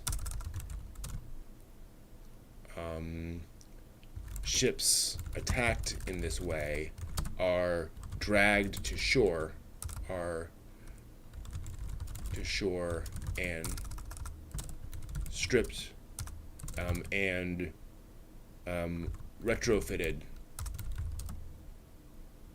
for use by the city. So it's kind of like the Borg. If you come to attack us, we're going to grab your ship, pull it in, take it over, and then use it against you. And that's kind of what people fear.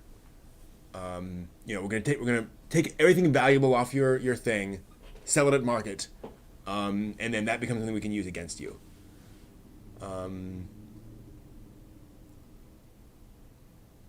Oh yeah, I like that idea too. That's cool, JJ. Inside the mountain, there are legends of a thing, of an ancient weapon called the Keren, which still exists somewhere deep in the mountain.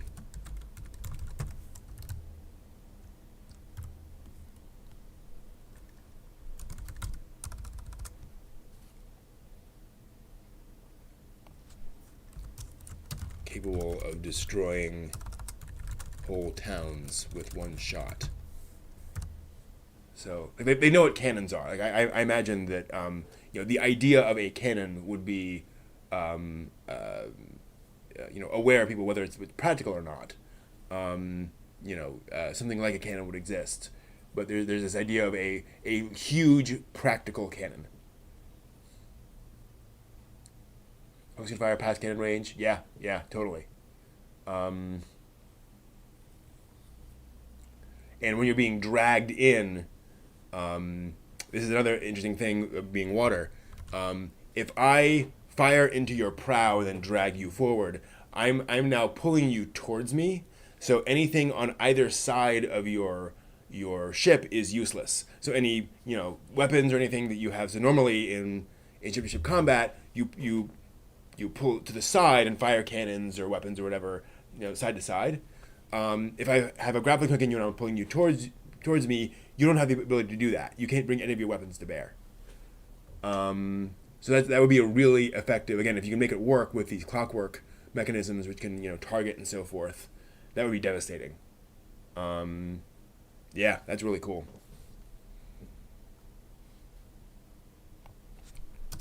Supposedly still be real, right?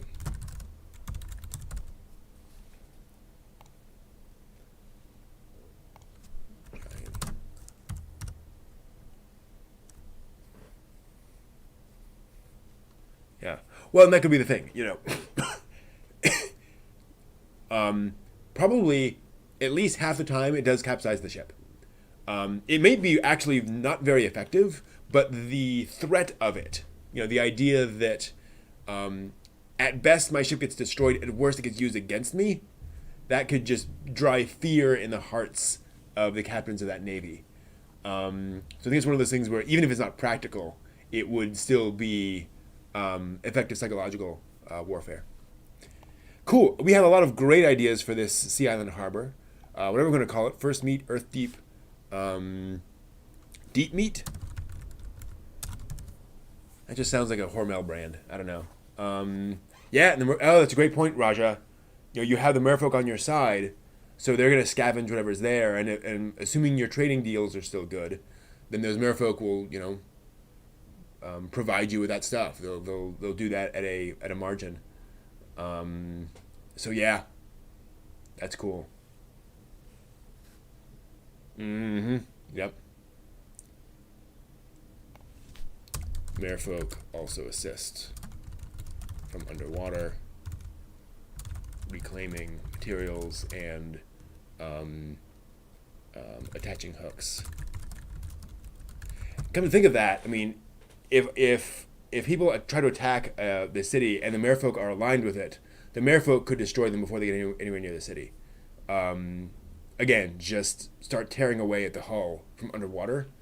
What can you do when you're on board the ship, right? You're on a deck of a ship and there are merfolk underneath your hull, poking holes in your hull. How do you stop them?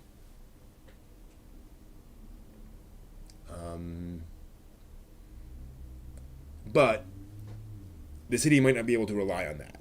That could be something that the merfolk do. So that implies, again, I think the merfolk are generally neutral. So I'm just going to write in, just so we have it, historically, the merfolk have remained neutral. Although, wait, merfolk are not one unified society. So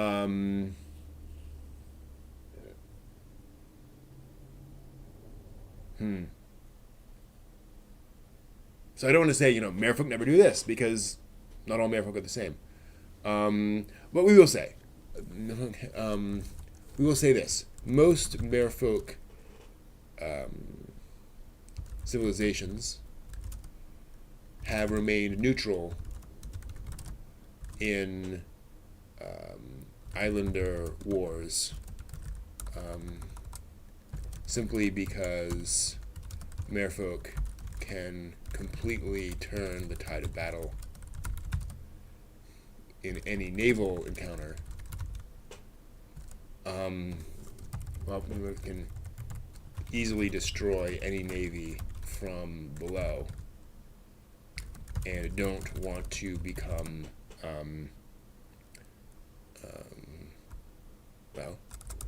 period. Yeah, exactly. So depends on which merfolk you're talking to.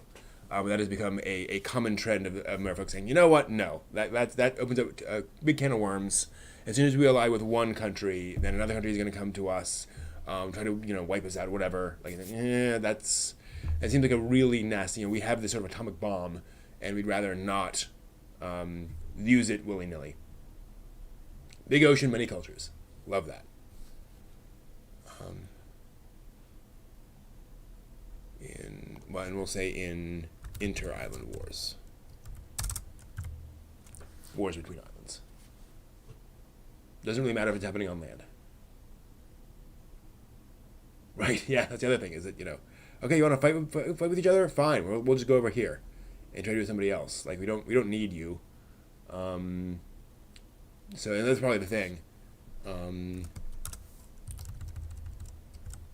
If two islands go to war, most merfolk cultures stop trading with both. And that could be an interesting element of war, where if you go to war, that means you're shutting off that flow of merfolk trade. And both sides know that.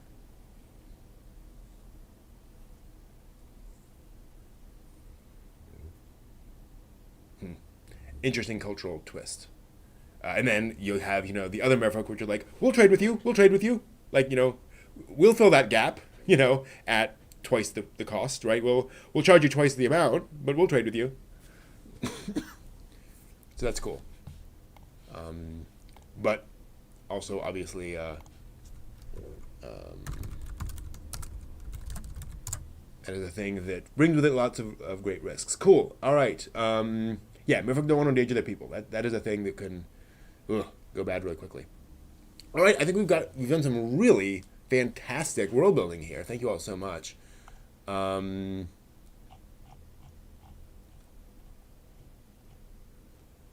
of cool stuff written today, and I think we'll stop the world building there, and we'll I can definitely come back to this later on if anyone's interested. Let me go ahead and hold on. One sec. I'm gonna go ahead and drop the link to this in the chat. So if you want to, you can comment on this. You can't edit, but you can throw whatever comments you'd like into here for later integration. And feel free to throw some other ideas in there as you have them. And we'll see where it goes from here. But yeah, I'm loving this. Really good. Thank you all. Great job. You pulled in a lot of interesting stuff on here. Very, very cool.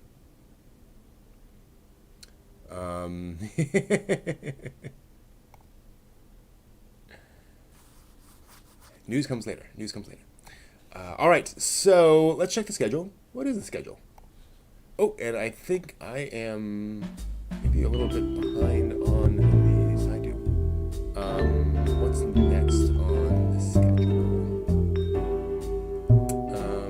Oh, good. Lavina's is going just a little bit off schedule on the side tube. I think we were a little behind on side tube, but we're doing Lavina right now. That's fine.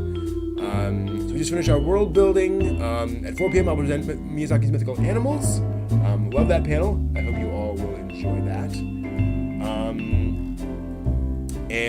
So I think what I'm going to do, I need to take another quick bio break. Let me go ahead and switch over, and we will return in a little while. I need to pull up that presentation as well. So I'll be back in a few minutes, and we will do that panel. So we'll be back to OnCon in, whoops, wait a minute, you can't even see me. There we go. There I am. So we'll be back to OnCon in just a little bit, and see you then.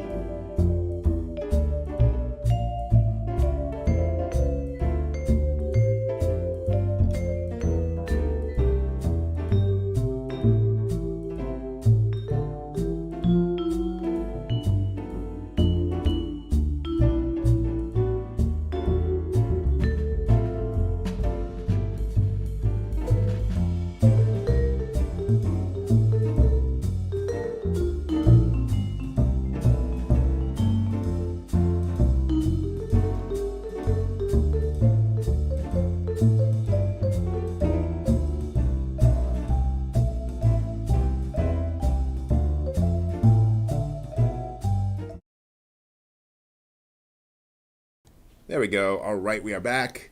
Hello, everyone. Thank you for that pause that refreshes. It certainly refreshed me. Needed a few minutes just to get back in mode, grab my tea, get back in the right headspace, I guess.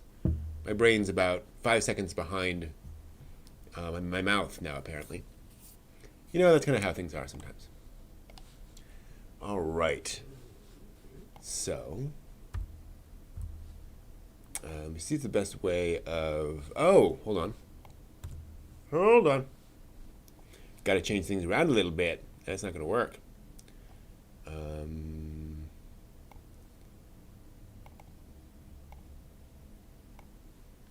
right. So if I do that, I can do this. It's going to be a little hard for me to see chat, but it's going to have to work out. Whoops. That's weird. Okay. Gotcha. Doop. And I think that will work. All right. Let's get started here with our next panel.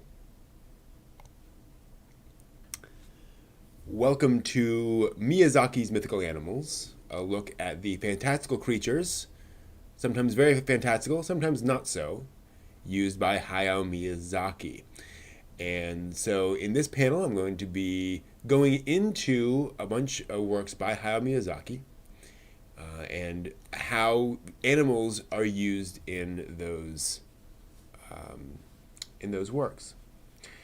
So I have really two goals in this presentation. The first is to look at the origins of some of Miyazaki's creatures, so the inspirations he had for those creatures, animals or spirits, animal spirits, that kind of stuff.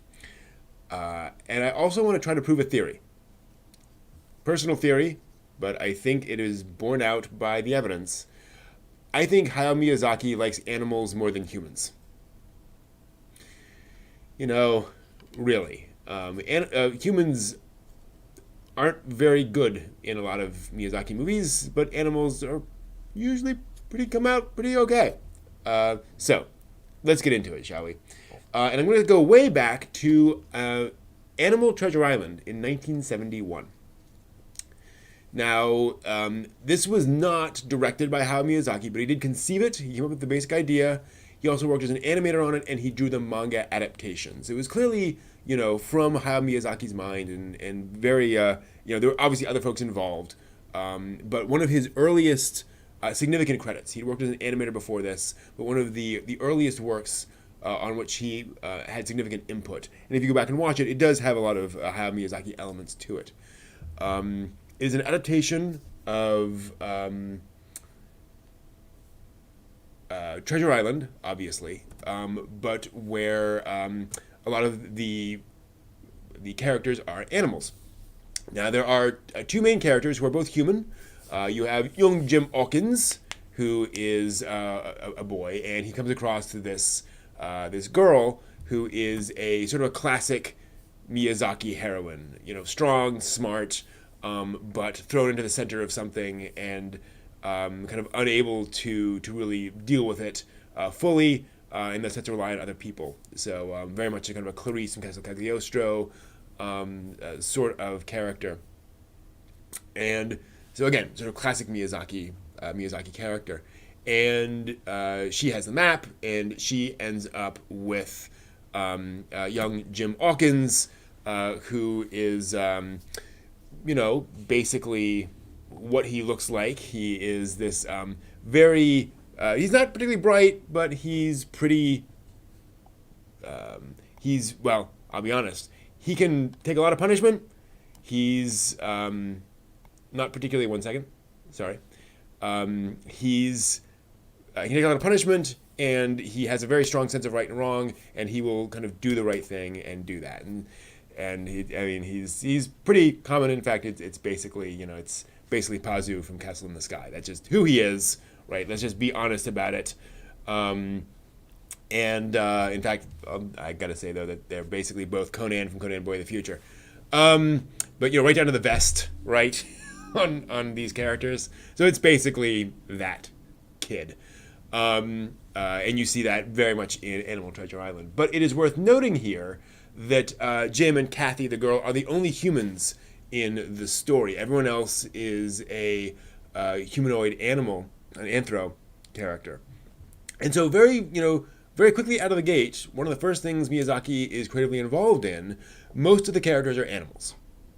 Which I think is just notable that an animal focus very, very early on in his career. Circumstantial idiot, right? Exactly. Pretty much. Then there's Panda Go Panda that came out the following year. Now, Panda Go Panda is based, it exists, directed by Isao Takahata, but with Miyazaki very much involved. I believe Miyazaki storyboarded it, if I recall correctly, and animated and did a lot of work on it. Now, Panda Go Panda happened to come out not long after China donated a panda to the country of Japan. So suddenly the Tokyo Zoo had a panda for the first time, and the nation went gaga over pandas. Panda was the big thing. So Miyazaki and Takahata decided, let's do something about that. Let's jump onto that bandwagon and make an anime all about pandas. And so the main character is this little red-haired girl, who, if you look at her very closely, is absolutely, definitely not Pippi Longstocking. Turns out, Miyazaki and Takahata had been trying to make an adaptation of Pippi Longstocking for years, and eventually went to Europe and spoke to the author, and she refused to allow them to make an anime adaptation of Pippi Longstocking, which breaks my heart.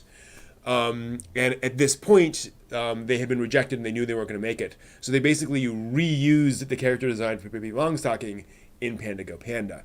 And that's where she came from. And again, yes, that is Miyazaki concept art for Pippi Longstocking. He drew that.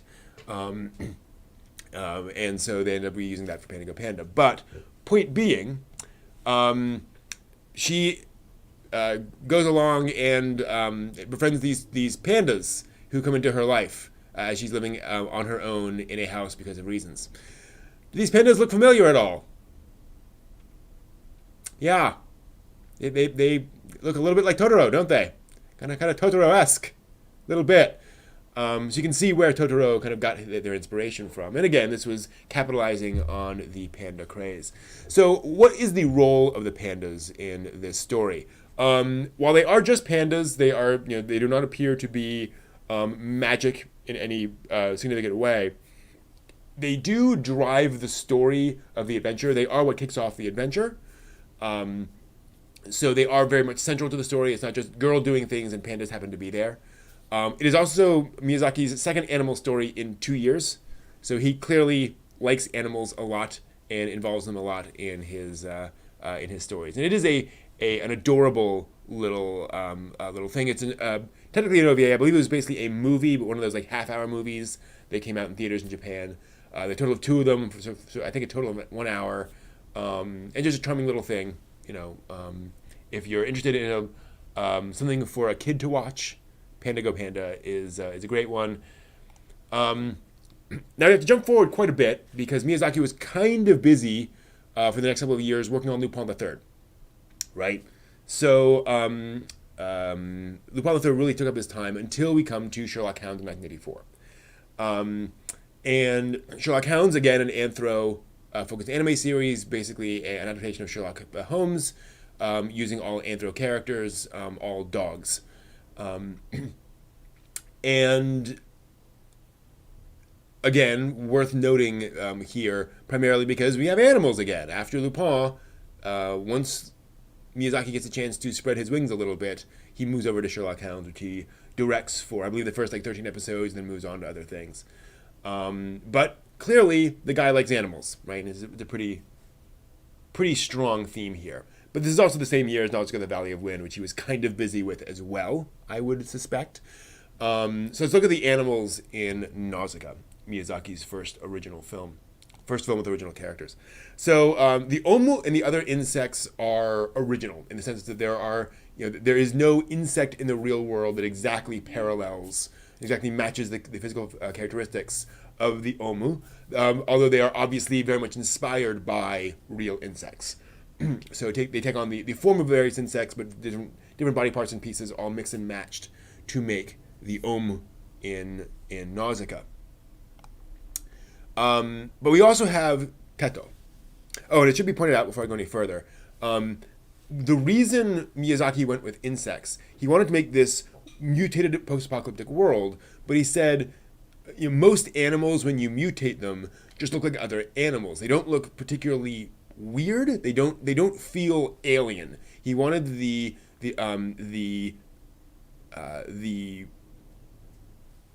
non-human, creatures of the world to feel very bizarre. And he says it's really hard to do that with, dogs and cats and things like that. So he went with insects because insects have a more viscerally alien feel to them. But we also have Teto, which is a fox squirrel. That's how he's normally translated as being. And that is original, as far as we know, to Nausicaa. Miyazaki came up with the idea of merging those two together. And again, it's just a mutation over the course of time. So let's talk about foxes a little bit. To do that, I need to make a quick detour into the idea of yokai. If you're not familiar, yokai are a traditional Japanese form of supernatural creature. It's a little complicated because when you'll hear people talk about yokai, they will often simplify it. Yokai do not have a direct equivalent in Western folklore. And I don't just mean that individual creatures don't. I mean that the way yokai are represented and shown in Japanese culture is not the same way that we would consider elves or ghosts or forest sprites, things along those lines. It's very different. Yokai are literally supernatural creatures. They are creatures that exist in our world alongside us. They're not always visible. They're not always inhabiting like the same space or dimension as us, if you will. But they're there, and they sometimes intersect with our reality. And some of them actually do live in our world. They're just not in the same space as we are. They're not in the same physical spaces. So importantly, yokai are not normal physical creatures, but they absolutely have physical bodies. They can be attacked. They can be hurt potentially. And they don't necessarily have a fairyland to go back and live in that they come from. They're all part of the world. They're just different than us in fairly fundamental ways. And they can do very scary things like the giant skeleton. So it's important to note first that yokai are creatures like anyone else. They're just creatures of a different habitat, if you will, and different abilities. But they're not, in other words, what I mean is fairies, for example, often come from fairyland and dance around fairy circles and go back to fairyland. Elves come from the land of fairy and then go back to the land of fairy. That is their natural home. Yokai, this is their home most of the time. We just don't see them most of the time. Anyway, what about foxes? Foxes are absolutely a part of yokai. And this is, again, where yokai are kind of complicated. Because foxes in Tanuki, I'm sorry, not Tanuki, Inari, in Japanese folklore are considered yokai, even though foxes are a real thing. And quite a few Japanese animals are also considered to have yokai forms. So when you see a tanuki, for example, tanuki also have supernatural powers, presumably. So foxes can be many things. They can be mystical protectors. I'm sorry, kitsune. Thank you. Inari is the god of the harvest that kitsune ally with. So thank you. That's what I meant to say. Kitsune, Japanese foxes, on the supernatural level, kitsune are the sort of consorts of Inari, the goddess of the harvest. So kitsune can be the sort of gentle protectors or kind of fierce and serious protectors, but very much parts of the natural order, or they can be horrifying demons that are trying to tear your soul out. It really depends on the story and kind of their role in that. Kitsune generally can transform. They can take on human form, and so often Kitsune will do that and do that specifically to screw with humans. A Kitsune will take on human form, a female human form, and marry somebody and live with him for years before revealing that she's actually Kitsune and leaving one day. So very, very weird. And this is important because I think it's significant that Miyazaki chose a fox for this character, because you see this element in Teto. A Japanese audience member, reading or watching Nausicaa, when they see fox squirrel, they're going to go back to these renditions of foxes in their folklore. That's going to come to their mind, not the forefront necessarily, but those inferences are going to be in the back of their mind as they're consuming this entertainment. And it's notable that Teto sort of acts as Nausicaa's conscience, especially in the manga. The movie is just the first fifth of the story of the manga, and Teto has a much greater role in the manga. And basically, whenever Nausicaa loses herself, whenever she gets consumed with rage, whenever she kind of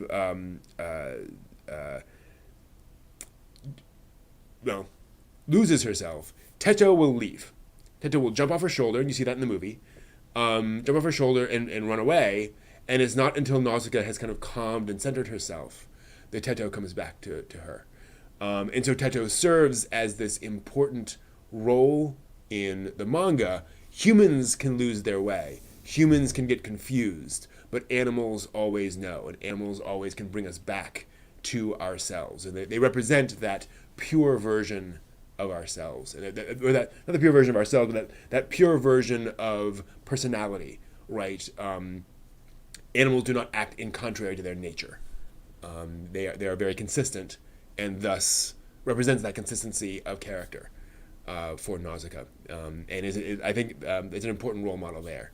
Again, Teto being kind of that kitsune protector character for Nausicaa.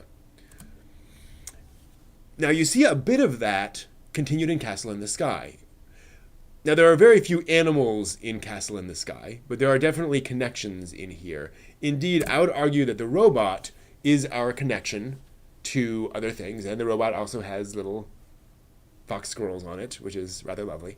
Love that little reference to Nausicaa there.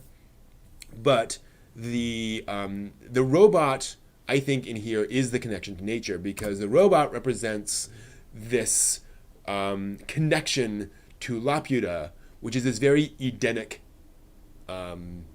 culture, as far as we can tell from the environment. Laputa is an area where people and animals and plants and nature can all coexist peacefully. Again, very Eden, or whatever your backstory there, whatever your creation myth there. And so the robot represents that, and again, importantly, the robot represents, and this robot particularly represents, that peaceful nature. Again, literally offering a flower to the humans, because it has no guile, it has no ulterior motives. It is this very natural creature, and so we see this sort of foregrounding of a character and a creature that is innocent, and innocence being a good thing that we would want to keep. Indeed, if you look at how the other robots, sort of tumble out and are used as weapons of war, you never see them up close. The other robots that are used in to fly around and fight, they're always at a distance. They are always just essentially these clockwork mechanisms that have been released and unleashed, but they're not really characters in the way that this robot is, which is very significant. Where did the robot come from? It came from Lupin III. Miyazaki went back to the Lupin III anime series, and for the finale of, I believe, the third season or the second season, I forget, There's a plot line involving this robot that Miyazaki came up with, and that he used, and that's like literally just in the anime series, like an episode of Lupin the Third. If you want to look it up, that is actually a thing.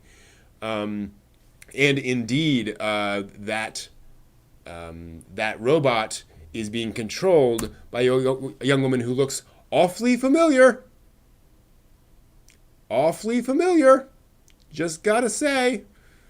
And Miyazaki since said that yes, that he based Nausicaa's character design on the character design of this one-off character from Lupin the Third.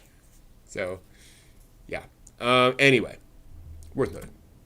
Let's move on to My Neighbor Totoro. Definitely an animal-rich movie. What are the animals here? It's now. First off, no, Totoro is not the god of death. You may have heard this meme. You may have seen these theories go around online, seen some videos.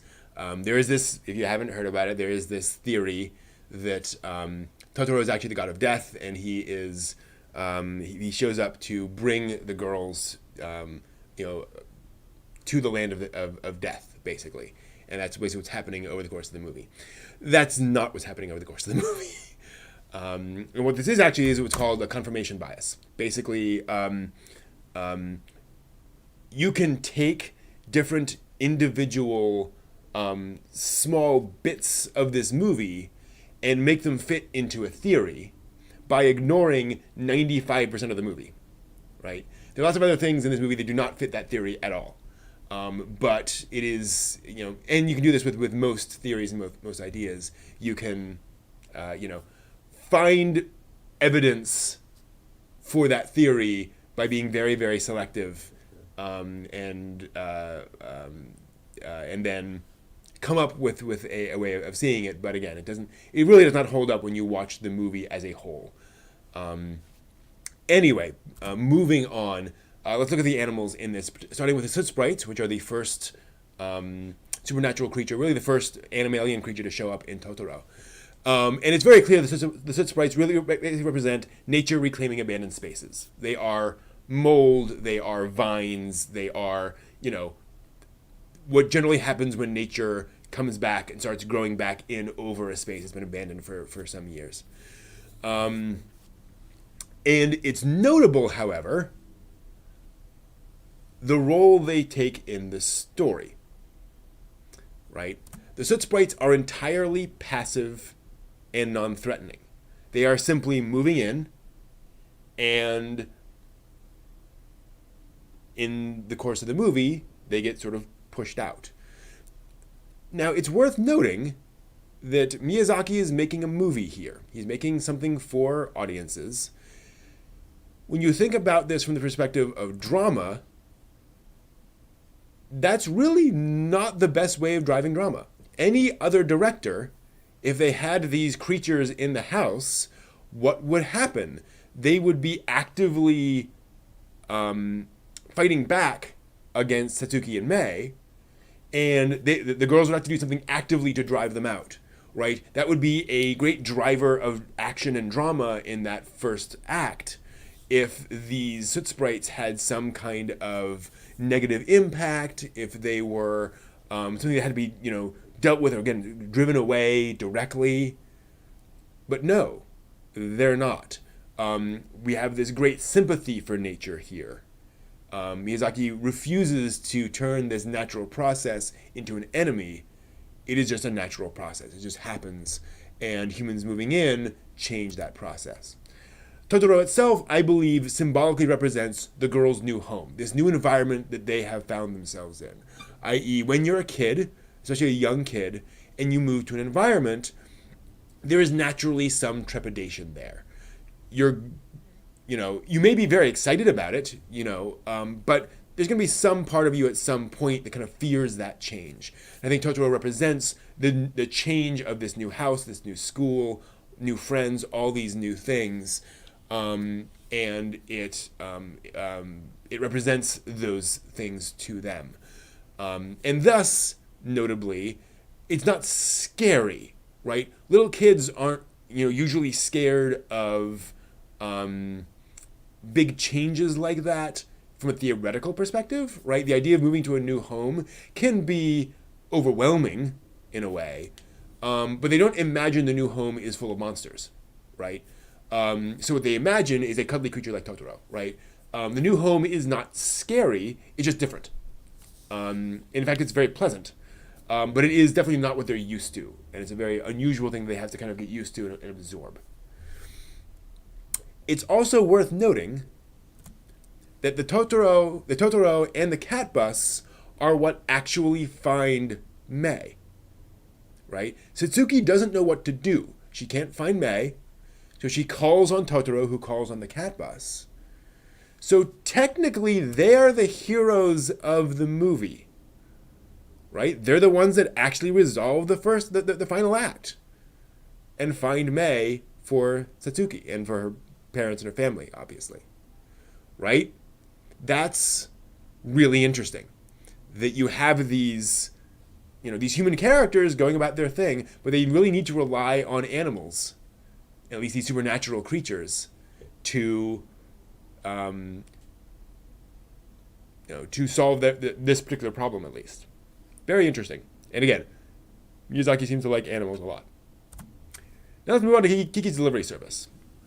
When I first went to do this presentation, I was actually kind of despairing a little bit because Kiki's Delivery Service is it's a lovely film, but there weren't a lot of animals I could think of that were really central to the plot of the film. But the more I looked at them, the more I was like, oh, there's quite a bit here. And I want to start with that dog. Oh, first off, actually, yeah, Kiki's Delivery Service, by the way, is based on a book. It is not an original Hayao Miyazaki idea. A lot of folks forget this. It is based on an actual book, which is getting a re-release. I think got a re-release earlier last year or something. But yeah, you can actually buy a translated copy of the original Kiki's Delivery Service. Miyazaki changed quite a bit. He added the dirigible, I believe, and some other elements of there. But it's based on a thing. Anyway, there are 3 animals in Kiki's Delivery Service that I want to address. And the first is that dog. And it's worth noting that the dog is the most clearly sympathetic character in that house, right? The young boy, it seems nice, but he's easily distracted by television, right? The parents are asking him to come into the living room. He's like, yeah, I'll get there in a minute. Yeah, I'm coming, right? The parents seem pretty disconnected from the kid, right? They're not really paying much attention to him.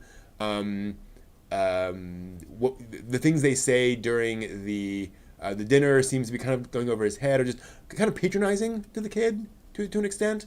Nothing like really serious. None of this is really bad. They all seem like nice enough people, but it's this dog that we really sympathize with. He is the nicest, the most uncomplicated, nice character among all of those characters. The one that we feel the most warmth towards at the end of that scene, and that's kind of interesting. It's also worth noting that the crows are initially definitely antagonists when Kiki first meets them, and indeed it sets up a thing that crows used to be friends with witches and obey witches, but something has apparently changed. But Miyazaki refuses to keep it that way. The crows are also Ursula's muse. They are what keeps Ursula going a lot of the time. They are one of the most important inspirations for her as she's out alone trying to get her painting and her drawing done. So they are complicated, right? They can be antagonists, but they can also be allies. And then, of course, there is Gigi. What roles does Gigi serve? Well, Gigi represents Kiki's connection to her powers, right? Gigi is not literally Kiki's connection to her powers, but is the symbol for that. It is when Gigi stops talking to Kiki that Kiki realizes she's losing her powers, and that really kicks off the third act. Kiki was feeling sort of off up until that point, but that is where, okay, something must be done, and she crosses the threshold into the third act. And so it is an animal that represents that. And there is a Teto aspect to Gigi here. this companion animal where once Kiki loses her way, or Nausicaa loses her way, suddenly the animal distances itself and finds itself, different, and from its human companion. And it is once they find themselves that animal returns, right, at the very end. In the case of Kiki. Let's talk about Porco. Porco Rosso. So Porco is an interesting film because the main character is a pig, but he was cursed to be a pig, right? So being a pig's a bad thing, right? I thought that until I went back and started reading Miyazaki's interviews about Porco Rosso, and I read a quote from the... there's this thing that they hand out, the program.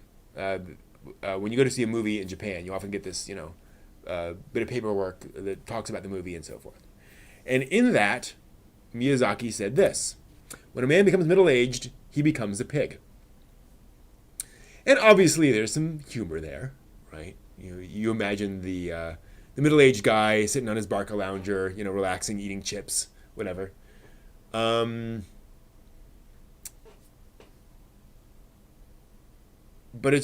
this really made me, at least, completely rethink Porco Rosso. Porco is a middle-aged man, and thus he is a pig. Being a pig is his natural state in that sense, right? He was cursed physically, but and this is something that the movie reinforces, is that, in fact, somebody says, as I recall, being a pig suits you. That is what Porco is supposed to be. He's supposed to be an animal, in a sense. This is simply an external representation of his internal state. There's nothing unnatural about it. This also is particularly interesting for the fact that Hayao Miyazaki has always said that Porco Rosso is the character most like him of all the characters he's made. Porco felt the closest to him in terms of personality and so forth and so on. So, being an animal is not bad at all in Porco Rosso. It is just a representation of what we really are. We're really kind of animals. Not really, but you know what I mean, right? So really the animal is the hero of the movie, and it is the hero of the movie, right? Putting aside the sort of denouement there at the end and the question mark of all that stuff, Porco, as a pig, is the hero of the movie. He does all of the heroic things as an animal. So definitely being an animal is in no way a hindrance to doing good things. It's also notable that this is a almost exact anthro inversion of Animal Treasure Island, right? Hero is human, everyone else is an animal. Hero is an animal, everyone else is a human. It's kind of interesting. All right, now Princess Mononoke. A lot going on in Princess Mononoke, right? A lot to talk about here. Yeah. So, first off, Princess Mononoke, while there are definitely fantastical things happening in Princess Mononoke is set in a real historical period. It is set in the Muromachi period, in prehistory, basically the medieval period in Western culture. Very much so. Now, there's not a lot known about the Muromachi period. We don't have a lot of surviving information about dress and so forth. This is actually one of the few records we have, and this is a recreation, I believe. So, clearly a recreation because it's a photograph. Anyway. So this is a real historical period, and importantly, Ashitaka is a member of the Emishi people. They are a people that lived in Hokkaido, the northernmost island of Japan, main Japan. You may have heard of the Ainu, a native peoples of Japan. The Emishi are. This gets complicated. As I dug into this, it turns out there's a lot of question marks as to whether Ainu and Emishi are technically the same people, but slightly different branches of the same sort of genetic stock.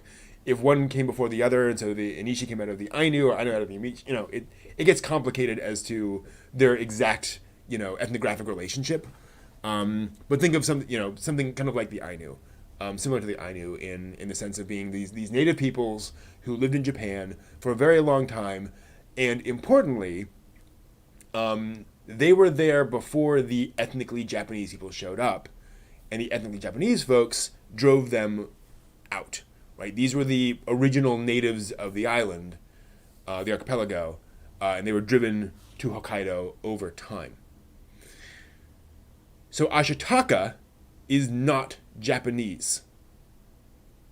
That was very deliberate. Ashitaka is an outsider. He is not culturally a member of the native Japanese people, and Miyazaki wanted Ashitaka to be that. He wanted to be the outsider who comes into the situation and provides that outsider's perspective on things. And this created a problem because Ashitaka needed to move around. Like, he needs a lot of mobility in this story. He can't just walk into a situation and then, be stuck there. He needs to be able to go quickly from one camp to the next because he is this central figure. And so he needs a mount. And the problem is, as soon as you gave Ashitaka a horse, the entire audience would think of this, right? Every Japanese person in the audience, as soon as they see, guy in the past in Japan on a horse, they think samurai. That is just the immediate reaction of a Japanese person who's grown up with samurai films, right? It is just very natural. And that is why Ashitaka rides a red elk and not a horse. And Miyazaki has said that he very deliberately made Yakul an elk so that it would not evoke the idea of a samurai in his audience. Ashitaka is not a samurai. He is not. He's an outsider. So, what role does Yakul fill? Is he kind of like Gigi, this sort of companion creature to the main character? Not quite. I think Yakul serves a couple different possible purposes in the movie symbolically. You can see that Yakul is very loyal to Ashitaka. Never leaves Ashitaka's side. Even when freed by San, Yakul stays, doesn't go anywhere. And in fact, San mentions this. Yakul was, never left your side while you were unconscious. So definitely a loyal companion. So there are a couple of options there. Yakul may simply represent domestication. That humans, in order to have civilization, in order to, be beyond the hunter-gatherer stage, they need the assistance of animals. And so domestication is one way of doing that. Now, domestication is not always a bad thing. Domestication protects the animal from predators, right? A domesticated animal will die of old age, not, by being taken down by a wolf, right, at some point. And that is in trade for, so you get, yes, the animal has to perform labor, but it does that in return for food and shelter and safety and all that kind of stuff. Just like we do, right? We trade our time and our labor for those things. But Yakul may represent that is one of the roles of animals in our lives. But you can also see Yakul as an example of symbiosis. Yakul and Ashitaka together are much more powerful than they are separately. Yakul would not last very long in a lot of these situations. In fact, you see that very early on in the film, where Yakul is freaked out by the demon, and it is Ashitaka firing the arrow that breaks Yakul out of its fear and causes Yakul to run off and save itself. Ashitaka, meanwhile, as soon as he came across those warriors, probably samurai, prototype samurai, basically. As soon as he came across those, he would have been dead meat. If he hadn't been able to run on Yakul, he would have been dead within 10 minutes, right? So Yakul, I think, in a lot of ways represents how humans and animals work well together, right? That they can be more than the sum of their parts, in a very powerful way in the film. And I think that is something that you see a lot in this film and also generally in Miyazaki's film. This idea that with animals we are better, if nothing else. What about the Great Spirit of the Forest? What is that? Where did it come from? Well, Turns out, this actually combines two legendary kami, or gods of Japan, animalian gods typically. First, there is Yatsukami Zuimitsuno, a little hard to read. There's this thing, and let me see if I can just show this to you, just shift some things around a little bit here. Let me just move up there for the time being. So there's this tapestry called the Kasuga Deer Mandala, which you see there on the left side of your screen. That is that was painted by a monk, as I recall, and it shows this creature called Yatsukamitsu Omitsuno, that is represented as this elk with this sort of tree of life growing out of its back. And it's the representations of that god then evolved into an elk with this tree growing out of its head, and this great tree of life growing out of its head. That was combined with Daidara Bochi, which is more of a yokai creature, that is this creature that strides across the land in the dark. This giant creature of the dark, and it goes away in the morning and comes back at night, and strides around basically scaring people, because it is this giant land strider at night, and so it's clearly those two kind of creatures combined to form this thing. And it is important that these are particularly the Yatsuki Mitsu Mitsuno is a kami, not a simple yokai, not a simple creature, because that kind of adds that legitimacy to the Great Spirit of the Forest. It is this, it is a god, not simply a creature wandering around. Then there's this other boar god, or this other god rather. So let me tell you the story. There was a hunter who went out and he killed a boar, but did not do so in a way that honored that boar. He left the meat out to rot. He was very disrespectful to the boar. And the boar's spirit was so angry that it came back after death and killed that hunter. And then it went out onto the roads and attacked various travelers, and tried to kill them, out of rage at how badly it had been treated in death. That is a traditional Japanese fairy tale, basically a traditional Japanese myth, and that boar god was called Inosasao, and obviously, again, clearly the boar god from Princess Mononoke, just revisioned and reworked into the plot, right, with Irontown and so forth and so on. That's clearly where it came from. Miyazaki using these myths and legends to people his story with the appropriate animals and characters and so forth. Oops, 1 second. There we go. And Moro is based on an Ainu god, also known as Horkyu Ritara Kamui. So again, the Ainu being these peoples from the very north of Japan. And it's basically this giant wolf god who you may recognize from the Dagger of Kamui, right? That is what that wolf is based on from Dagger of Kamui. And that was, clearly the inspiration for Moro. So again, this is not to say that Miyazaki has no imagination. It's to say that he wanted to have animals in his animal gods in his story, and so he pulled from various myths and legends, and created this sort of Avengers cast of greatest hits of those. But what role do they serve in the story? Well, it's notable that all of the Princess Mononoke in general represents a broken system, right? All these uplifted animals are unnatural. All these things happening aren't the way they should be. They aren't working the way they should be.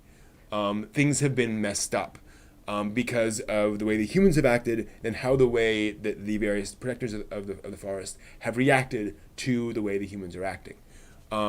one of the things I love about this movie, this moment when these wolves are walking through to go to attack Irontown, and there are all these mice running around, and the wolves just step through all the mice. None of the mice actually move or run away. Sometimes they'll just kind of move out of the way of a paw as it comes down, and they're just walking through. That's not the way mice behave around wolves, right? Mice are an explicit prey creature of wolves. This is not how they should behave at all. But because they've all been kind of uplifted by all of these gods now saying, I got to do something about those humans, it has upset the natural order. And things aren't going the way they are supposed to go. And it should also be noted, and I think it's kind of obvious, that despite all of that happening, no one person is at fault. Everyone is at fault, right?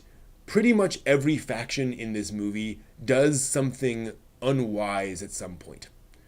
No one is blameless, right?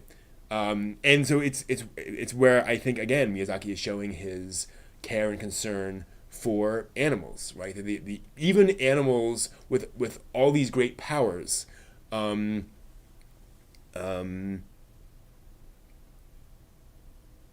are no better than them, right? We all make mistakes. We all do that kind of stuff. But animals are at the same level as humans are, right? How about Spirited Away? All right. So Spirited Away certainly being an animal-filled movie in the sense of these various creatures. Now, as far as I can tell, none of the creatures in the bathhouse are directly based on any yokai. They obviously are yokai inspired. They are obviously, very much like yokai, and the designs of them, would fit in with yokai. But I haven't found anyone saying, oh, that is, yokai X and that is yokai Y, or a minor variation of it, right? These are all inventions, as far as we can tell, of Miyazaki. Indeed, No Face, as far as I can tell, again, is not based on any actual Japanese folklore or legend. Because here's where I think things are changing. And it starts changing in Princess Mononoke. In fact, let's go back to Princess Mononoke here for a second.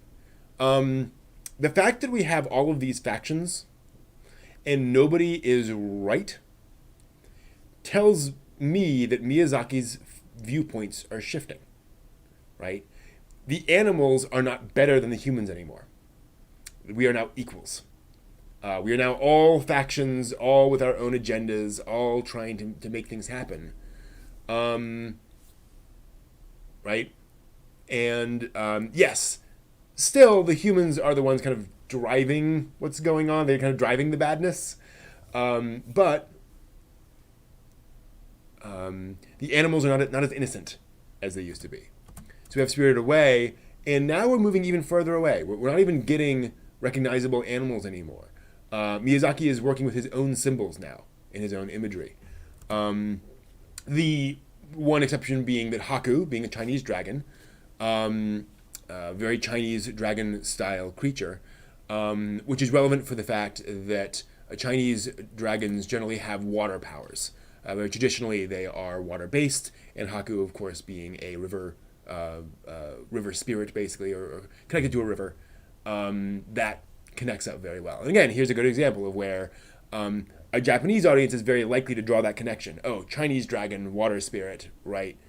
River, where we just don't have that connection. So the revelation when the two of them are falling down, and she's, oh, I remember being in a river. That would have had more. That would have folded together better for the Japanese audience, who are like, oh, of course, Chinese dragon, water, river, right? Oh, she fell into a river. That all connects up nicely. Whereas we're like, river? Why does a river make a dragon, right? So that's how all that kind of stuff works. And it's also notable that Chihiro keeps her humanity. Chihiro never gets an opportunity to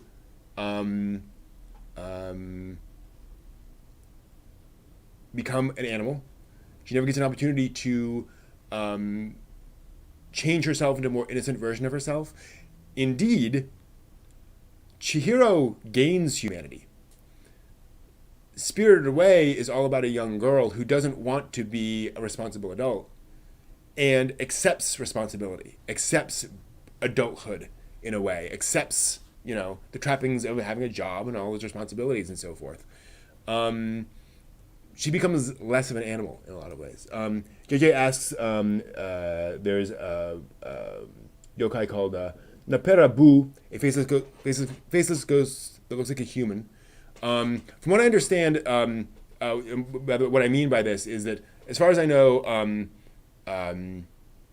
No Face, that yokai does not look like that in the legends, although again, it may be incorrect. And it does not have any of the offering things to people. But again, I may be incorrect about that. So I welcome corrections. So point being that Spirited Away is actually moving even further away from Miyazaki's kind of love of animals. It's really more about being human and staying human. And that continues into Howl's Moving Castle. Again, based on a book, as a reminder. Now, you might at first think Howl's turning into an animal, right? Turning into this sort of crow. And it's clearly a bad thing. How does that all fit in? But actually, when you think about it, Howl's actually turning into a monster, right? He's not really turning into a crow. He's turning into this weird feathered creature. And importantly, he gets redeemed at the end and turned into a not monster animal creature, right? He gets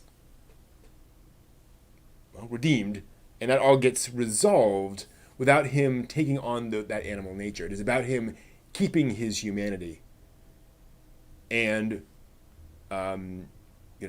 remaining human, as opposed to, again, I think Miyazaki 15, 20 years earlier would have changed up that ending and had Howl, retain animal features along with his humanity, right?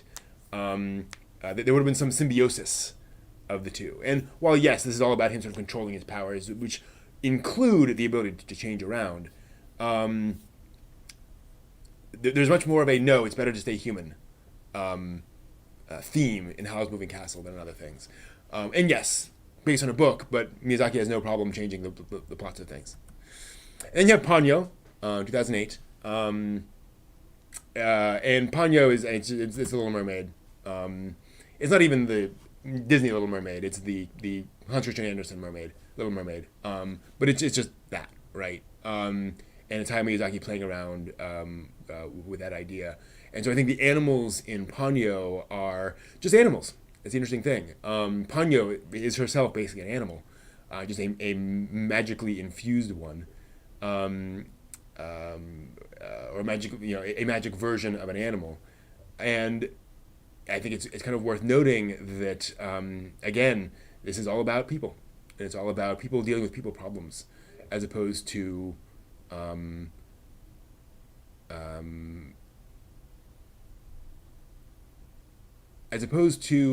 a lot of ways this movie could have gone, right? This movie could have been about, this movie's about respecting nature.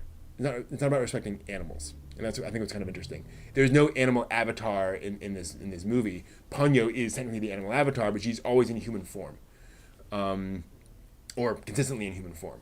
This is a movie about humans learning to deal with their problems in a way that's respectful of nature, but it's not really about animals at all. And so I think Miyazaki's really moved beyond that phase of his views on things to be a much more human-focused director. But I don't know. Who knows? And that is my presentation. My website is geekarchaeology.com. Thank you for watching. All right. That's that. Thanks for the note there, JJ. I'm gonna have to dig into that yokai. I was not familiar with that one, so there may be stronger connections that I'm aware of.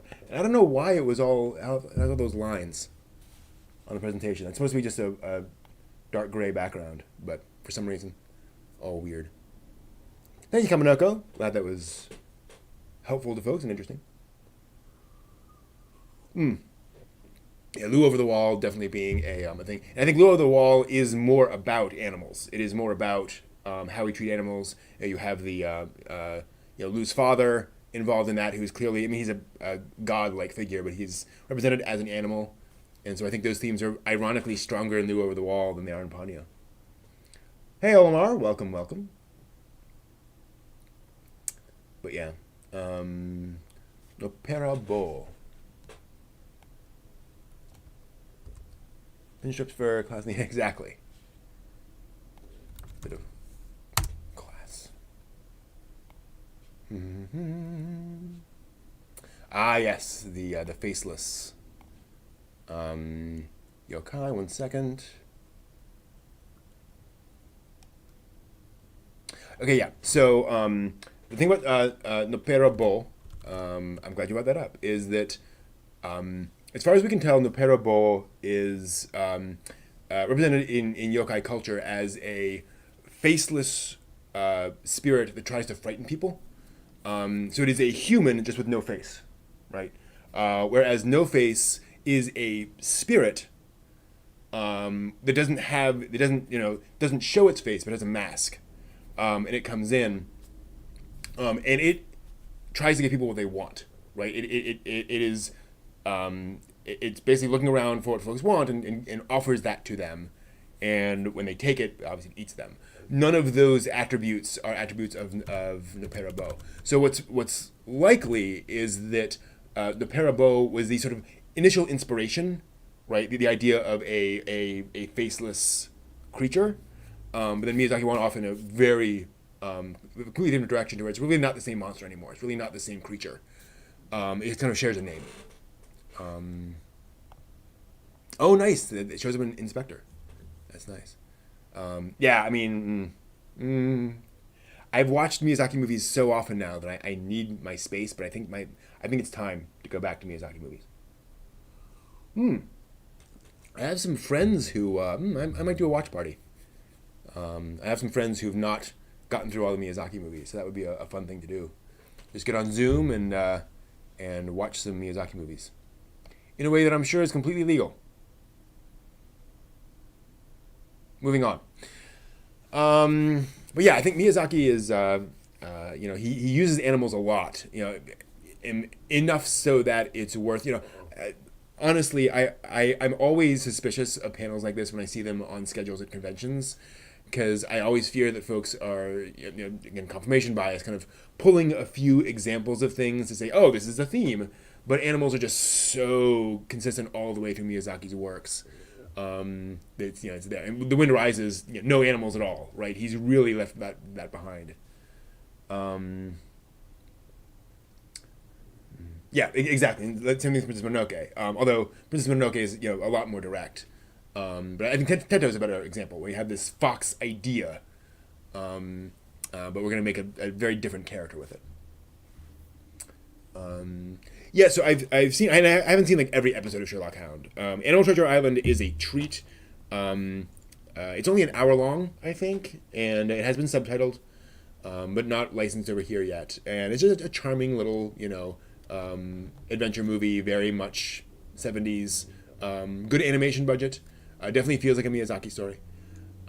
Sherlock Hound is, I'll be honest, I got a couple episodes into it, and it's very much made for kids. There's some great animation in it as well. It's gorgeously animated in a lot of places, but it's just a little, I don't know. A lot of the pieces come together in a really weird way. And Panda Go Panda is just charming to beat the band. It's cute. It's Pippi Longstocking meets Totoro is basically Panda Go Panda for an hour. At the circus, there's a whole circus thing too. It's lovely. I am wondering. 1 second. I just need to grab something from the other room.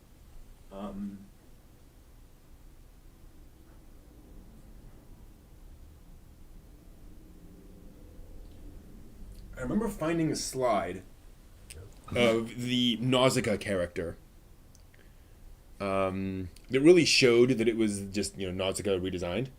Because you can show character designs, but character designs evolve. So I want to see if I put it on my tablet. Your kids love Sherlock Hound. Awesome. Yeah. Again, I didn't dislike it, but it was just kind of I don't know. It was not something I could like sit down and absorb. But it's not meant to be, and it's obviously not for me either. I just want to see if oh, if it's not here. Huh. Oh, no, it wouldn't be there. Documents, panels.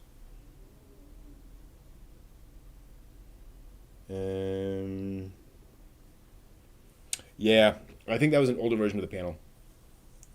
It was missing a couple of slides. Same content, just one or two little bits of information I added. Let's just see. Yep. Sure enough, there's a spoiler warning in there. Because obviously I'm talking about what some of the stuff there. Oh yeah. So just to give you an idea, this is a screen grab from that episode of Lupin the Third. I mean, that's Nausicaa. That's Nausicaa right there. So yeah. Is there anything else of note? Hound, Yokai, Teto. Yeah, just some extra slides of things. Oh yeah, I forgot the goat. So I had a little joke in here. See if there's anything else sort of notable in here.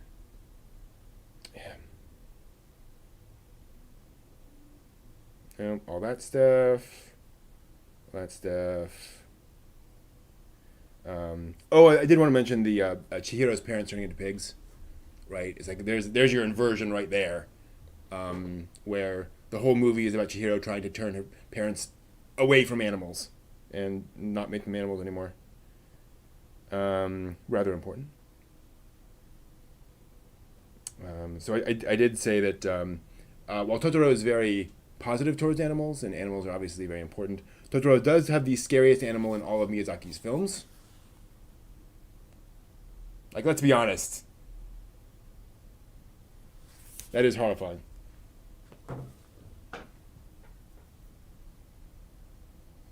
The goat.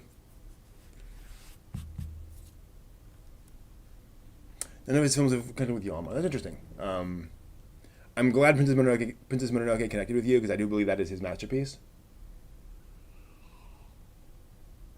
But I can see that. Right. Yeah. Well, I have that book of the character designs from that episode of Lupin the Third. But again, saying that these characters have similar character designs, it's like, yeah, but they, how do they actually look in when they were animated? So yeah, that is that. I gotta do something real quick.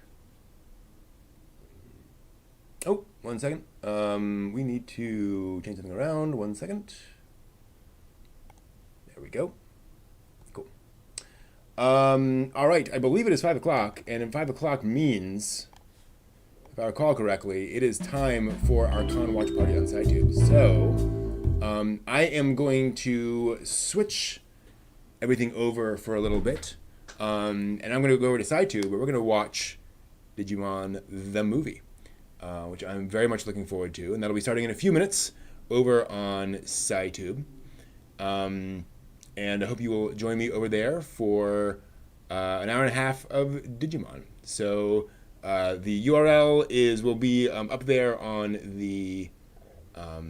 Actually, I can just copy it over, can't I? I'll post this in chat as well. If you'd like to join us over there, if I can find chat, there it is. Hope you'll join us there for the next couple hours as we watch Digimon the movie. See you in a bit.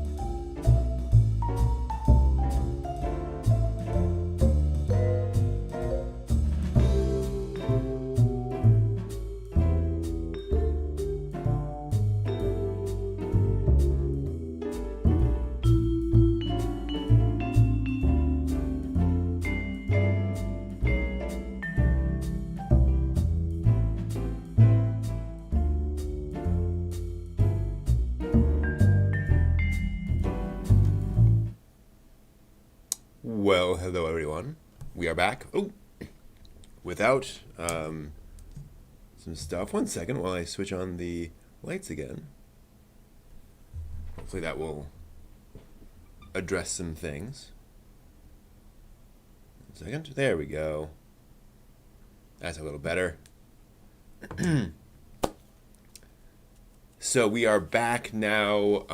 We just watched Digimon the movie over on SciTube, and then we watched the original Japanese version of the first segment of Digimon the movie, and it was an interesting comparison, really. The American version brings a lot more humor. There's a lot more kind of going on in the dialogue. A lot more folks chatting and throwing things back and forth to each other. A lot more pop music, American pop music in it. While the original version is a little more stark and a little more direct. It's a little more intense because there's not as much distracting you, which I find kind of interesting. So definitely worth being familiar with both. If you like one, you'll probably find the other interesting. Nothing against either one, just one of those things. Things are different. Hope folks found that interesting. Okay.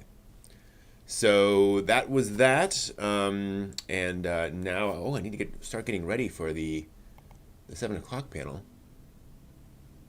Where we'll be talking about Japanese culture through animation, through this whole anime thing. Just gotta find the... There we go. Oops, that's not it. 1 second. I've given this panel a couple of times, and have some potential updates to it. But I think I'm gonna stick with the classic version of this for now, because it's the one I'm more familiar with in terms of the stuff I want to talk about. I can also hide that slide since we're not going to talk about that. Cool. Okay, some of these are not quite... okay, that's fine. Cool. Oh, that's why that's there. Okay. Good. This will be a good amount of time, I think, for this. Let me remove other things in this, and I think we're good to go. All right. Shift this over here. Get that going, and we should be ready to go. So if I click there, I can go over here, and then we can switch over to that thing, and we should be ready. Okay. Yeah. All right, let's do this. I'm going to do a presentation on Japanese culture through anime, and let's see how this goes. 1 second while I take a drink. All right. Oh. Oops. On the wrong thing. It's all good. So, have you ever been watching an anime series that you really enjoy, and you're just into it? You're loving it. The humor's really hitting for you. The characters are all coming together really well, and then suddenly the characters stop to have this conversation about like a particular snack and how to eat the snack right, and whether you eat it one way or the other way, and it just goes on forever. And you're watching it and you're thinking, this seems funny, but I don't get it. Like, why are they talking about this snack for like 2 minutes straight? Clearly, there's something I'm not catching here. Well, there's a lot of Japanese culture that just does not come across in dialogue. There's a lot of Japanese culture that is referenced in anime, but without knowing that there's elements of Japanese culture, you're going to miss out on things. And this panel will not necessarily teach you everything there is to know about Japanese culture, but it will provide some information and some anime that is reasonably educational about anime culture. Yes, this is the famous slash infamous chocolate coronet dialogue scene from the first episode of Lucky Star. Spoiler alert for those kind of who were wondering what was going on there. Kanata has something of a dirty mind at times. Anyway, so my name is Brent Newhall. I've been an anime fan since the mid-90s. I've seen a lot of anime series. Spent about 10 days in Japan in 2013. And I love anime, and I also love Japanese culture. So I'm hoping to sort of intersect those two things and provide some real context for that. I've also seen a lot of Japanese documentaries, like documentaries made in Japan about Japanese culture. So hopefully this will be useful to you all. A few notes. So the quick agenda as to how we're going to move through this. My plan here is to talk about anime that focuses on Japanese family life. What is like an elementary school, junior high, high school, college anime about life in rural small towns in Japan, traditional Japanese inns, some anime about Japanese history and how things evolved over there, as well as the anime industry as a whole. So we'll see how long this takes. This is not a comprehensive list. Feel free to suggest that I add some things to this. I'd love to throw some more anime into the mix in this panel. So again, I don't think there can be an exhaustive panel about everything there is out there, but I did definitely also welcome your suggestions and contributions. Also, very important disclaimer, very, very fundamental disclaimer. Anime is not real life. No anime series is a perfectly accurate representation of actual Japanese culture, even the ones that are relatively grounded, that are serious. There are going to be certain things about it that just are kind of glossed over. You know, anime is entertainment.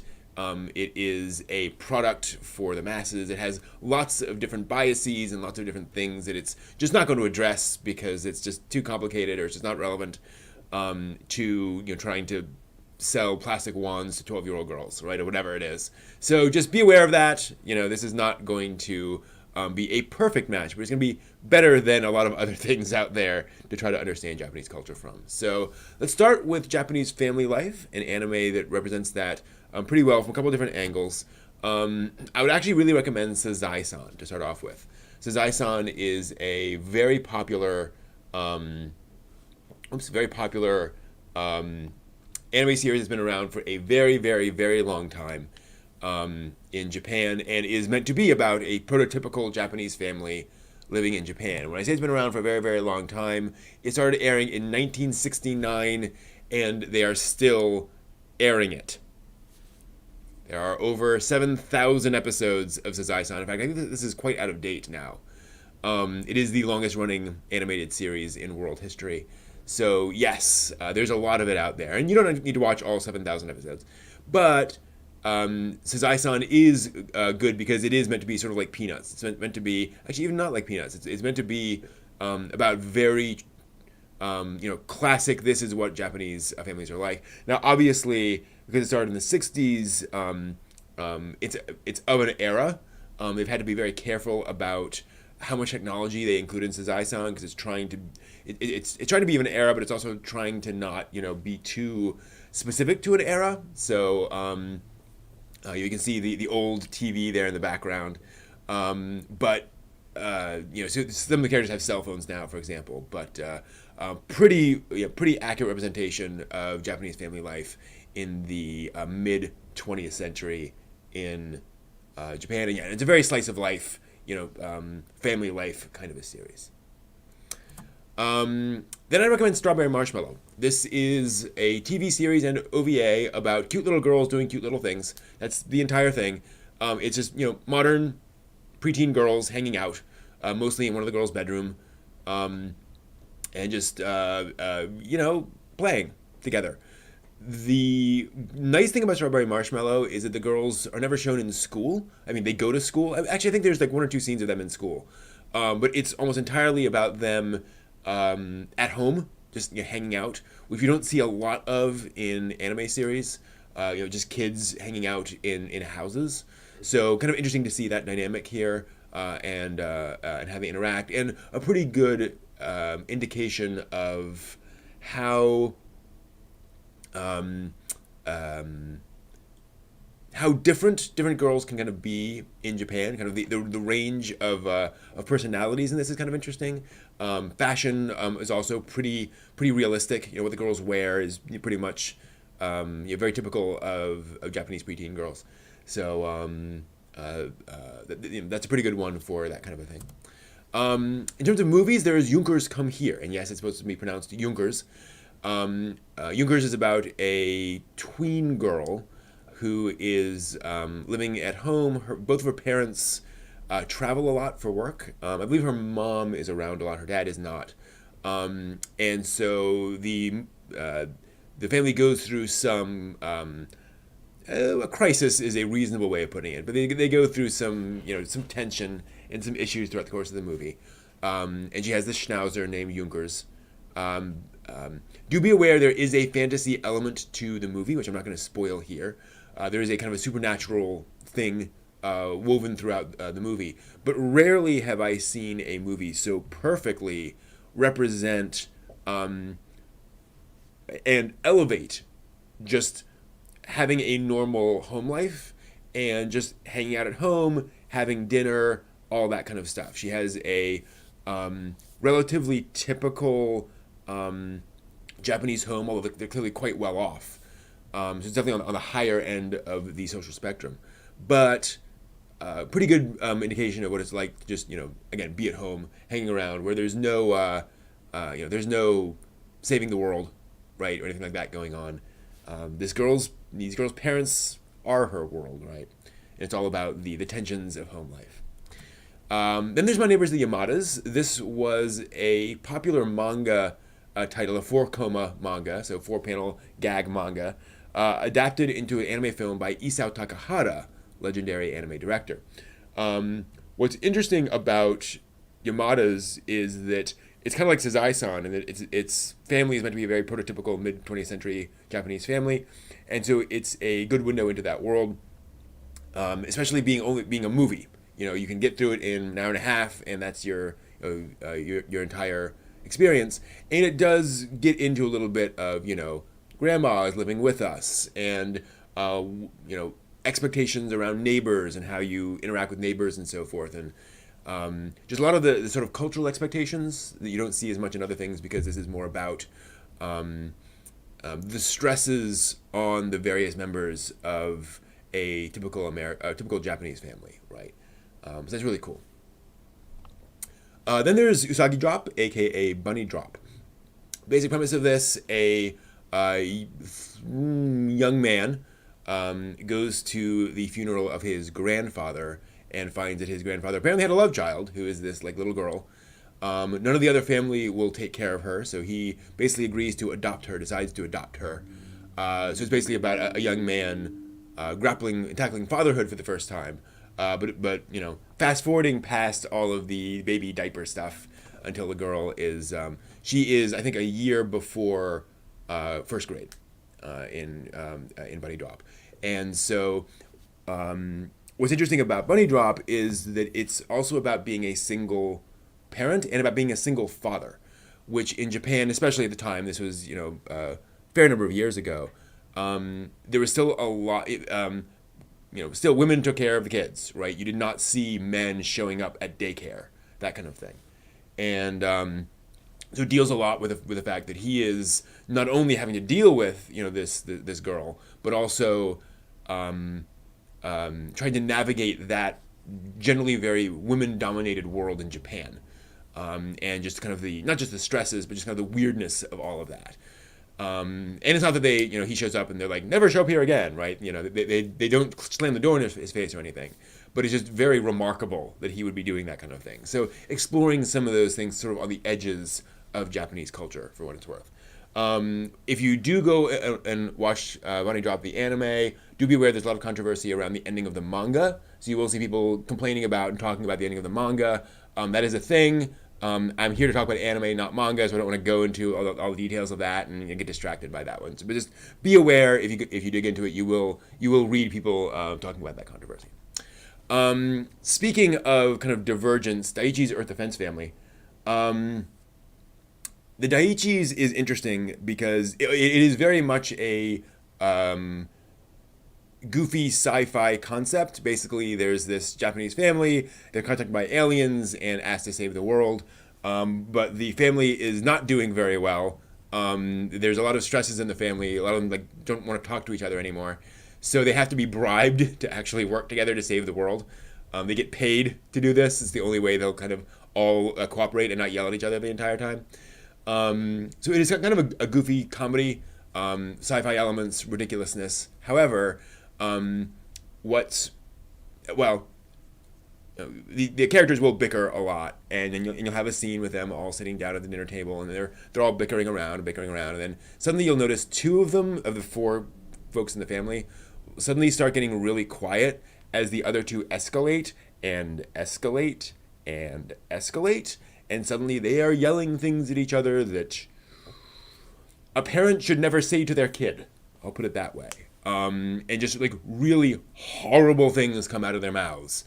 And then the other one will like run away, and you know, and sometimes they never take that back.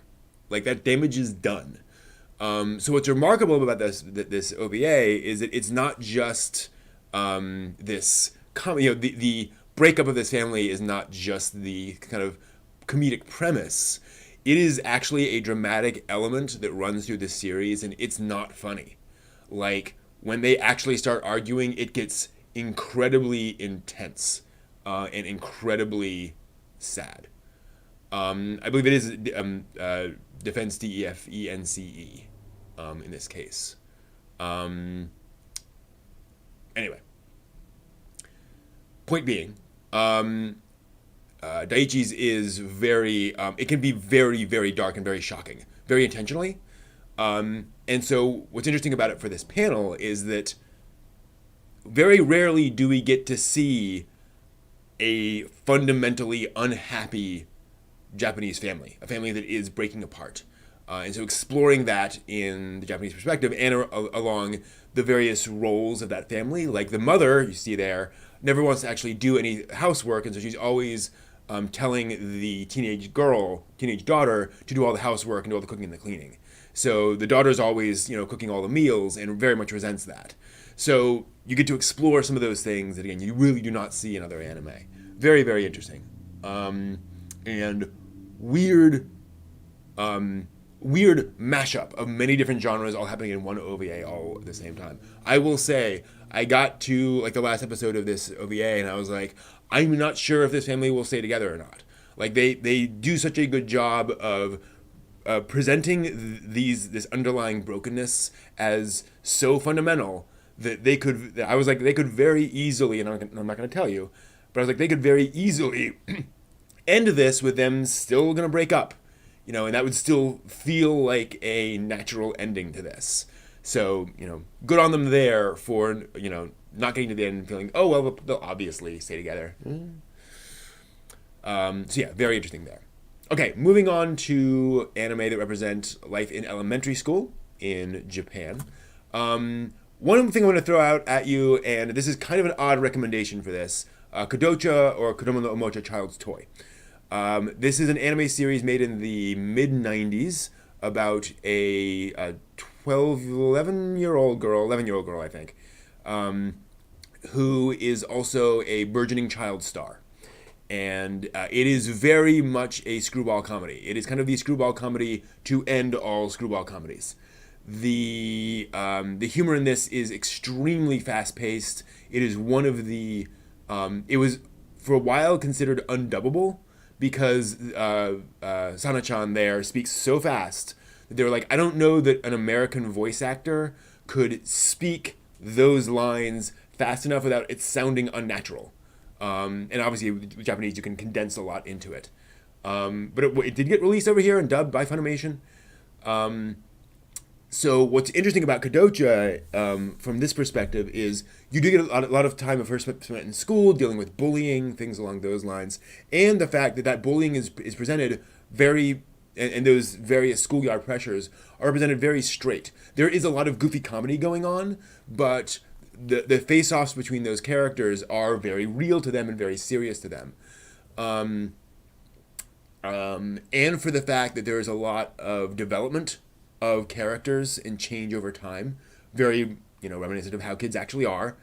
Things do change, and it's just really really fascinating.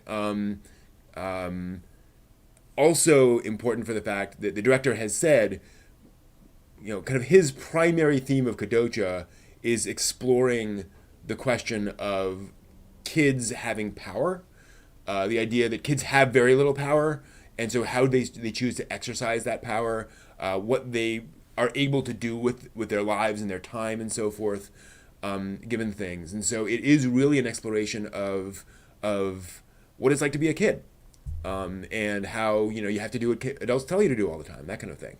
So really fascinating in that perspective, and just gut bustingly hilarious much of the time. I really, really, really, really love that.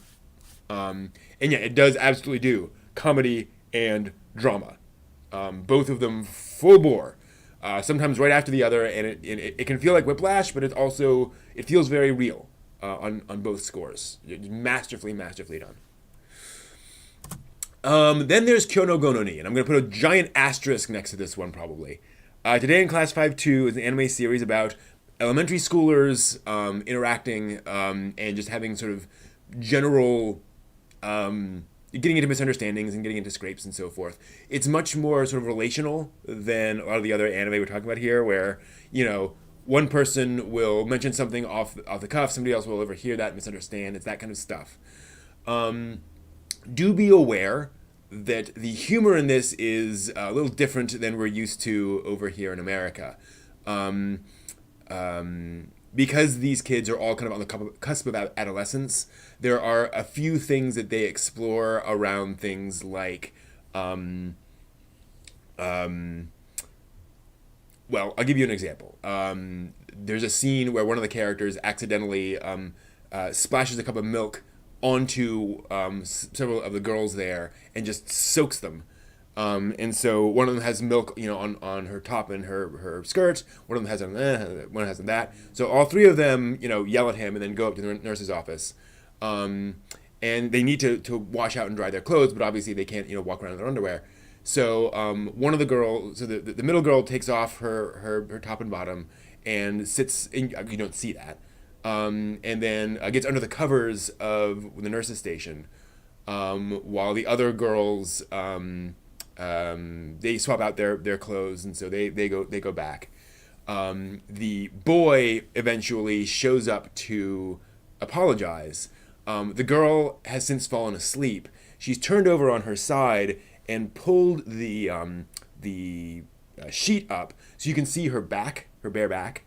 And he walks in and he's shocked that he can see that.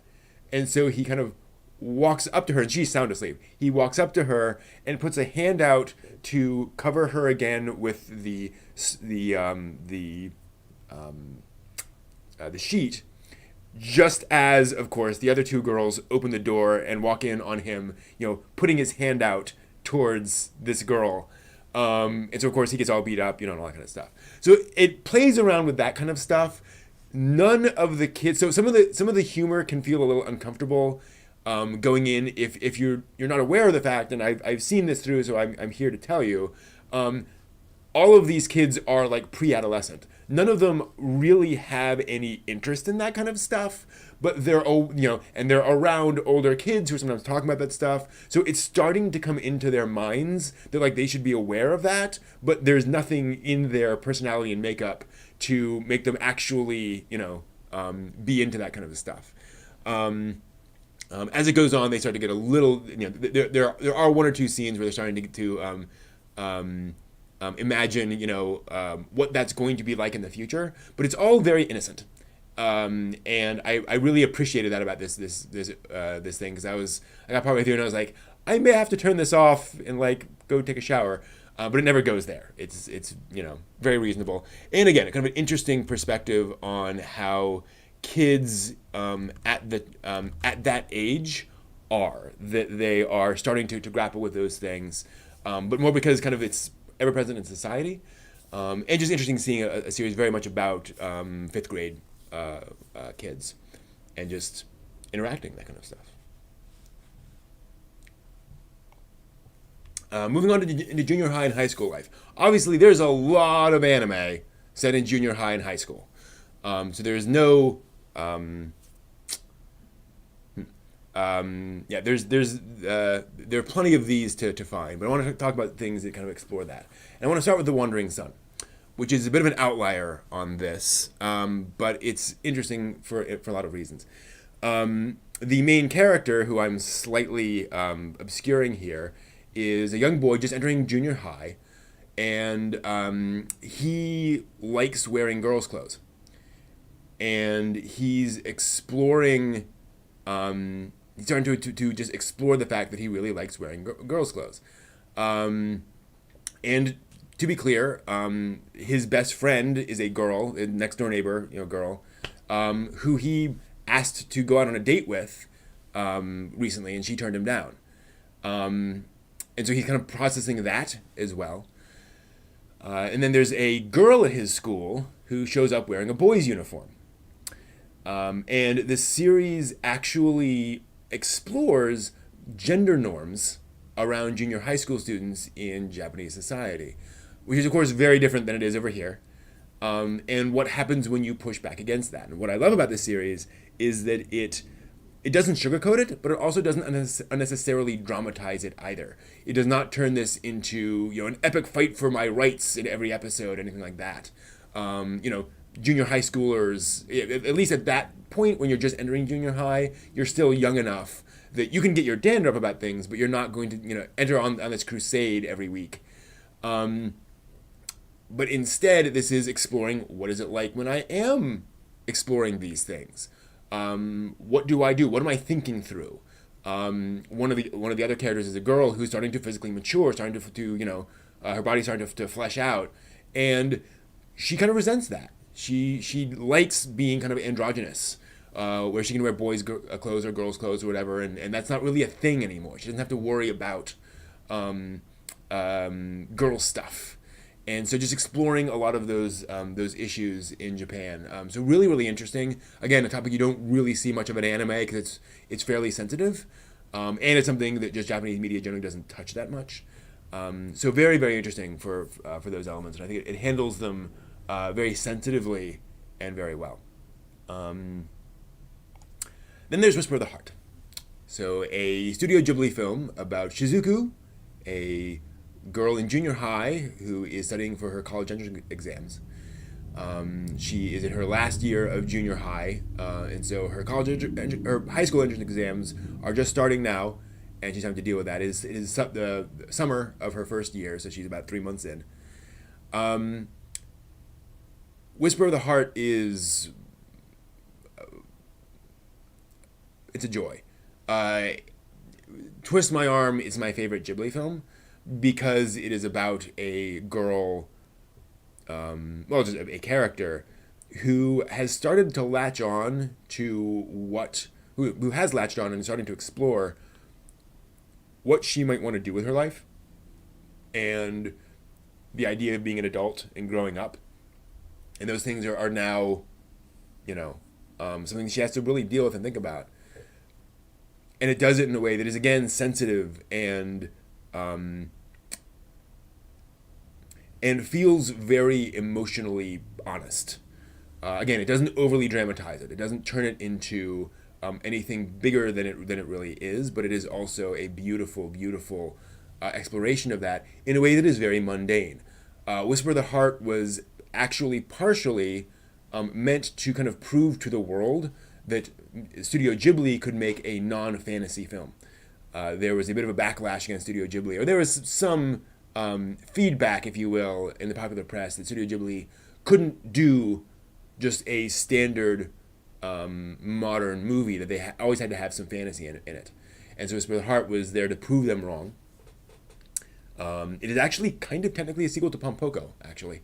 But Whisper of the Heart is, again, it's sort of this interesting dive into adolescence and growing up and that kind of stuff. And this pressure of having to pass your entrance exams and study for those and balance all the different stuff going on in your life at that point.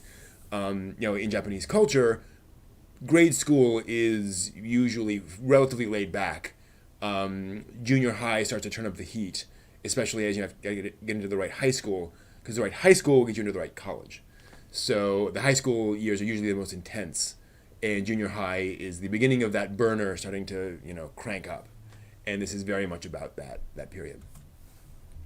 Then there's Karekano, Karekeshi no Konojo, or His and Her Circumstances. This is an anime series set in high school about a teenage girl who is the perfect student, the perfect friend, the model student, best in her class at everything, until she goes home, at which point she switches off that personality and just becomes a slovenly mess. So yes, if you've seen, I'm forgetting the name of it now, Uramashi-chan, whatever that is, I would argue that it is, you could trace a line back to Karekano here, although it's not as strong in Karekano. And the twist here being that the Umaru-chan, thank you, that's the one. The twist being that her rival at school, the boy who can do no wrong, the boy who all the girls are falling all over themselves about, he at one point shows up at her house. She forgets that he's going to be there, and he discovers her in her slovenly state, and realizes that she's not, she's not the model student all the time, and things begin to unravel for our protagonist. So what Karekano is, it is very much about that pressure cooker of high school in Japan. It is also, yes, thank you. It is also kind of like kind of like Kadocha. It is comedy and it is drama and it is romance. It is all of those things all at once. These are all actually screenshots from the anime series. This is all what it actually looks like. It goes between all of these different visual art styles, and it always makes sense and feels right. But it is at its core a romance series. A lot of comedy, a lot of drama, but it is really about these characters' romance. And what's interesting is, usually a romance, when I say that, I mean it's because the romance between the two characters is, front and center in a sense of their physical attraction to each other and so forth. No, this anime series, that romance is the fulcrum around which all of their decisions have to be made, because every hour they spend together is an hour they're not studying, and the more they realize, or the more they explore this part of themselves, the more they change, and the more that changes their relationships with other people, and the more that they evolve as people. This relationship kind of thaws both of these people in a very firm way. And it is brilliant in how it explores that and shows that. So there aren't scenes of them kissing in every episode. They have very little physical contact, actually, partly because that is, that is something they're kind of exploring at the time. Came out in the late 90s. And so that's the thing, is that the romance here is a constant source of complexity in their lives, and this very much explores that. Love Karekano. Very, very, very, very, very brilliant. Then there's Say I Love You. Say I Love You is a modern romance series. The main girl there is a girl who's never had a date, and ends up on the school rooftop, as is so common. And the most popular boy in her class, the playboy of her class, has a new girlfriend every couple of weeks, right? It seems. He ends up coming up onto the rooftop with her, apparently having just broken up with somebody, and they end up having a conversation, and he mentions he's just broken up, and she basically says, well, man, I can't imagine breaking up. Oh, that's the thing, as I recall, and this is not a spoiler, this is all back in the DVD box stuff. He basically says, actually, she broke up with me, and she goes something like, man, I would never break up with you, I'd love to have a boyfriend like you, and then starts to blush a little bit, and he turns to her and goes, okay, let's date. which she's just, what? So they start dating. And what I love about this is that a lot of these high school romance series with that kind of premise will make the playboy boy, constantly traipsing through a field of flowers or whatever. In this, he's just, really handsome and really popular. And they talk about the fact that and one of the things I really like is that he's had a lot of girlfriends, not because he's kind of used them and dropped them. It's because he likes girls, and he hasn't found the one yet. He hasn't found one that he just wants to spend all of his time with. And so they spend some time together and spend a few weeks together, or maybe a few months together, and then it's like, no, I think this isn't working out. He's not against them. He doesn't dislike them. It's just like, this isn't, you're not forever for me. But she has no experience with dating. And so she finds like physical interaction kind of creepy. This screenshot is very intentional there, where she's like, I'm not sure if it's okay for him to put his hand on my shoulder. Is this moving too fast for me, right? And so what this show explores is the fact that their expectations out of dating are very different. And they're very good at being respectful of each other, but also it's like they need to communicate. You can't just assume that this is how a relationship should go. You need to talk it out. But you're a teenager, so that's very hard. So it is very much about that. Also, it is a more recent series, so it is exploring more recent attitudes around relationship with teenagers. So, their peers are going to love hotels. Like, they are having quickies in various places. Like, it is not, there's a lot more close physical interaction than there was, back in the day. And even in the 90s, like back in Karekano, like there's some humor around people assuming that those two are sleeping together all the time. They're like, no, we haven't gone there. But Say I Love You is a much more modern series, so exploring more modern Japanese relationships with a pretty harsh eye. Some of the other characters in here do not have as positive relationships as these two. I'll just put it that way. Then there's Big Out of HK. So big asterisk on this one as well, but interesting as a sort of cultural sort of touch point, if you will. The main character, Yamada, is a high school girl who has just entered high school. She has not yet slept with any guy, and she really, really wants to. She has bought into the media hype around the fact that, oh yeah, teenage girls in Japan are sleeping around all the time, and so she's just can't wait to start her, high school sowing of her, just getting around in high school. I'll put it that way. And so this is about her trying to do that. Now, normally these things you really roll your eyes, but I do want to say that. Bigata HK explores that in not only a funny, but a surprisingly touching way. I'll put it this way. She does not make very much headway over the course of this anime series because she doesn't know what she's doing either. And she's constantly second-guessing herself. And it actually ends up being about, if you're going to spend so much time hanging out with somebody in order to, sleep with them, shouldn't you enjoy spending time with them? Right? Shouldn't there be something beyond just the physical? And not that the physical is bad, but, why do people hang out so much? Like, why are there romantic relationships? Why aren't people just sleeping together and then, moving away? Surprisingly sweet at the end. But it also does go into some of this territory and what it's like in Japan and kind of how available is that? Like, how possible is that? Some people will say, oh, that's ridiculous. There are no opportunities for teenagers to do that in Japan. And this kind of shows you what that would be like and what the expectations are and how, if you wanted to, you could. It's a lovely series for that. Then there's interviews with Monster Girls. Another big asterisk on this one because it is a fantasy series. It's set in a alternate present where monster girls, i.e., girls with sort of monster, so vampires, werewolves, those kind of things, they all exist.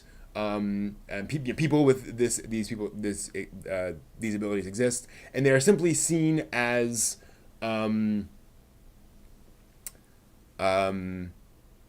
disabilities, basically. If you're a vampire, that's simply a disability, and so like, the government sends you a little bit of blood every month just to sort of stave off those cravings, that kind of stuff. So the characters in here are all high school girls who go to a school in Japan that is not full of monster girls. Like, they're just the girls in the school who happen to be monsters, basically. And the main character is a normal human guy who's always been fascinated by this, and ends up asking the girls to stay after school to talk about their experiences and explore what it's like, and kind of what are the physicalities around this, like what do you have to watch out for, that kind of stuff. And yes, this sounds like it could be the premise for a certain kinds of doujinshi with more adult themes, but it never goes in that direction. And so why I include it here, despite the obviously fantastical premise, is it does deal with basically having a disability in that sense, having a something that makes you different, and that you have to behave differently than other people as a result of that. The green-haired girl is a Yuki Onna, an ice woman. So in the myth, the woman who there'd be a traveler out in the wilderness and out in winter, and he finally finds this one half abandoned, half wrecked house, and he goes in and collapses in there, and then a beautiful woman shows up and shows him tenderness and cooks him a meal and then embraces him, but he feels so cold, and then eventually he realizes she is an ice woman. She is this sort of monster there to suck the warmth out of his body and kill him in the snow. And so this girl has this ability to draw the heat out of other people if she embraces them. And it deals with the fact that that is a problem, right? Like that, she cannot just like hug somebody without thinking through the consequences of that. And then I don't think it's a spoiler to say later on in the show, some of their classmates who aren't monster girls have this conversation around how should we treat these girls, right? Like, do we just pretend they don't have these abilities? Do we spend a lot of time talking about those abilities? Like, do they want us to address it? All those sorts of things. And so it is really, it really does deal with this element of how you deal with somebody who has a something that they clearly have to deal with throughout their lives. So very nice from that perspective. And again, kind of seeing the Japanese take on that thing. And again, yeah, as JJ says in the chat room, it doesn't get saucy or etchy, and it deals with differences between people and others, if you will, but in a very sensitive way. So interesting from that perspective. Moving on to college life. What is college life in Japan? And I love, yes, they're all on their cell phones. So again, college life in Japan is very different from what it is over here. Once you've moved past high school and you've gotten into college is generally less of a pressure cooker than high school. You definitely have classes to go to, and you have to keep up your grades, but it's much more laid back. You can do extracurricular activities. The eyes are not on you the way they are in high school, and so you kind of got to mention Genshiken, anime series set at a college's basically otaku club. So a bunch of folks who all get together in this club room and talk about anime all the time, and manga and everything else and so forth. This is one of the first anime manga to deal directly with otaku, to focus entirely on otaku and what they go through, in a way that isn't fantastical, right? So Otaku no Video obviously did this way back. But Genshiken is about just anime fans. Their protagonists are anime fans who are hanging out at this club room and dealing with that. And so seeing again what the how they are perceived by other people in society in Genshiken is notable. Now, of course, Genshiken is an anime made for otaku. Like, they know that otaku are going to watch Genshiken, so there is a patina of happiness over the entire thing, right? It's not necessarily as true to real life as it might otherwise be, because they're trying not to make otaku feel too bad about themselves. But it is, they do deal with some stuff in Genshiken. And it is clearly made by folks who are savvy about the otaku world and what otaku argue about endlessly, for example. And Genshiken was pretty popular. It was so successful that the anime within an anime that they're all watching, that they're all obsessed with. You got always have that thing where the folks in the show are watching some show they all love. They actually ended up making that show. Yeah, so the show they watch becomes an actual anime in real life. Then I want to mention Rideback. Rideback is set in a near future in which there's been increased development in motorcycles to where motorcycles can... there's this form of motorcycle called the Rideback that can shift into this sort of mecha configuration, if you will, and be ridden that way. This girl was a ballet dancer, and she was the daughter of one of the great ballet dancers. Ballet, not belly. And she had her debut at the age of 14, and then she slipped and broke her ankle, and thus will never be a ballerina ever. Because at that level, if you have any stiffness, you're done. So she ends up just moving through life, deciding to be just a regular person. And she's like, okay, you know what? I'm not going to be that ballerina. You're going to be, I'm just going to, get a degree in economics or something and, live my life. And then when she enters college, she comes across this club, this Rideback club, and gets interested in the motorcycles. And basically, so not to get into spoilers or anything, but as you can imagine, a motorcycle that then shifts into this mode is very finicky and requires very, very, very fine balance, which, as you can imagine, an ex-ballerina has really well. So she becomes, unexpectedly skilled at Rideback. Now, this series is actually a little more a series. It's not a sports anime per se. It's more of a drama. And what I love about it is very much set in college, and it's one of the few anime set in college where you actually see her going to class. And it is actually more about college life, or it has more sequences set at college about being a college student than most other anime I've seen. So the plot is really not about college at all, but you get at least something in there, whereas it's usually just completely absent in most other shows of this type. So very interesting series on that score, and dealing with the fact that college is this time of your life when you are exploring who you're going to be as a sort of working professional, right? What's the next stage of my life after the teenage years and youth? All right, moving on to anime about small town life out in the rural Satoyama in Japan. Mushishi comes up in these conversations a lot, and I want to address that real quickly. Mushishi is an anime series. It's a fantasy series where this main character goes around to various small villages in rural Japan and essentially exorcises these spirits from the villages. And it's complicated, but that's not really the point here.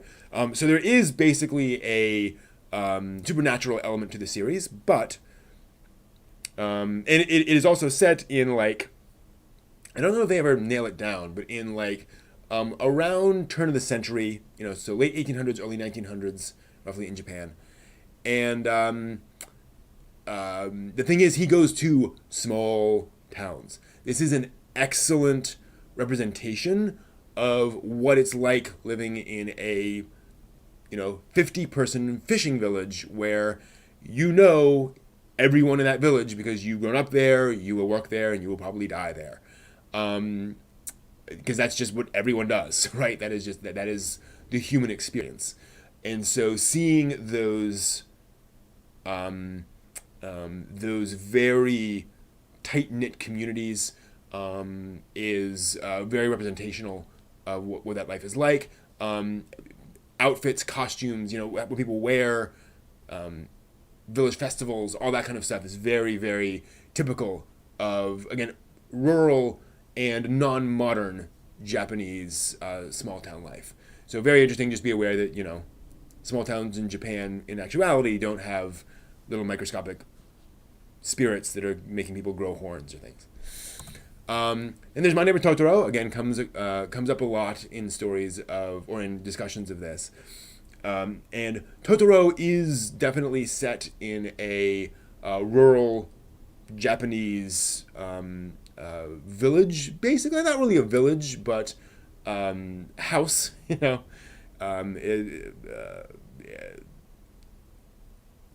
It's tough because Totoro is, and Miyazaki has claimed this is not true, but it is clearly meant to be a sort of a nostalgic throwback to idyllic rural life in late 50s, early 60s Japan, right? Back when everyone was, back when the economy was getting better and everything was better then, so to speak. Totoro does showcase a few elements of rural life, the idea that you do know your neighbors because you're going to have to rely on them when a storm comes in or whatever. The fact that everyone around you farms because that's how people live, in those parts of Japan. And the fact that you're not going to the store for vegetables. You're getting those from your farm or the neighbor's farm and things like that. So it does do a fine job of that and representing that and representing. And I think it's more useful for rural life of that time, really, as opposed to what rural life is generally. And there's Nia Under 7. So Nia Under 7 also has kind of an asterisk against it because it is a near future sci-fi comedy thing, very screwball comedy a lot of the time. But Nia deals with the fact that it's a near future, aliens have crash landed on the planet, but they've just integrated into human society and no one cares. The main character, Mayuko, the girl with black hair here, do I have another shot of Nia here? No, I don't. She is a Ronin. She is a college student who failed her entrance exams, a prospective college student who failed her entrance exams. And unfortunately, that only happens once a year in Japan. So if you fail, you have to wait an entire year before you can take them and hopefully get into college again. So she's on this gap year of studying really, really hard for those entrance exams, working multiple jobs, and really just, she has no money, she has no time, and it's basically, work, cram school, work, study, work, sleep, right? Every day.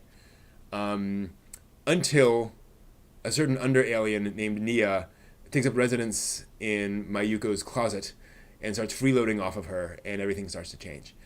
Nia Under 7, as I mentioned earlier today, by much of the same staff as Serial Experiments Lain. So definitely a remarkable anime series because those people have imaginations.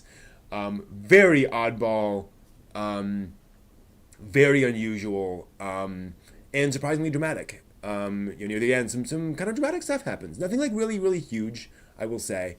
In the sense that, it does not turn from a comedy into a drama, but just, more dramatic stuff starts happening later on in the series, which is kind of interesting. And there's some drama. Episode 4 has some nice dramatic moments. But, point being, this does a really good job of representing what it's like being a Ronin. Being, studying for college, going through that grind day by day by day, being a penniless student, and dealing with all that stuff.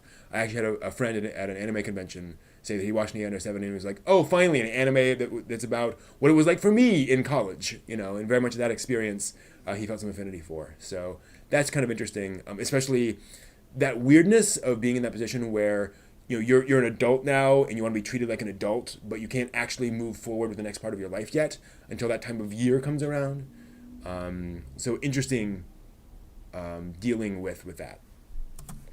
And then Non Non Biyori. So very cute anime series from a few years ago, set in a small rural town in Japan. This is the entire elementary school and junior high school, I believe, of this town. in this picture. So yeah, it's a tiny, tiny town, and so Non Biori is it. I really enjoy it because it is an exploration of living in a small town. You're out in, when you go out to play, you go out into the woods and you're climbing trees and doing that kind of stuff, right? It's not the concrete jungle of Tokyo. And kind of like with Mushishi, you know everyone around, like you know everyone by name. And a lovely exploration of that. I use exploration a lot in this. I understand that. I know that. But yeah, Nana Biori is it's also just this sweet slice of life comedy about young girls hanging out in rural Japan, and dealing with what the local culture is like, all that kind of stuff.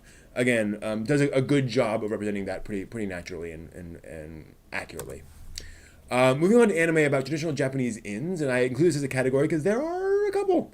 The big one is Hanasaku Iroha, which is an anime series set at a traditional Japanese inn, which spends a lot of time on the insane levels of customer service expected at places like this. Just the professionalism and quality is through the roof in these places. And so it's just really neat to explore that from the perspective of a teenage girl who has to work there for the first time. And Hanasaku Iroha, make no mistake, is about going to work for the first time. And it's a really remarkable little show. It is more of a slice of life story, but it's sort of a slice of work series. It is, okay, I'm working here for the first time. What is that like? How do I deal with coworkers? What's my schedule? How do I keep up with everything? All that stuff is very much an element of this. And, this is not right in the middle of the city. Like, you have to commute and do things like that. So, very interesting show about that stuff. Okay, I lied. There was just one. All right, moving on to anime about Japanese history. And this panel is going to go a little long. It's going to go beyond the hour mark, just so you know. That's okay. So I want to mention the House of Five Leaves. And we're going to go through these series in historical order. So not when the anime came out, but the period in which the anime is set. House of Five Leaves is a samurai series, but it is a more realistic samurai series in the sense that the samurai they don't really have anything to do. They just kind of hang out, and they have to find work. And the work available to samurai in the Edo period, where there are no wars, can be kind of shady at times. So it's fascinating because it does deal with this tension between being a samurai is meant to be this very noble thing, this very principled thing, but how much of your time do you actually spend doing principled thing? How much of the time do you spend, saving the week? And when are you just making a buck to get by? And when do you have to kind of compromise your principles so you can actually not starve to death? So it's a fairly uncompromising look at the samurai experience. Definitely unromanticized compared to a lot of representations of samurai and samurai life. Then there's Shigurui Death Frenzy. This is a more romanticized version of that. Quite gory and bloody at times. But this is the anime equivalent of one of those, R-rated samurai movies where folks are, disemboweling themselves because they have offended their honor and that kind of stuff. But there's actually not a lot of anime about this period in Japan. And so Shigurui is cool because it is kind of a straight samurai anime series.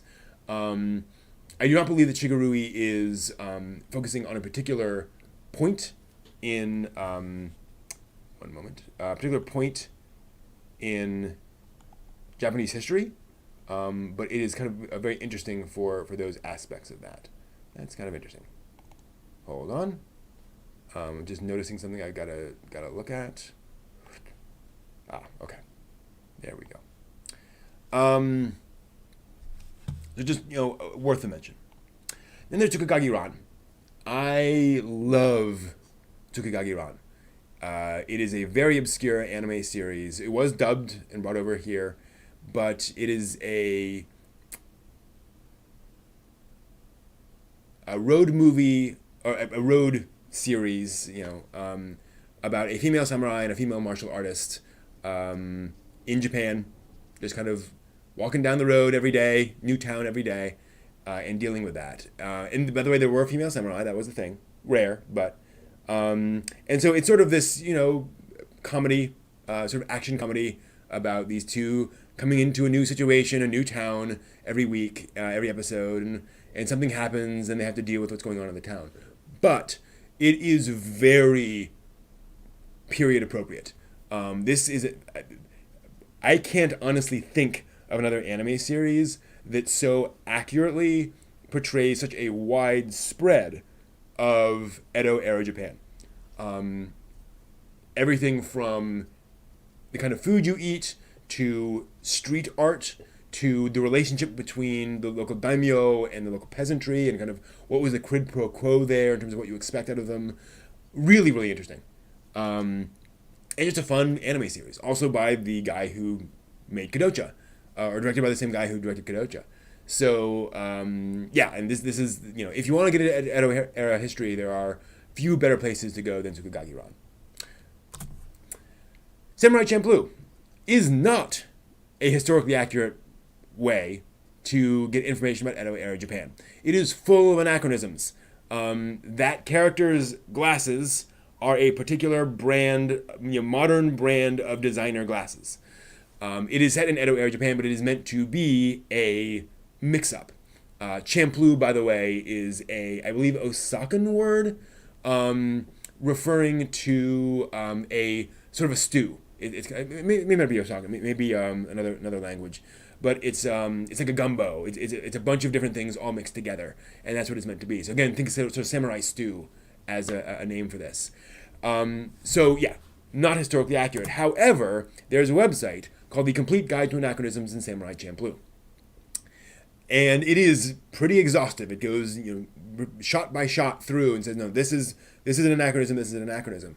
And it can actually be really interesting to watch an anime series like this and, note every single one of those anachronisms, to be able to compare and contrast and say, oh, that's different. It wouldn't have been that way back in the day. So an interesting exercise if you do want to look at those things. I would not recommend watching Samurai Champloo, to be to glean historical information out of.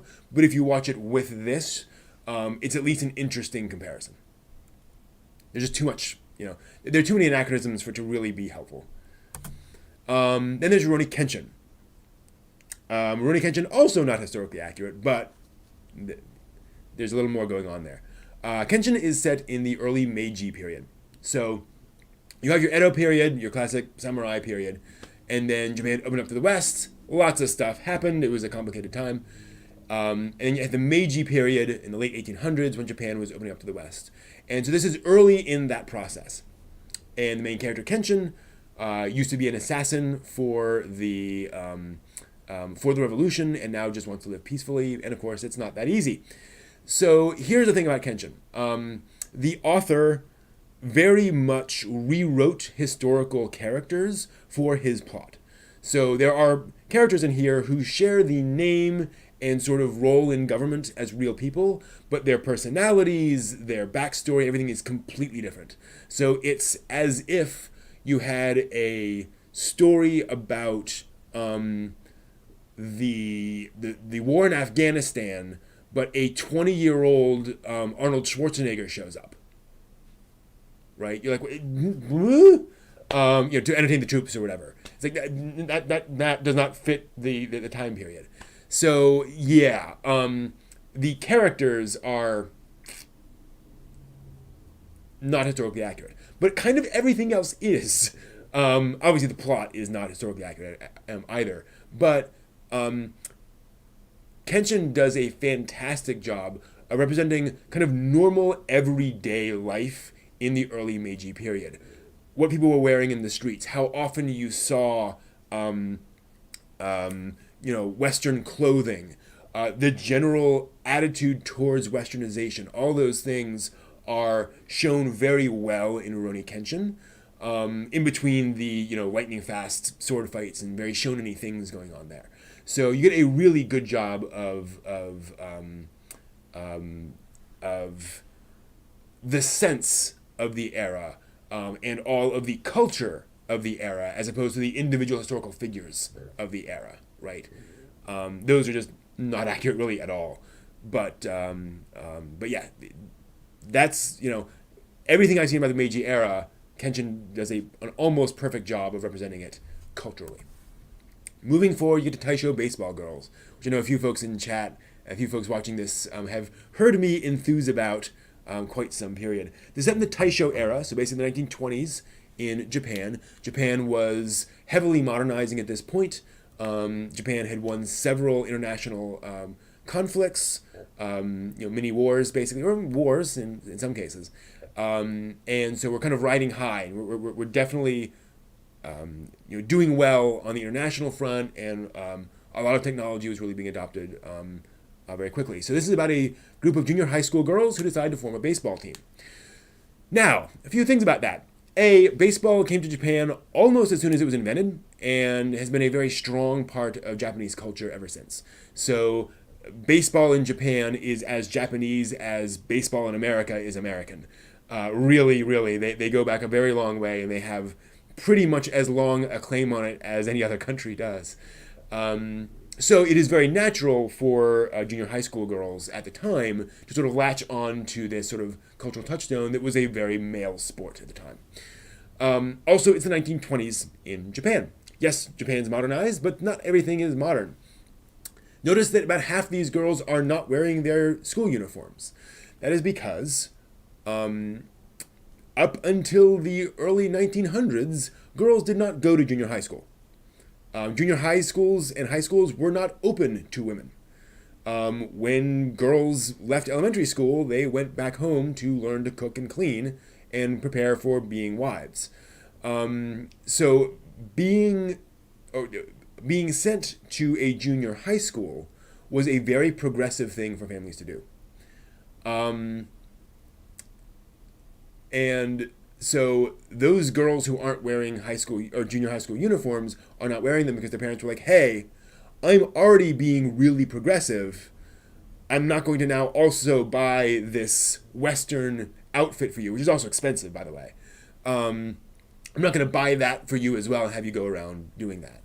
And this being the 20s, girls weren't supposed to run. Running was unladylike. There was no reason for you ever to run. Other than, like, in a fire. And even then, sorry, basically. So, yeah, this was a very unusual thing to do at the time. And you deal with the fact that the brown-haired girl in the middle there, the one who's the almost tallest one, she's betrothed. There's a guy who is probably going to marry her one day, and she's not really interested in the guy, but that's just a thing. Right? Like, she can say she doesn't want to marry him, but that might not be her decision. And what I love about the show is it explores that, and it shows that is sad, but it also doesn't turn it into, and again, this is one of those things where you have to be careful about presentism. This was normal at the time, so nobody was crusading against it, right? It would have been unnatural and unusual and I mean, extremely unusual for anyone to, march on the streets against that thing. It'd just be like, oh, that's a shame. Like, that sucks, right? And so they present that as that's what it was like back then, without getting to, where that actually goes. So, that said, this is a very fun, upbeat series. It's basically a sports anime. We know the plot of every sports anime ever. It is very much that plot. And so it is about these girls, and it is in a time when girls are getting more freedom. They're getting more time. They're getting more opportunities to do things. Again, they're going to secondary education. That's amazing. So that's really cool and interesting. And it's definitely an exploration of school, of adolescent life at that period in Japan, when a lot of things were undergoing changes. Yeah, exactly. Modern tastes were not the same tastes, not in the modern time. Now we're moving into mid 20th century, so I should bring up The Wind Rises. The Wind Rises is not historically accurate, although. So the actual story of, I'm forgetting his last name, but the main character, his life story, Miyazaki completely rewrote for the movie. Yeah. I don't want to get into spoilers there, but not at all. It's actually a famous Japanese short story that he based that storyline on. But the stuff around his design of the Japanese Zero, that is all very historically accurate. I mean, obviously, the individual lines of dialogue, those were not written down, right? But, that evolution of building that plane and what they went through and trying to figure out what was going on with it, that is, meticulously researched and very well represented. It's also good for representation of the Japanese salaryman experience and expectation. The idea that you work 12, 14 hours a day and you need to get married because you need someone to take care of your home and to raise your kids. Not because you even really need a helpmate, but because who else is going to raise your kids? So that's what your wife is for. You don't really need to, your relationship with her doesn't really matter, partly because you're not going to spend much time with her anyway. You're not going to see her much at all. That does, come up in The Wind Rises. So seeing how that is, seeing the expectations around work hours and all that is kind of interesting. And the fact there's a kind of a love story woven through it is okay. How do we navigate that given our relationship with each other? So yeah, and to be clear, I love The Wind Rises. I think it's a beautiful movie. It is worth watching. As long as you understand that it is not meant to be a historically accurate representation of that man's personal journey, go for it. Enjoy every minute of it. And Hideaki Anno voices one of the characters. Okay, so we've hit World War II. We should mention Grave of the Fireflies, right? If you haven't seen or heard of Grave of the Fireflies, it is about these two kids, teenager and little girl, brother and sister, living during World War II. Bad things happen. They do not have a particularly happy experience throughout World War II. That said, you may have heard of Grave of the Fireflies and been like, I don't know if I can handle that. It is a sad movie. However, it is, and the director has said, Takahata, that it is meant to be a celebration of their life, of the experiences they were able to have together. So it is not a maudlin film. It is not a film where it's trying to, extract tears from you at every moment. It's not pulling on your heartstrings all the time. It is just saying, hey, this is what it was like for a lot of people. Right? This was a tragedy. And so we're going to present that tragedy to you, very directly, very clearly. And yeah, Grave of the Fireflies is, I think, a movie that everyone should see. Just for a lot of reasons. Also, similarly, very meticulously researched. It is based on a real story, semi-autobiographical short novel, story. And so it is, and it because that came out and was considered sort of high literature, Grave of the Fireflies, the original autobiographical, semi-autobiographical novel, they were very serious in making the anime series of that, right? They did not skimp on the realism. They tried to make sure it was very much about what it was like. And again, for one of the reasons I'm glad I watched it is because we don't get this viewpoint in America, right? We don't get to see what it was like for people on the ground in Japan in World War II. And that's not, darn American propaganda. That was not available to us, right? No one was writing about that stuff. It's hard to get exposed to those things. So here's where we get exposure to those things. Is there any moralizing in it? There is moralizing in the sense that it basically says, look, this was a terrible, this sucked. This was really bad. It should not happen again. It is not anti-American. It is not there to say that, well, no, it's not anti-American, but it is saying that this war was horrifically devastating in ways that that people could not foresee, right? Really, really, really dire. But yeah, no real moralizing in that sense. Now there's a lot of symbolism in the movie around life and things like that. So it is sentimental in that sense, but it is not. It's not maudlin. It's not sappy. It's not the violins swell as he holds a dying puppy in his arms. Right? It doesn't do that. Yeah. Oops. So World War II. I don't know if you know, but this thing happened at the end of World War II. The main character, Barefoot Gen, is a young boy who lives in the town of Hiroshima in the year 1945. He has a bad day. He has a bad months, basically. So Barefoot Gen was written by a survivor of the bombing, and Barefoot Gen is again meant to be about this is what it was like going through that. And the thing to be aware about Barefoot Gen is it is also not anti-American. In fact, it kind of goes out of its way to say, there was this war going on, America unleashed this thing.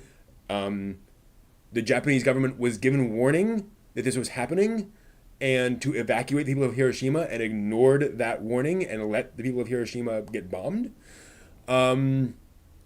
And so the Americans are just presented as this faceless enemy. Like they're there, they drop the bomb, but it's not, it's not that. And the thing to recognize is that we have this view of the atomic bomb as this thing that just, completely atomizes everything within like a 20-mile radius. And that is true of like a modern neutron bomb, but the early atomic bombs were much less powerful, horribly destructive. But they were more like a very, very powerful conventional bomb combined with radiation. So a lot of structures stood. If you were standing behind a thick concrete or stone wall, you would have survived that. Now, obviously, there's debris and things like that, and you would have been exposed to radiation. But you're not going to get wiped off the face of the earth and turn into a gray smear on a wall. And so that is one of the things about Barefoot Gen is it's not just the fact they bombed Hiroshima and then suddenly it was this empty hole in the ground. It's not like Akira. A lot of people survived. A lot of people were still had beating hearts afterwards. They were just often in very, very terrible shape, and many of them did not survive the next few days. So, again, without getting into modern things, thank you, neutron bombs, or hydrogen bombs. Essentially, and I think it's, again, I don't think this is I think this is the kind of thing that folks would want to know about the movie. The first half hour is Gen living his life in Hiroshima. About a third of the way through, the bomb drops. The next half hour is him living in that hell. And the last half hour is afterwards. Kind of, what it was like for people trying to recover after the bombing. And the fact that, you now have radiation poisoning. It may be survivable, right? You may live through it. Your body might eventually, might cleanse those toxins. You might live to the age of, 65. But what is that doing to you? What do other people think about you? Are people willing to help you if they think you've been contaminated? All that stuff. But yeah. Moving on to that too from Up on Poppy Hill. I should also put in here, I forgot to put in here, or I have not updated this list since I watched From This Corner of the World, which is absolutely about, so it is set one town over from Hiroshima, basically.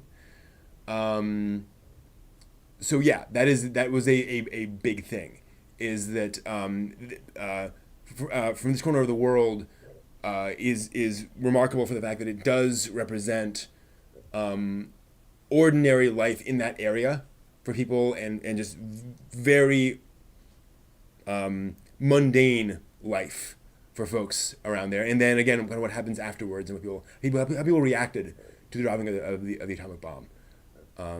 Totally worth going. Somebody in the chat noted that devastation depended on how close you were to the epicenter. There was still much surface of the sound vaporizing. There was that is certainly true, and that is graphically represented in the movie.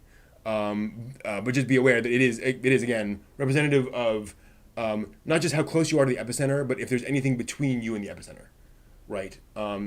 Lest we forget.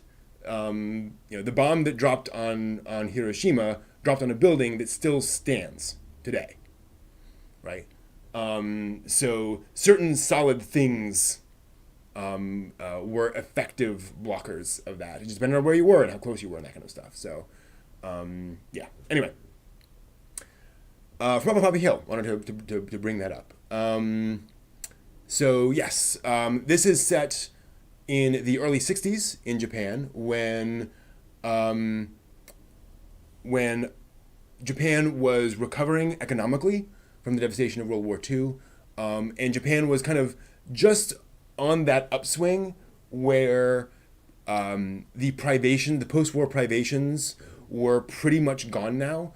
And Japan was certainly not a wealthy nation, but they were clearly rising out of that, and things were starting to accelerate and getting better and better and better. And so people were starting to breathe that sigh of relief of, oh, good, we're not going to backslide, things aren't going to collapse, all that kind of stuff. So this is dealing with the slight changes in Japanese society at that point. The main characters go to junior high. And yes, to answer JJ's question in the chat room, it does deal with the very beginnings of the student protests of this period. Now, they were very small. They were more like a bunch of students getting together to say, this rule needs to be changed at our school, and them going to the principal and asking him to change it. It wasn't, the government, we should topple the government, anything like that scale. But you do start to see those sorts of changes happening. But yeah, so Poppy Hill is a really... From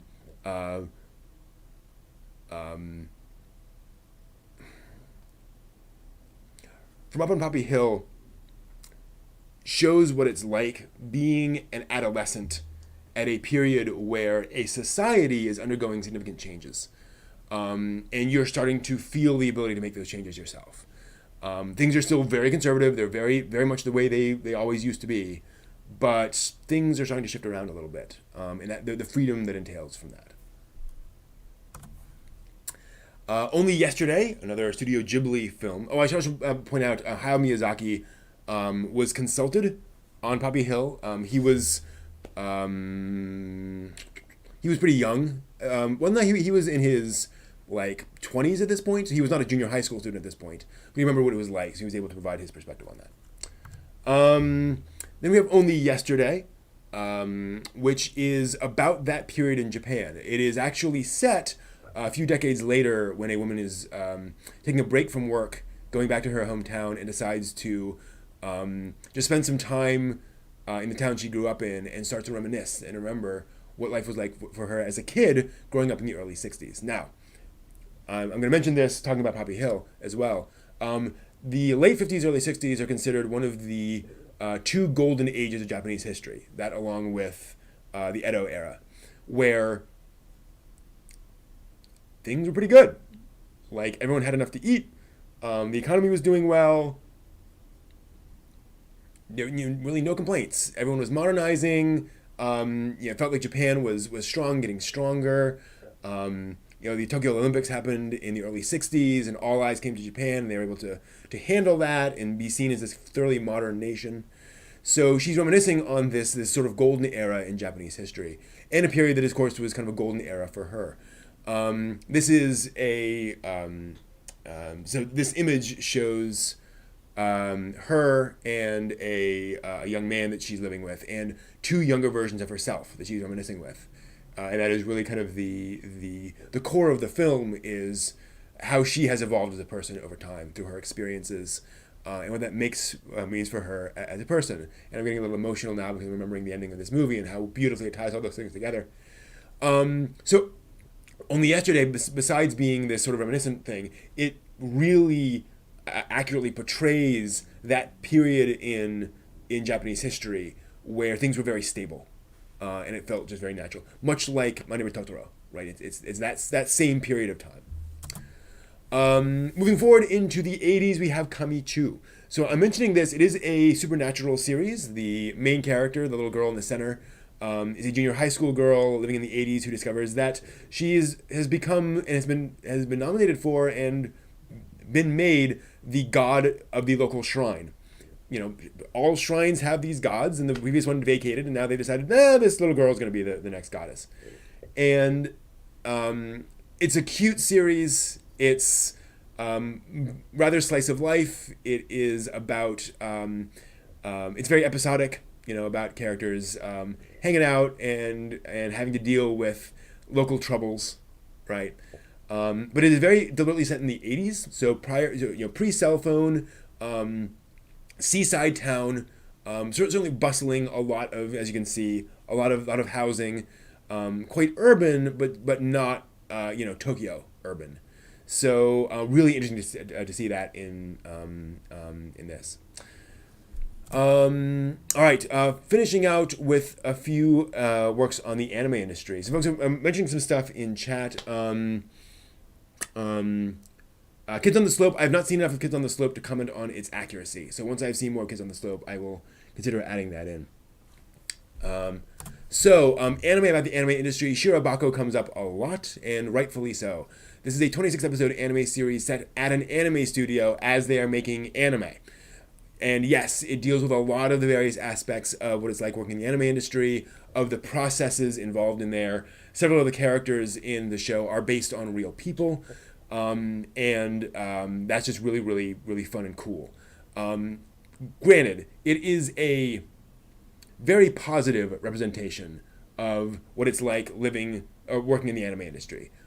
While it is shown as being very hard work, almost everyone has really upbeat attitudes, really positive attitudes. We'll get through this, we'll get it done, all that kind of stuff.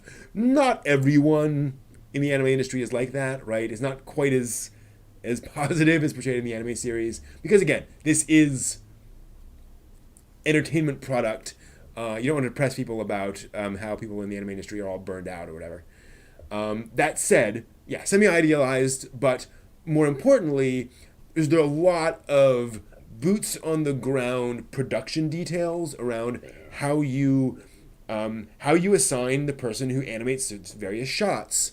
How do you distribute the work? What happens if you have a sequence that involves animals, but your staff isn't very good at drawing animals, right? All of those kinds of things.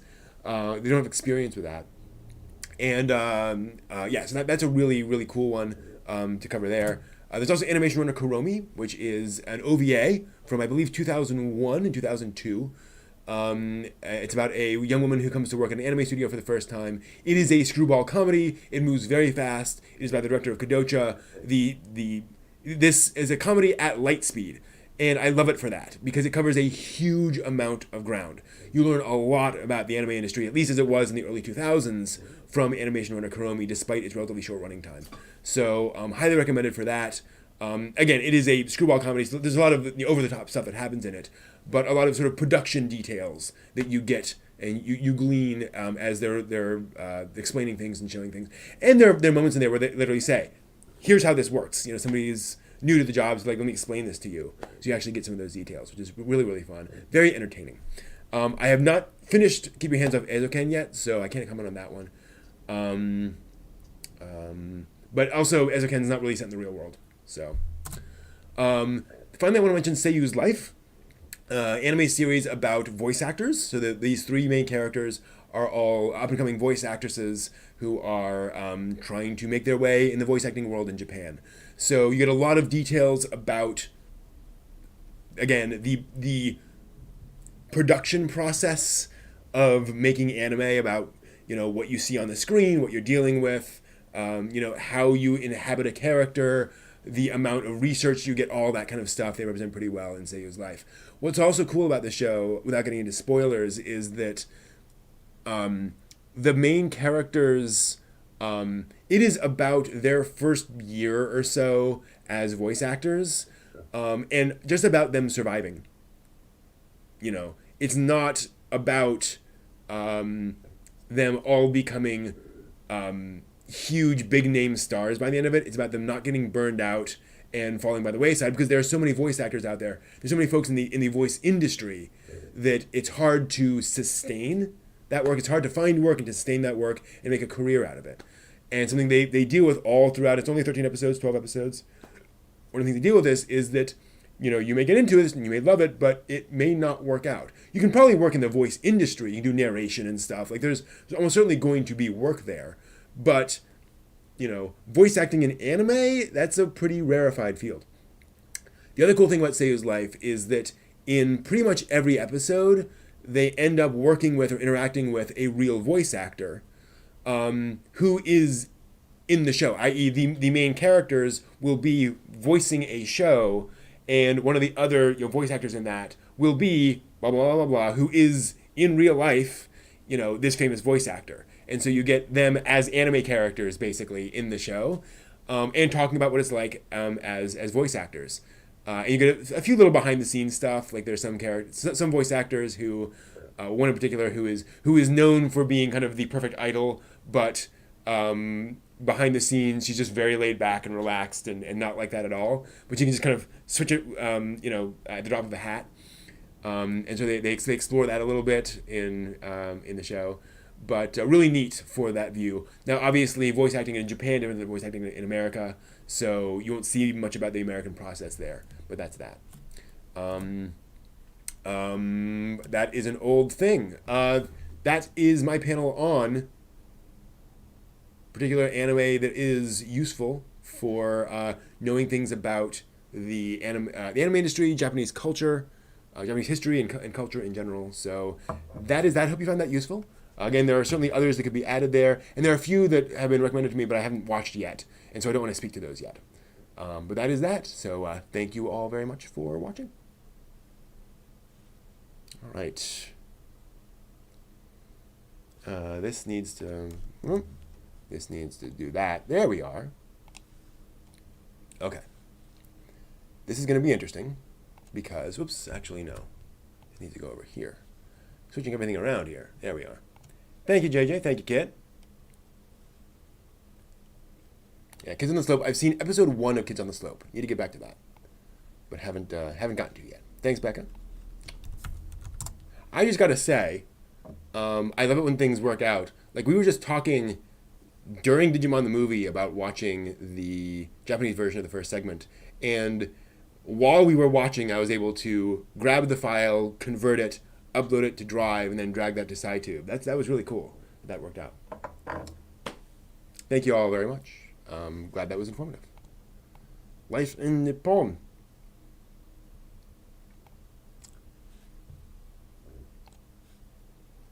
Oops. Whoa, whoa, whoa, whoa, whoa, whoa, whoa, whoa, whoa. No. What's going on? Okay, good. I almost shared the screen with something that with a it was just a PM with somebody, nothing embarrassing, but just like that's someone's private conversation. All right. Yeah, non-technical hentai or anything. Just I shouldn't be sharing what other people are chatting with me in a PM without their consent. And I say that just because, especially on Geek Archaeology, folks are sending me their mailing address to pick up giveaway stuff or things like that, or here's my screen name on this thing, so you can follow me there. So I'm just trying to be careful about that stuff and not accidentally share that. No, technical hentai is on a different computer. I don't have that on this one. Different place. Yeah. I was gonna say something, but it's not that. It's still too early in the day. Let's see here.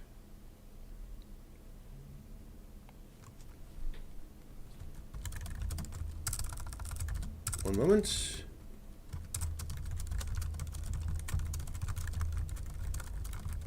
Cool.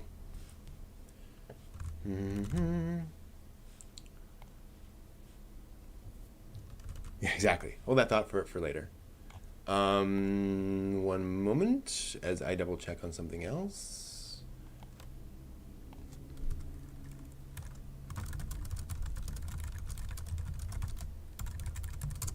Okay. Cool. Let me see here. So we have a little bit of time before the weekly dig. And I need to figure out something to do for the next half hour. That was intentional. I figured that panel would go for a little while longer. But I got to figure out something to do here for the next half hour without going, well, for the next half hour, without talking too much to save the voice. Lord Admira asked, do you know any math-based anime?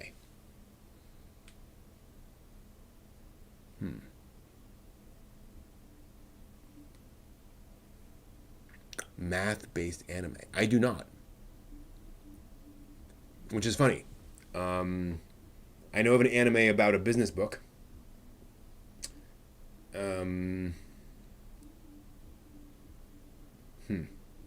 There's certainly manga about math and various things like that. I don't know. Thoughts on the new announced Inuyasha following his and Sesshomaru's daughters? I think it's a brilliant idea. I think it is. I think Inuyasha has been around long enough. Again, it came out 20 years ago, and I think it's had enough staying power. There's enough nostalgic play for it, and that now you can explore that from a different angle. I think it's a really good idea.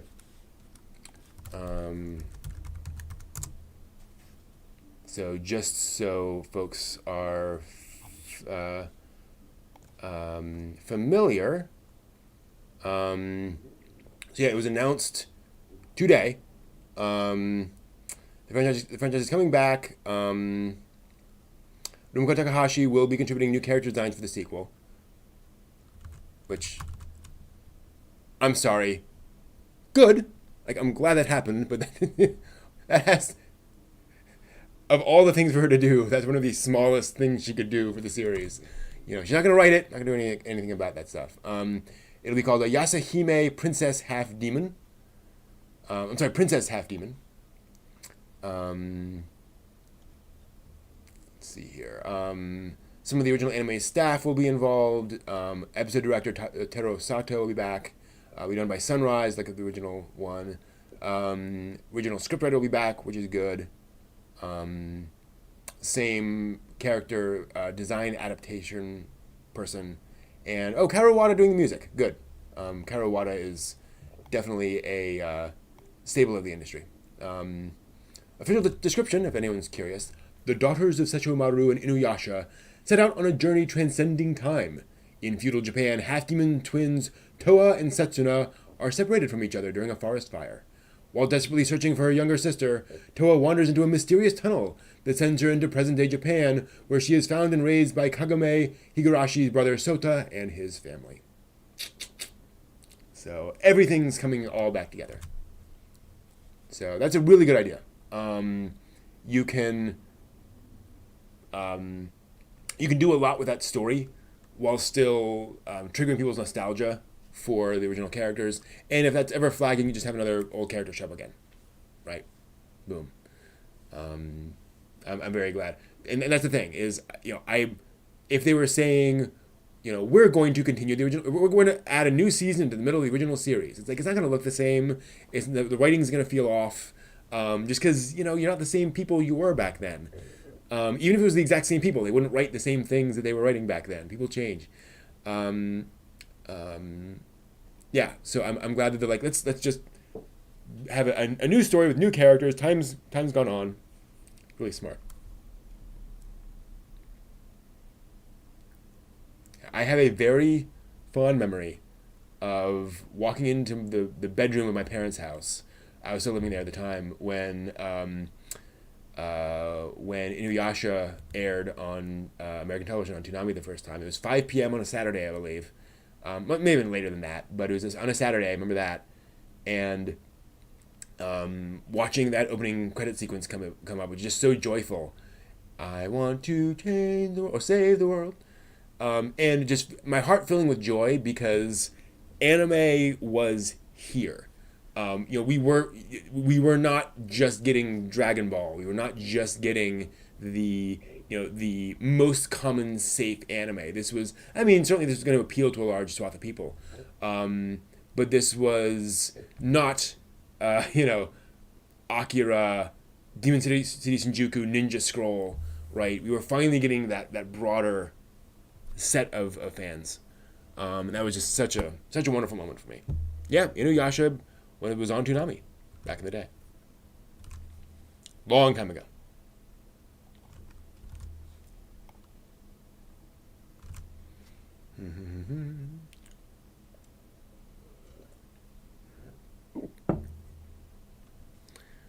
Do I recall listening on a website called Anime Radio?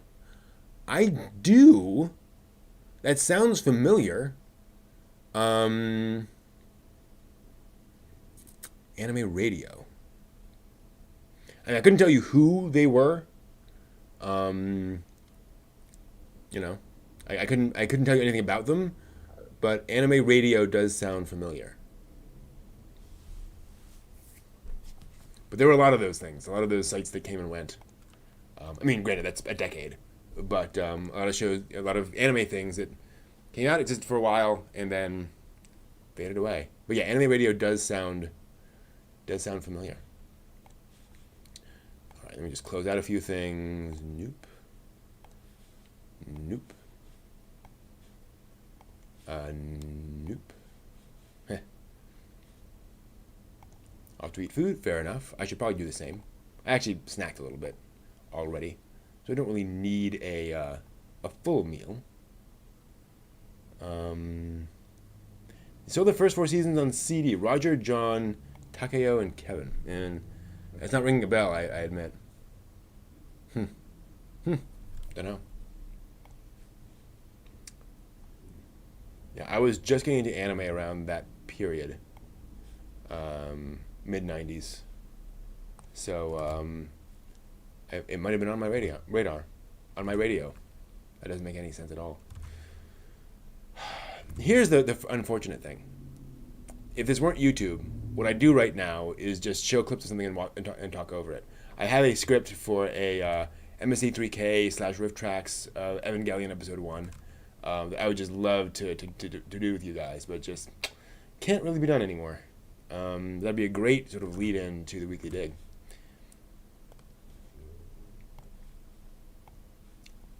Such is life. Things change. Things evolve. So let me see. What do I have to do for all that stuff? I'm actually pretty close. So, Real Player. Okay, that is definitely of that period. I have some Real Media files in my archives. Some anime clips that I only could ever find in Real Media format. That is, boy, that's old school. It's, it was incredibly it was incredibly compressed. But lest we forget, this was pre-broadband, so it had to be. That compression was necessary, otherwise it would take days to download the thing, which also happened. It's funny hearing people talk about this period and being like, why didn't they just do XYZ? Because they couldn't? Somebody in the Discord was saying that there was a release of some old anime series, and it was like only at 360p. And I was like, a show from the 1970s wasn't in high def. Probably. Probably wasn't done on film. Probably the only copy they have is on VHS. It's on tape. I remember Anna Pike. Oh yeah, Anna Pike was a godsend. Anna Pike, yeah, was fantastic. And yeah, I know, you can get tape at higher quality than 360p, but. And this person wasn't complaining that, why aren't they releasing the show from the 70s in like 4K? But it's like there's only so much like quality you can squeeze out of one of those older shows unless it was actually like shot on film. And the vast majority of anime was not shot on film. It was barely shot at all. What am I trying to do? Ah, yes.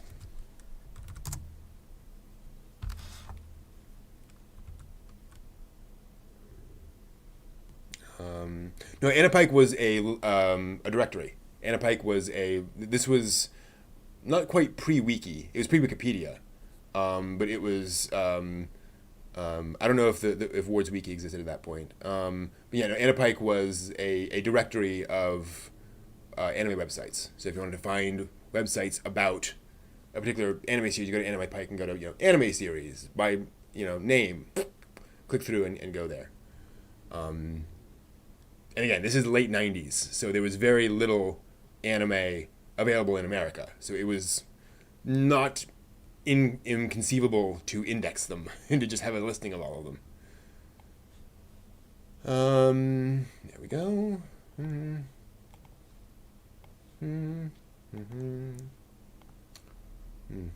So, if you'll bear with me for a minute, I will continue to talk here, but basically I need to pull together the material for the anime news and just skim through that real quick. Okay, cool.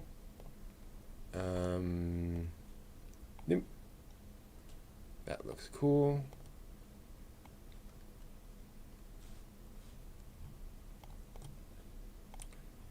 This is the kind of stuff I normally do before the news, before I go live, but I'm here all day. So I've got to pull these here real quick.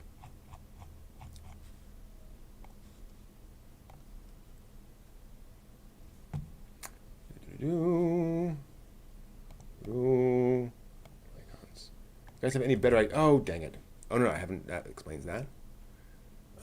Lights are changing. Things are moving all over the place. Very confusing. Little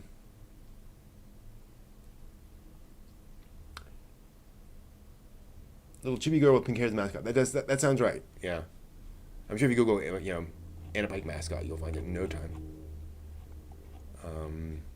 That was definitely a fun thing. Do.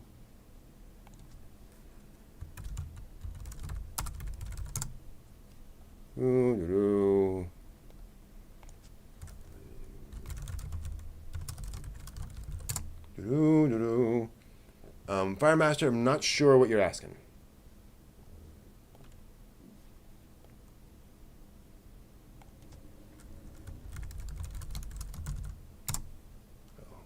Better actor. I don't know who JYB is. Johnny Young Bosch, I assume. Better actor.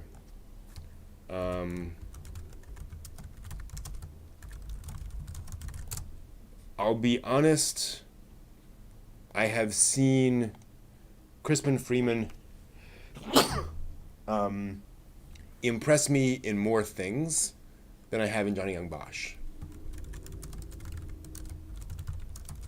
Again, I've seen Johnny Young Bosch do great things, but I've seen more stuff from Crispin Freeman where he just blows me away.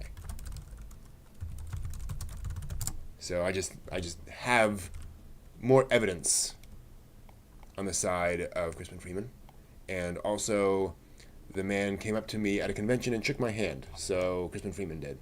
So I have a very strong bias for Crispin Freeman. What can I say, right? One tries to be objective, but there are some things that you just can't get past, right? That is one of them. And that is true. Johnny Young Bosch is the very archetype of the shonen voice actor. He is the shonen voice actor.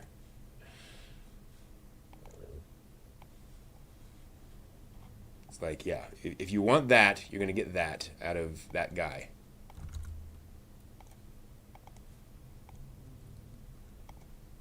Um, which is cool, right? I have nothing against that. That's the thing. Crispin Freeman talks about that a lot, actually, is that you kind of want to get typecast because you want the work. It is better to be typecast and actually pay your bills than be considered an amazing actor who can't actually act because no one will hire you. And that is a real thing. All right, just a few more minutes while I pull the news in and we'll be good to go. On that, then we can start everything else.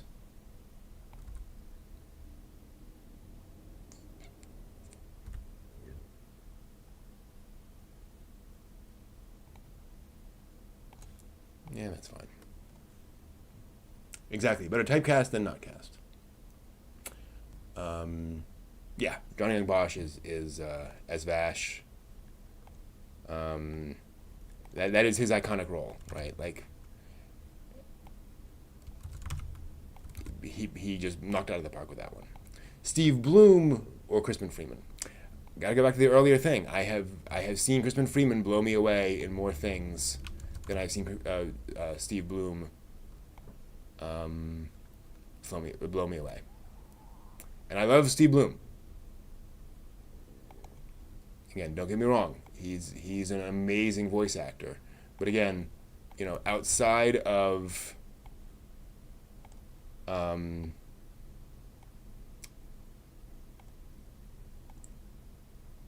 we go. Outside of Spike, there's not a lot I'd point to that Steve Bloom has done that I'd be like, okay, that's an iconic performance. And again, because he just hasn't done a lot of it. He just hasn't had a lot of those characters or performances. Now, like, I mean, his performance in Digimon is fantastic, but it is as a Digimon, all right? And there's only so much I can tell from Guilmon. It shows great range, no question. You know, Guilmon is a cool character, a cool voice. But how much else? So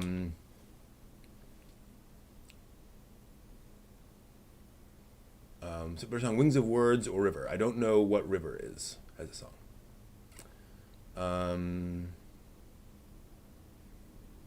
Yeah, Johnny Young Bosch has had a long history. He's had quite a day, quite a ride around there. But yeah, I mean, can you imagine anyone else as Vash the Stampede? Right, like that is that character. Crispin, yeah, he took me off my feet, definitely. Again, when Crispin Freeman walks up to you after sitting in your panel and reaches his hand out and shakes your hand, you know, one's face melts somewhat. One just goes, "Oh, this is the thing that is happening." You know, just to get an ounce of respect from that man means a lot because just his personality is reserved. And so every little action that he takes has a lot of meaning, right? That is the thing. For what it's worth, I've also shaken Steve Bloom's hand, as it happens. But it's a much more chummy experience. Oh, hey, thank you. You know, I was able to thank him for all he's done for anime. He's like, thank you so much. You know, he was very chummy. Just different experiences. All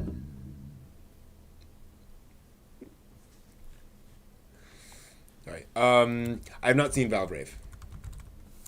For what it's worth, I don't think so. I mean, I'm just looking it up here real quick. It's been a long time. I I don't think I've seen Valvrave. No. I mean, there's a lot of anime out there, so there may have been a point at which I stumbled across some of Valvrave. But I don't think I've seen it.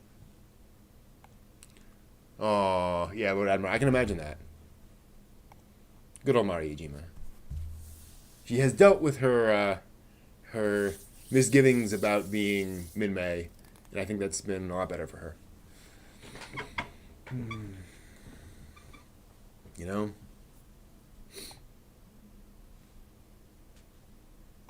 Oh, I should also say, I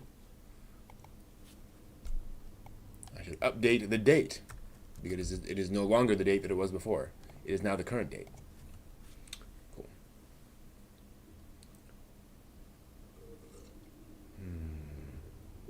By the way, we're going to be doing an AMV rave after the weekly dig. If you want to jump into the Discord, and let's see here, in OnCon Rave, the OnCon Rave channel, feel free to drop in links to your favorite AMVs on YouTube, and I will throw those onto the playlist. I still have the archive from before, so I'll probably throw a bunch of those on there as well. But yeah. Your favorite AMV could be on there, but again, it needs to be rave appropriate. No slow, quiet, sentimental AMVs for us. It may be the greatest AMV ever, but it needs to be rave appropriate AMVs. And yeah, we'll start the weekly dig in about 5 minutes. I'm going to take a moment to refresh my mug, and instead of showing the schedule, because we all know the schedule is going to be next, the weekly dig, let's do some trivia. I'll be right back.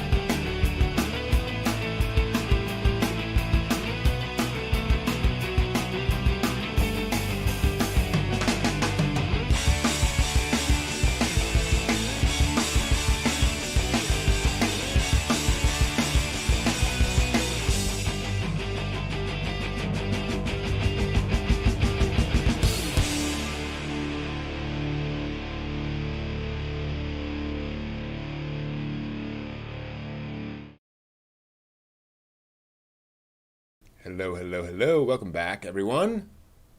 It is that time again. It's Saturday night. It is the end of OnCon '02, where we have been live streaming all night, all day, into tonight, talking about anime, watching some anime, and doing all that kind of good stuff. And before I forget, there's another thing I wanted to do, which is good. All that is switched over properly. I love it when things happen. Yeah. We're going to talk anime. We're going to do some news, potentially. And we'll have a good time. I want to check. I don't think there's any anime history this week. If anyone has any historical anime things from this week, let me know. But I don't think so. That does not sound like something. It is a thing. But again, I could be wrong. Let me just pull that up. Anime history. I have a whole calendar of things. But again, that doesn't sound quite like a thing.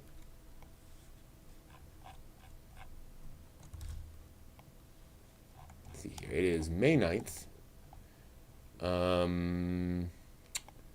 So May 5th is Monkey D. Luffy's birthday. Happy birthday, Monkey D. Luffy. That's cool, but I don't know that I'm going to make a whole video just about that. To be clear, that's not like the day the manga came out or anything. That is the character's birthday. But, that's fine. That is just how that sometimes goes. But, yeah, we've been live streaming all day. It's been a lot of fun. Did a few panels. We watched some Digimon. We talked about anime of the year 2000 and how anime's changed a little bit. Or more like that how anime was different back then.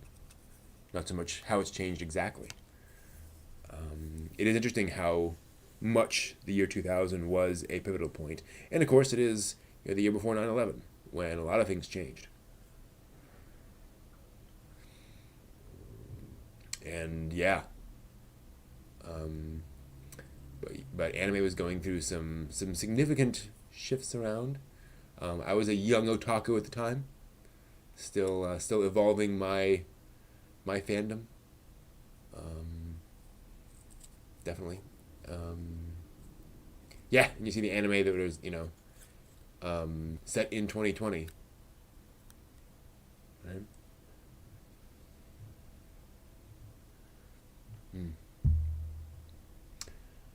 See here. What non-UC Gundam do you believe fans enjoy most? Gundam Seed, Seed Destiny, Iron Blood, Orphan seem to have generally positive reviews across the board. That's funny, Edman. Because Gundam Seed had a very negative reputation early on in American anime fandom. In America, I think the big one would be Wing. Wing has the biggest... Wing made the biggest impact over in America. Right? It hit hardest, I would say, of all of them. Now, obviously, modern fans don't have that same experience. But I would say, looking back across history, what Gundam series kind of peaked at the most, I would say Wing. Star Trek history is screwed at this point, unfortunately. Zephram Cochrane should be born by now, I think. Let's see here. I guess he came across them. Maybe he's a little later, but I guess Kandunian Singh should be alive by now. Definitely Iron Blooded Orphans is a big one. I would say that's up there. Wing did well in Japan. Wing did very well in Japan. It was not a super huge hit, but it got an OVA. It was the only non-UC Gundam to get an OVA until Seed. Of those three that came out in the mid '90s, it was the only one to get an OVA. So that says something.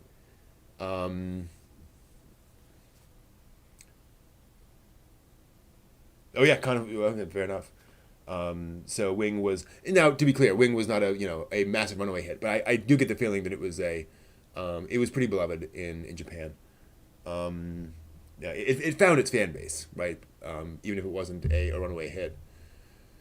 Um, but yeah, I think Wing is probably the biggest today.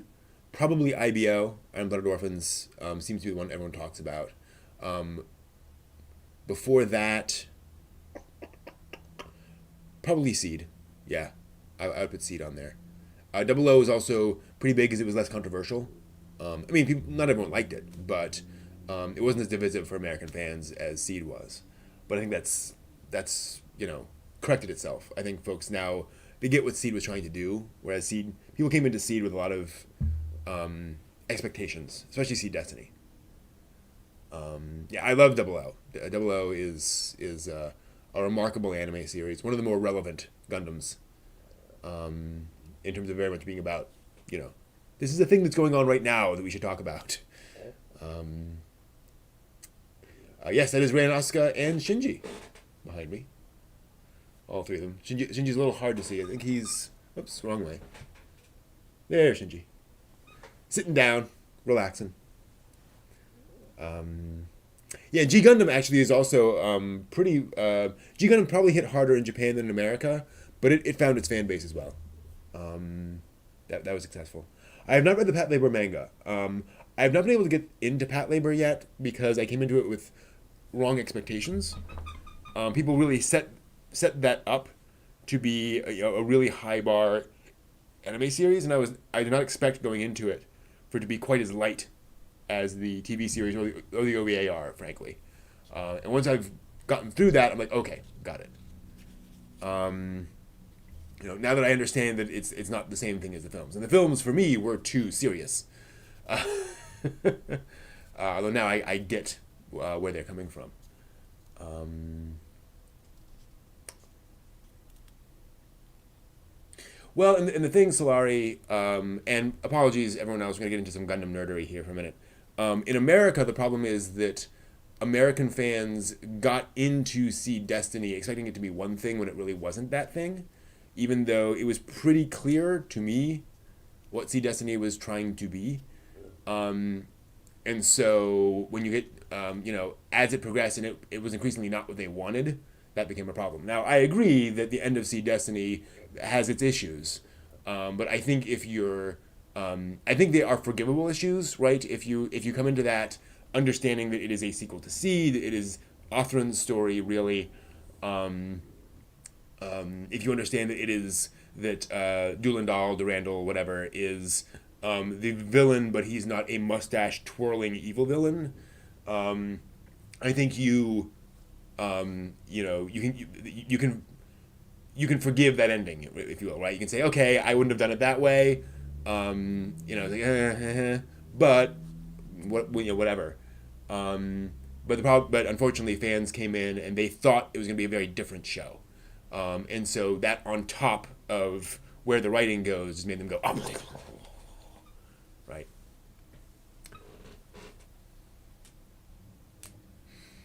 See, that's the thing. I don't know why people were surprised that Kira came back. And why Kira would be a significant part of that show, because he is the most important character in that universe, and so the idea that he would sit out the entire, the idea that everyone in that universe would allow the most powerful character in the universe to sit out that entire war just seemed ludicrous to me, right? Like he was gonna come back and be involved, and one of the things I liked is that he did come back and be involved, but very deliberately. He was like, you know. He was very careful about how he did that. So he was clearly trying not to overwhelm the series. He was trying not to be the main character of Seed Destiny in his decisions. So you appreciate that at least. And he did unbalance the show in his favor. But that is kind of what Kira. That is what that character does, right? So again, you don't have to like that, and I understand why people were frustrated by that.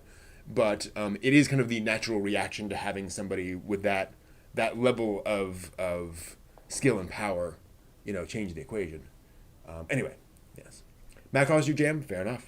Yeah. I love Macross too. Um, Macross can just go off the rails in ways that Gundam cannot, which is part of the joy of it, right? It is its own side of the universe, and when you can just enjoy the ridiculousness that Macross can be sometimes, um, you can be there for all of those moments, all the serious bits as well. Macross definitely does that as well. Um,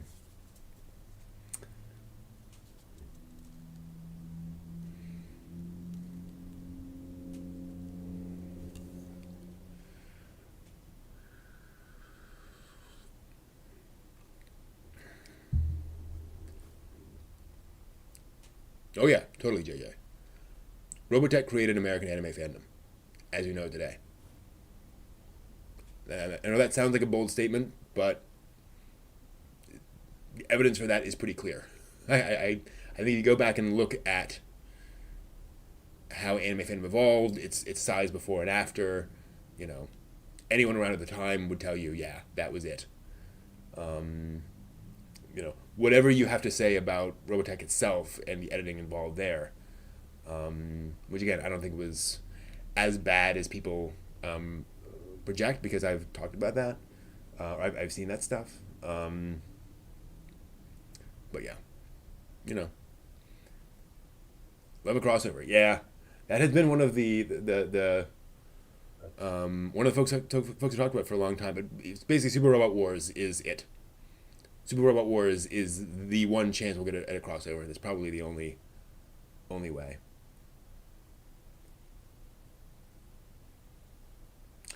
Ah, not in New Jersey. Fair enough. Yeah. Ah, yeah. Carl Maychek was a fan. Carl Maychek was an anime fan who got involved in the anime industry, and he was trying to do what's right.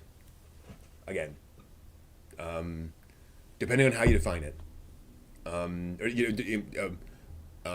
whatever he did, he was coming at it, and whatever the results of those actions, he was absolutely coming from that, from the perspective of the world needs to see Macross. What can we do to bring Macross to America? Um,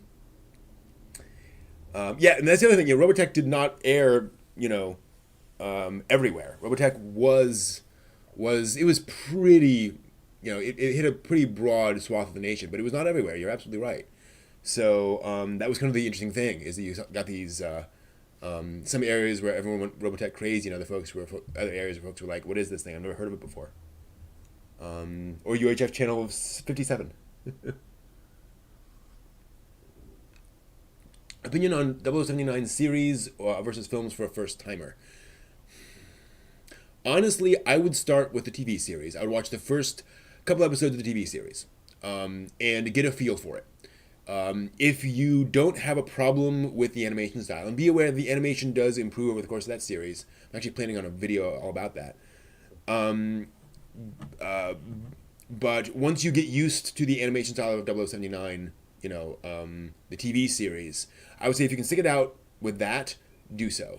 The films condense so much and edit out so much that some of the character progression, some of the things the characters do later in those movies seem to come out of nowhere because there just hasn't been enough time to develop those relationships, smoothly. So there are, they try, but there are only so many beats they can hit in that running length. Um, I will. That said, if you start it and you're like, this isn't really working very well, I would at least go back and watch the movies. The movies provide huge amounts of context for so many things, and I think it's a good thing. And the movies aren't bad by any stretch, but I think the TV series do provide more. They provide some important context for stuff going on there. The worst mecha anime I've ever seen, Virgin's Eve. Fair. One leaps to mind, but it's bad because of the premise. And the animation quality wasn't great either. But it's more just a really really icky, grotesque concept. I think I mentioned it here before. I'm trying to think of one that was like, badly animated, badly made, and I do have that problem that if I'm not liking it, I just don't watch it. Right? I just abandon it. Um, mm, yeah, It would have been great to see it at that point. And I did not see Robotech when it aired in America. It scared me.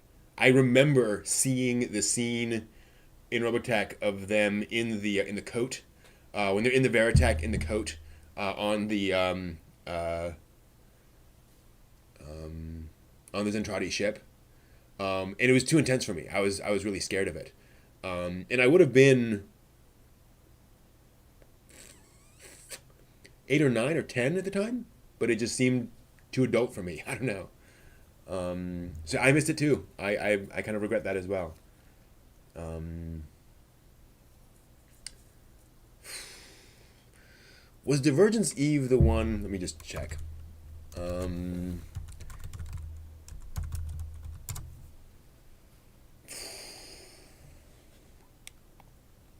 okay, yeah, yeah. Um, I got about 5 minutes into one of the Divergence Eve things, and something happened, and I was like, nope, turning that off. That was definitely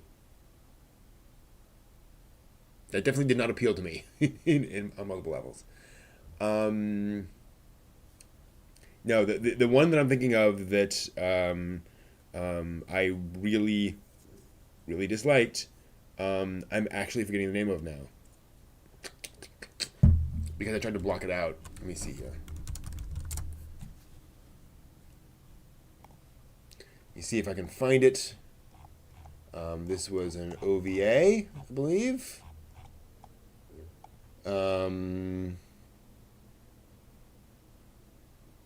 not that. Not that. I was really looking forward to it because I had seen like promotional images for it, and it looked really interesting. And I actually watched it, and I was like, "Oh my gosh, this is a terrible, terrible idea." Um, not seeing it. There it is. There it is.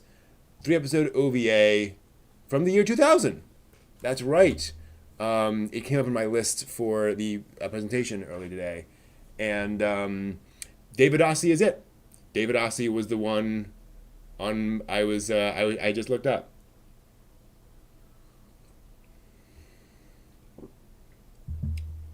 For those curious, David Ossie is a mecha series in which a boy and a girl pilot. The boy pilots while the girl is suspended behind him, naked. And it is powered off of the physical attraction between them. And they are all clearly, let's just say, definitely not of age. Yeah. Yeah. And there's all this drama about, increasing our physical attraction to each other. Yeah. This is AIC. eh, um, and granted, scrolling up, the first OVA they ever did is a rather notorious OVA. I'll put it that way. An OVA that many folks aware of the industry are aware of this OVA and its reputation as being the first in a whole industry, if we will.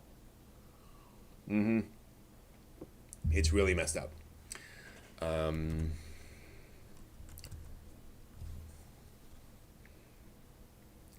like, and I'm sorry. It's just, I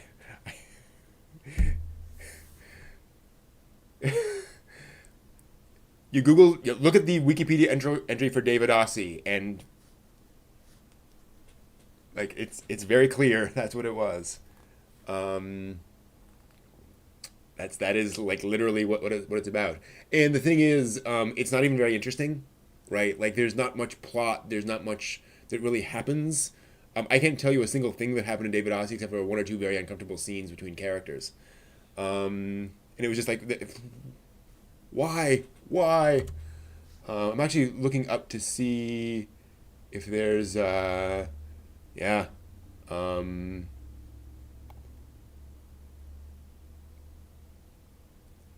um,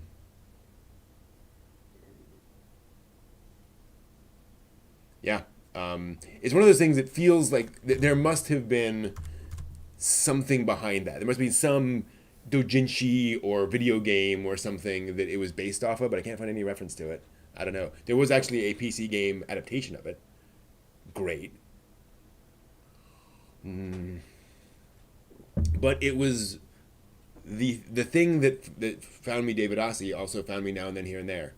So, which is one of the great things. Yeah, that's the thing, is that David Ossie just like, but also nothing happens. Like it's really weird. It's just this OVA of emptiness.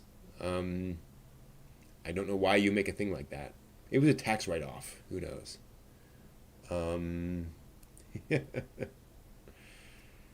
Yeah, very odd. Um, yeah, I can't think of a lot of like hilariously bad mecha. Um, it was just really um, dumb and cheesy kind of stuff, and dumb and cheesy in an unfun way or a ridiculous way, right? Then we see dumb cheesy stuff, and I'm like, oh, entertainingly so. Yeah, exactly. Uncomfortable bad, uncomfortable bad. Um, but Now and Then Here and There, yeah, uncomfortably good. Man, um, Miahinder, you've nailed it. Now and Then Here and There is uncomfortably good. That is the perfect explanation, description of it. Now and Then Here and There. Oh, I cannot think of that anime series without getting hurt in the heart. Mm. Sarah. Mm.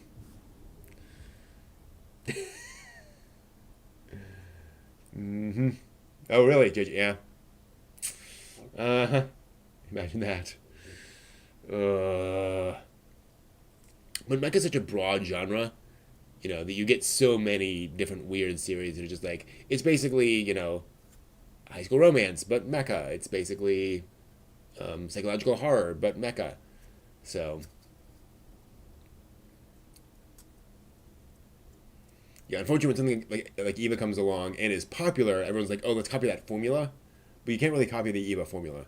Goodness knows folks have tried. Um, but Eva isn't really a formula. It is a moment in time. It was a whole bunch of stuff all thrown together. Godanner. That sounds right.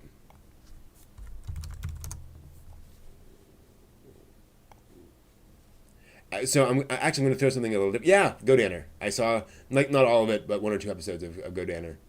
Um, oh. Um, it's Godanner with an A.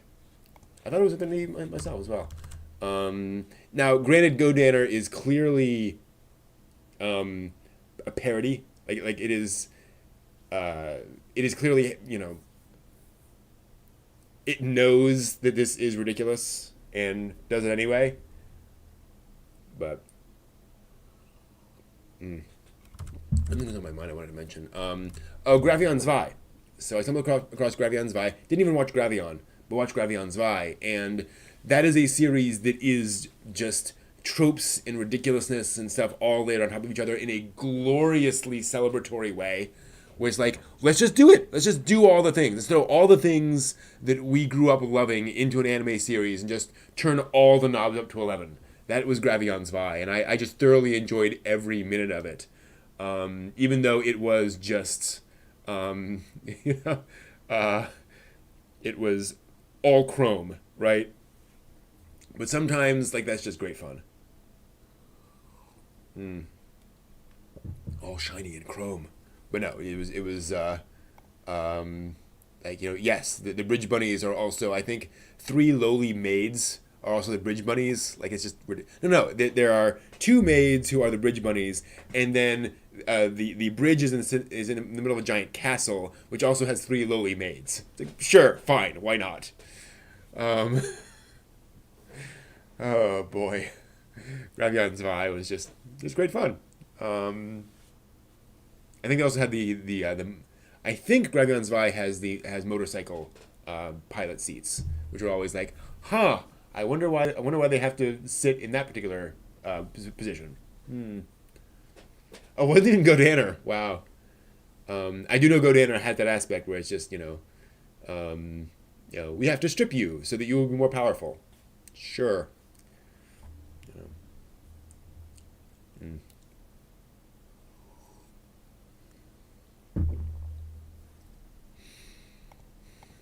The 2000s had a fair bit of that, actually. There was some kind of weirdly nostalgic, crazy anime where it's like we're going to play around with tropes.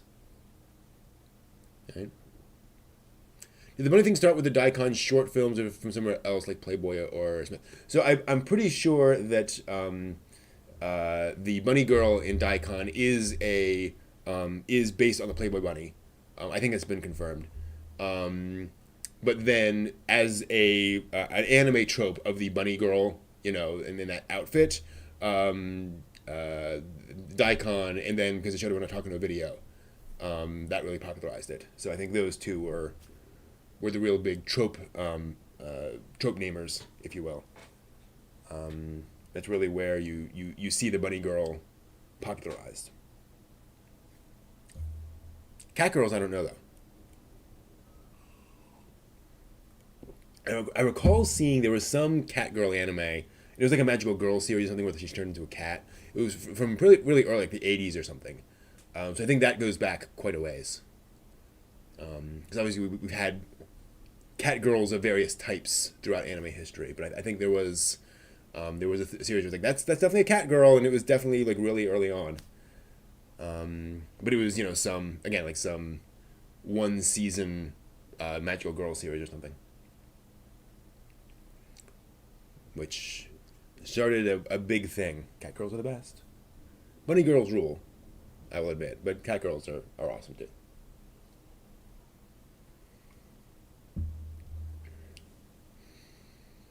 I don't know. Cat girls were not the best in what was that anime series from? Was it last season? The guy who lives with all the cat girls, and several of them dress up as maids, and it's based on a video game which has a video game that has various scenes in it. Uh, that was like, this is a version of cat girls that I'm uncomfortable with, but most of the time I'm up for a cat girl. Merle, definitely. Figure 17. Ooh, yeah. Figure 17 was definitely a weird show, a wonderful show.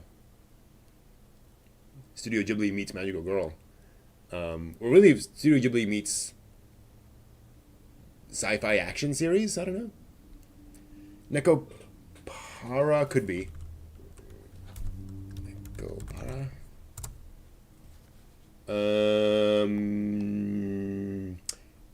Yes, Nekopara. That was the one. Double checking. Is that the one with the? May not be Nekopara. There was I'm not seeing the character that I remember from the anime in it. But who knows?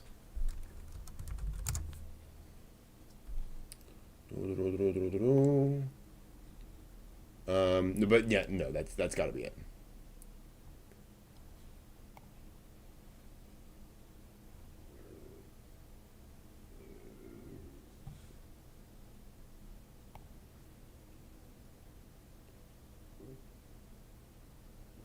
Oh yeah, Merle in Escaflowne.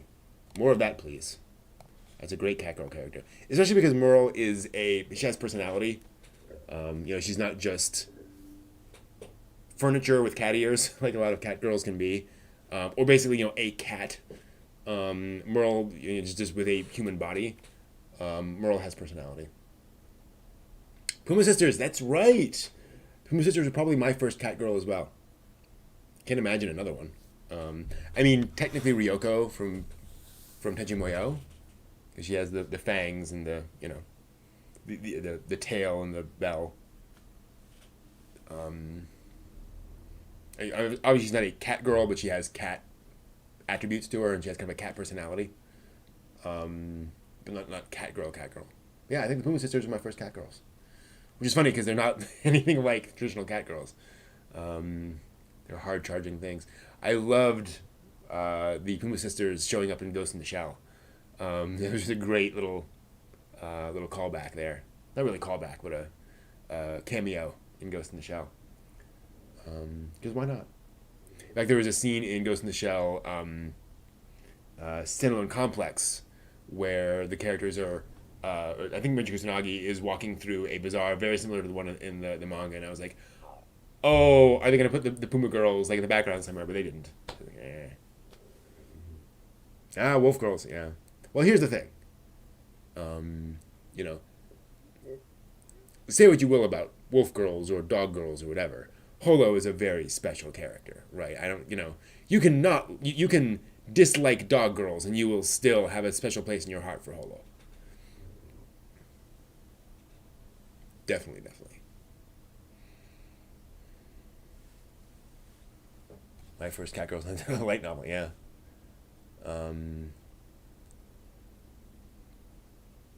But fortunately, there's not too much stuff out there that I'm like, eh. In terms of mecha series and stuff that I kind of hate. Kenzen Romo Diamond.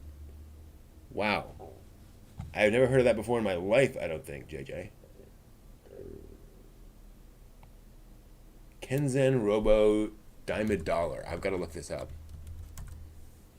$1 per dollar. Diamond Dollar Prince versus Penguin Empire. Wow. Oh, oh, wow. Wow. I'm looking this up now. This looks impressively bad. I may have to watch this now. That's just wow. Yeah. Yeah. This may be our next HomeCon thing. Whew. Man.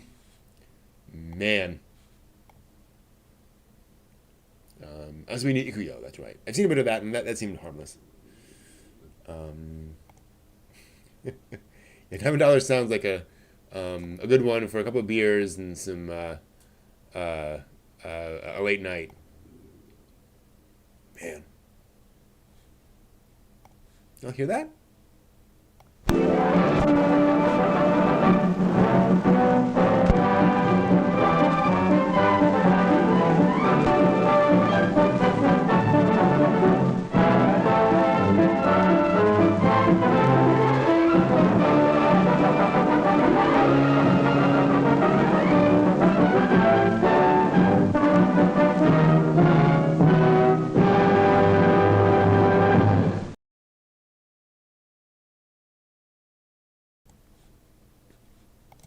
Oh, there we go. Sorry, took a minute for that to pull in. Right, and then there's the all-purpose cultural cat girl. Very important character. All right, let me just grab this. Go in here. I'm actually preparing for the news here. I'm not checking my Twitter. Just pulling that up to go into my thing. Edit. Oh. Paste. Save. And where's my other thing? Hold on. Ah. Oh, that's not holding together very well. Come on. Wow. All right. This may work. It may not.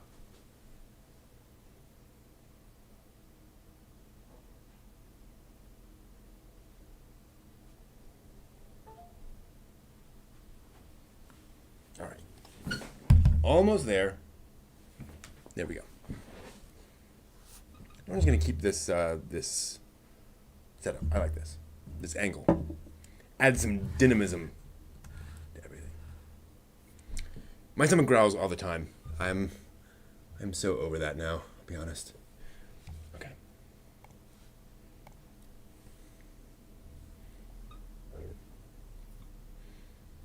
Hello and welcome to the latest anime news for the week ending May 9th, 2020.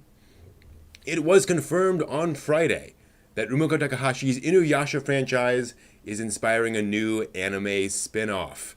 The anime will tell a new original story featuring the daughters of Inuyasha and Sesshomaru as they travel between feudal and modern-day Japan on a journey to regain past memories. as described in the announcement key image, quote, "Time passed since the stories of Inuyasha. Now the daughters of the brothers will open the door to a new legend," end quote. Titled Yashahime Princess Half Demon, the television anime is set to air sometime in the fall, so fans shouldn't have too long to wait. Many main staff members are returning from the original series to work on this new anime, including director Teruo Sato and scriptwriter Katsuyuki Sumisawa. Takahashi herself is credited with the character design, so hopefully fans weren't too attached to their headcanon versions of Inuyasha's kids. Let's be honest, they were really attached to their headcanon. Takahashi launched the original manga in Weekly Shonen Sunday back in 1996 and ended it in 2008. The 167-episode anime series based on the manga ran from 2000 to 2004 and also inspired a sequel anime series, 4 movies, and an anime short. So here's hoping that turns out as well as folks are hoping.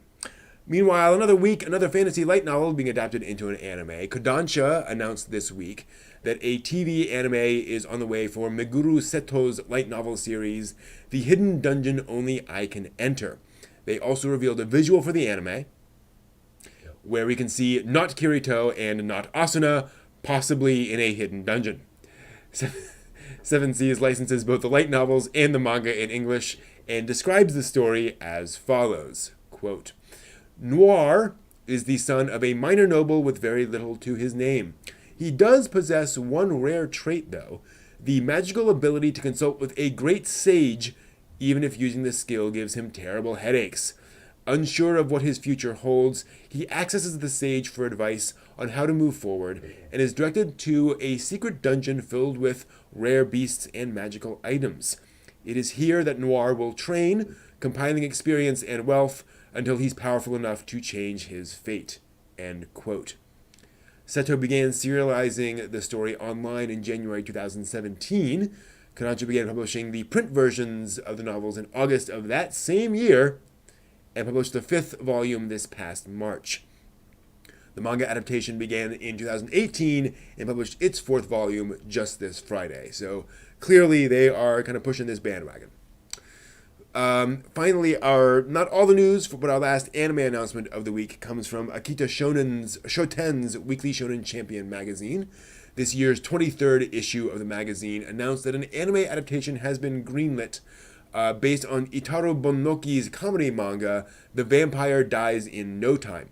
The manga has been serialized in Weekly Shonen Champion since 2015, and its 15th tankobon volume came out in Japan just yesterday. Along with the announcement, the manga author commented, quote, "My childhood dream came true. Thank you for your support. Please keep cheering for me."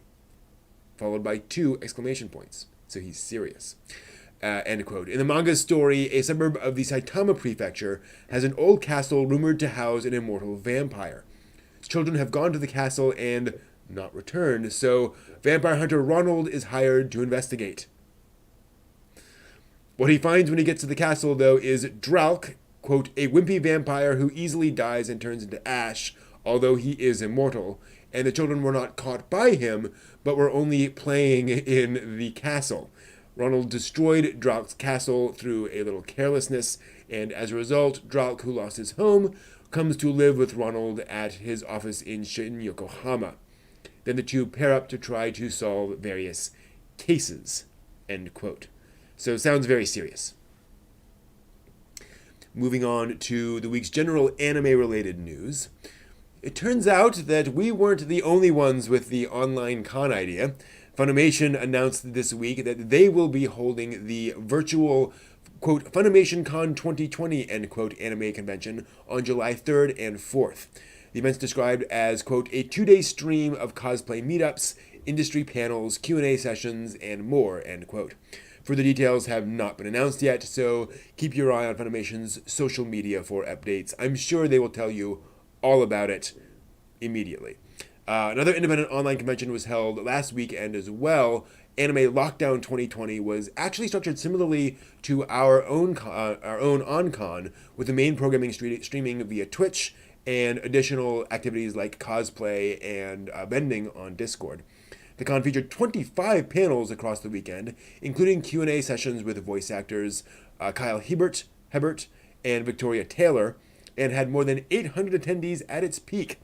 In its official wrap-up, Anime Lockdown noted the, quote, overwhelming positive feedback, end quote, they received about the online convention medium. Even in normal times, it can be difficult for a lot of people to attend physical cons. So the rise of the online convention scene is turning out to be a great silver lining in these tough times of isolation. So here's hoping that continues. Now, if you're looking for more ways to enjoy anime with the community in between online conventions, how about a virtual anime club? Kodansha and Funimation have teamed up to begin offering a weekly home anime club where fans can join a scheduled group watch party of the featured anime and join the conversation by using the hashtag Home Anime Club on social media. The anime club will feature Funimation anime, Natch. They were based on manga licensed by Kodansha Comics, Natch, including Gleipnir, Kakushigoto, and others. The first watch party took place last night, starting with the first 2 episodes of Gleipnir. These events aren't actually direct streams of the episodes, so participants must be Funimation subscribers or acquire the episodes some other way. But everyone is encouraged to watch the same episodes at the same time and participate in live discussion. Interesting. You'd think that Funimation would set up some kind of synced up live streaming thing, but maybe not.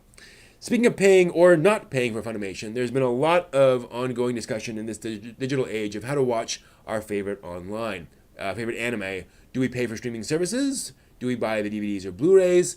Well, one very dedicated anime fan came up with their own, let's just say, out-of-the-box solution, creating a botnet spanning more than 10,000 devices just for the purpose of downloading anime videos. Yeah. Cybersecurity firm Forcepoint recently published a report detailing their findings on the botnet, which has been in heavy decline since 2019. The network, named Serial, as in breakfast cereal, has been running since 2012 and reached its peak in 2015 when it amassed more than 10,000 bots. Now, it works by hijacking a certain brand of network-attached video recorders and storage devices and using them to connect to websites and download anime videos. Gotta say, seems a little overcomplicated just for acquiring anime videos, but as far as Forcepoint could tell, the botnet stuck to that sole purpose throughout its entire 8-year run. The company found no evidence of the system ever trying to access stored user data, execute a DDoS attack, or any of the other malicious uses botnets often have. According to the report, Serial went undetected for so long specifically because of that feature. The net only ever exploited one single vulnerability and never expanded past its main purpose.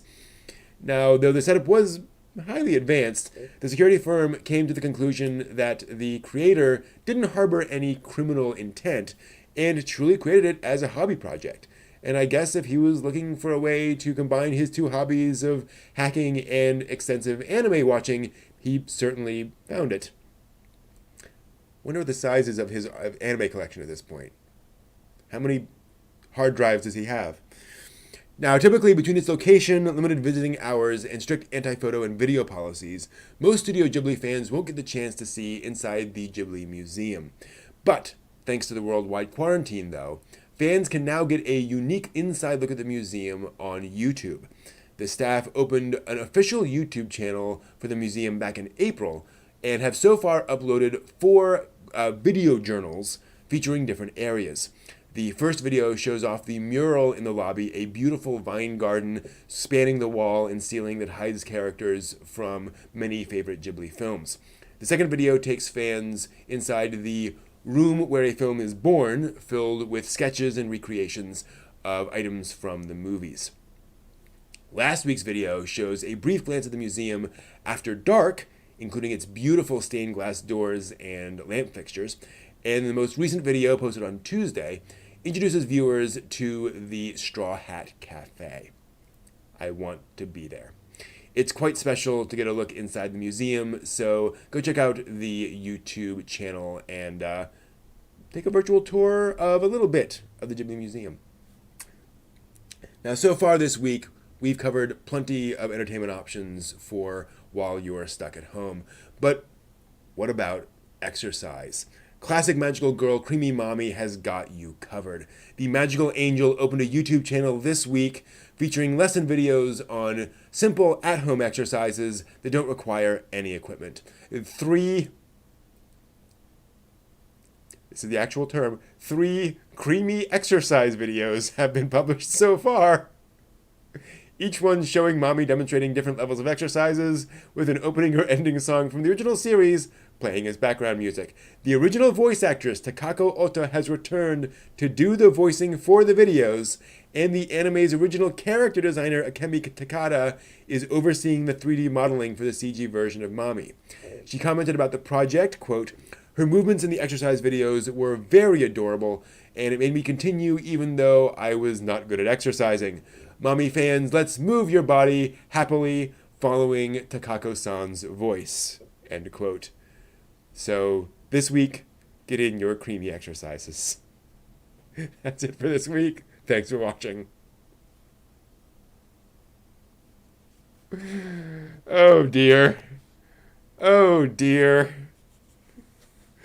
Oh my goodness.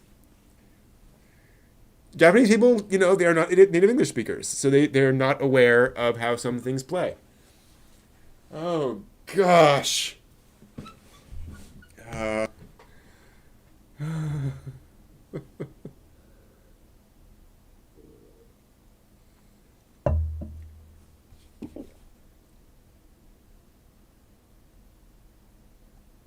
I wish I trademarked or copyrighted the online con thing. I'm rolling in dough now.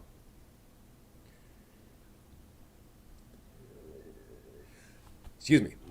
Doing a lot of that. Yeah, just needs no further comment. I mean, come on. Wow. After all we've been saying tonight, gosh. So there's the news. Again, I'm not going to do an anime history just for Monkey D. Luffy's birthday. Nothing against Monkey.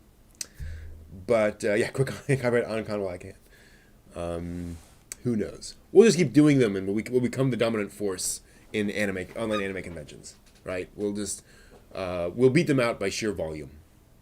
Speaking of, we're nearing the end of the OnCon online stream for today. We're doing an AMV watch party in a little bit on SciTube, but I just wanted to take a moment and get some feedback on this day's OnCon and what you guys felt went particularly well and what you guys think would be good to change for next time. While you're thinking and typing, I will say that I think this went a little more smoothly than the first time. I deliberately threw up the schedule a couple times throughout the day so folks would know what was coming up. And I included more little breaks throughout the day so folks could do bathroom breaks, bio breaks, food breaks, that kind of stuff. And I think that definitely helped the pacing a little bit. I definitely benefited from having that break in the middle for the Digimon movie. But I think in the future I would want more long breaks in between. So more, again, sort of panels, that kind of stuff from other people just to give me a quick break to do things. More song and dance from Brent? Maybe. So, yeah, if you guys have any feedback on how this went and how we could do it better in the future, I'm totally up for that. I am terrible about marketing and been getting better at that. So I did tweet a handful of times throughout the week, letting folks know that this is happening. So I think the marketing was a little better.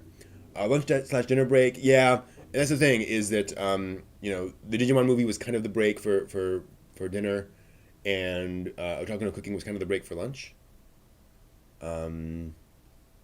But yeah, working something in there where at least I can change something around would be cool. It has been a few years, Meander, and it's great having you back. It's great seeing you, as usual. Really enjoyed the live stream. Good to hear that. Cool. Just I live stream every Saturday night from 9 p.m. Eastern on. And then I do these. I'm going to be doing these OnCons every so often moving forward. So probably kind of like the idea of every 4 to 6 weeks, maybe, for these 1 day cons. We'll see how that goes. Yeah, a couple 15-minute breaks during the con, kind of built into the schedule. I like that idea. But yeah, I got to figure out what to do during mealtime. Especially something where, again, I don't mind cooking, but I also need a moment to rest the voice. Or just to break things up, or to allow other folks to do things, so it's not a marathon all the way through. Announcing dates and asking panelists earlier, totally. That is a very big deal. Yeah, we just didn't have the panelists did not have time to put stuff together this time around, especially with the requirement to record a video ahead of time. And I kind of expected that. I hoped some folks would have the time, but I was totally not surprised. I probably would not have been able to do that myself. So, yeah, I think now that I want to do this more often, I can go way further ahead of time in terms of asking for folks and say, okay, we're going to be doing this, June 28th, that kind of stuff. Yeah, well, I'll totally be asking in the Discord as well. But I figure while we're here and it's fresh in our minds. See, I think next time I would ask for panels like a month in advance. I would still have a deadline of like a week before. So you'd have like 3 weeks to pitch your panel, do your video, whatever, and submit your video. I wouldn't need a pitch, but if you wanted a pitch, you could. And then I would have time to go through those videos and filter from there. So I think that would be kind of key. We'll see. And for what it's worth, I do want this to be a space for more experimental panels, where folks can present on something that would not necessarily get into a big convention, something they're still working on, and this is kind of a safe space for something that's a little more outside the norm. Still thoughtful, obviously. Yeah, totally. And by the way, JJ, you had a great idea before of me rebroadcasting some of other people's YouTube content. The problem is I do not have a way to rebroadcast YouTube content without YouTube flagging that as somebody else's content. I'm not a partner or anything, so I can't contact YouTube and say, hey, I'm showing this thing, but it's actually this person's content. Even if I had their permission, YouTube would still, as soon as I upload it, as soon as I streamed it, YouTube would flag it as somebody else's content. So unfortunately, I would love to do that, and that would be a great thing, and I would be all for that, but I don't know of a way of doing that at my current level on YouTube. So, well, even if they send it to me directly, the problem is as soon as I stream it, as soon as I start streaming it, or as soon as YouTube processes the video, they will detect that content is on somebody else's channel, and that I am streaming somebody else's content, and block it. It will appear as though I am using somebody else's video. I cannot go in and say, this chunk of the video, I have permission for, because then everyone would just do that, right? You can't just check box and say, and then to turn off the YouTube filter for that section, unfortunately. Again, if I were a partner, if I were higher up the food chain, I could probably contact YouTube directly and say, hey, here's what's going on. But I do not have that power right now. Yeah, I don't know of a way around that. Maybe there is, maybe there's some process, but I'm not aware of it at this point. But yeah, that'd be something I'd love to do is to rebroadcast stuff other folks have shown with permission, obviously. But oh well. Who knows? Alrighty, then I think that will do it for the Weekly Dig for this week. As always, that was a really, really interesting conversation about bad mecha and other things along those lines. We'll be switching over to SciTube here in a few moments to take care of that. Thank you very much, Game Escape. Thank you all for being here. The reason I do this is because I have a loyal audience who shows up and interacts, and we have a good time. I'm not just screaming into the void while I'm doing this. So I always appreciate having you all here, and thank you all for making OnCon '02 a success. What's my theme from? If you mean that opening video, that is a song by Kevin MacLeod that I downloaded many years ago as just a song I love, and I have it somewhere. But yeah, that is by Kevin MacLeod, aka Incompetech, on online, and you can download that and find it. Thank you all very much. Yeah, exactly, and keep watching Dime a Dollar. And we will be over. I'll be over on SciTube here for a little bit to do some AMVs. So thank you all very much. Fare thee well. Have a great one. Until next time, watch more anime.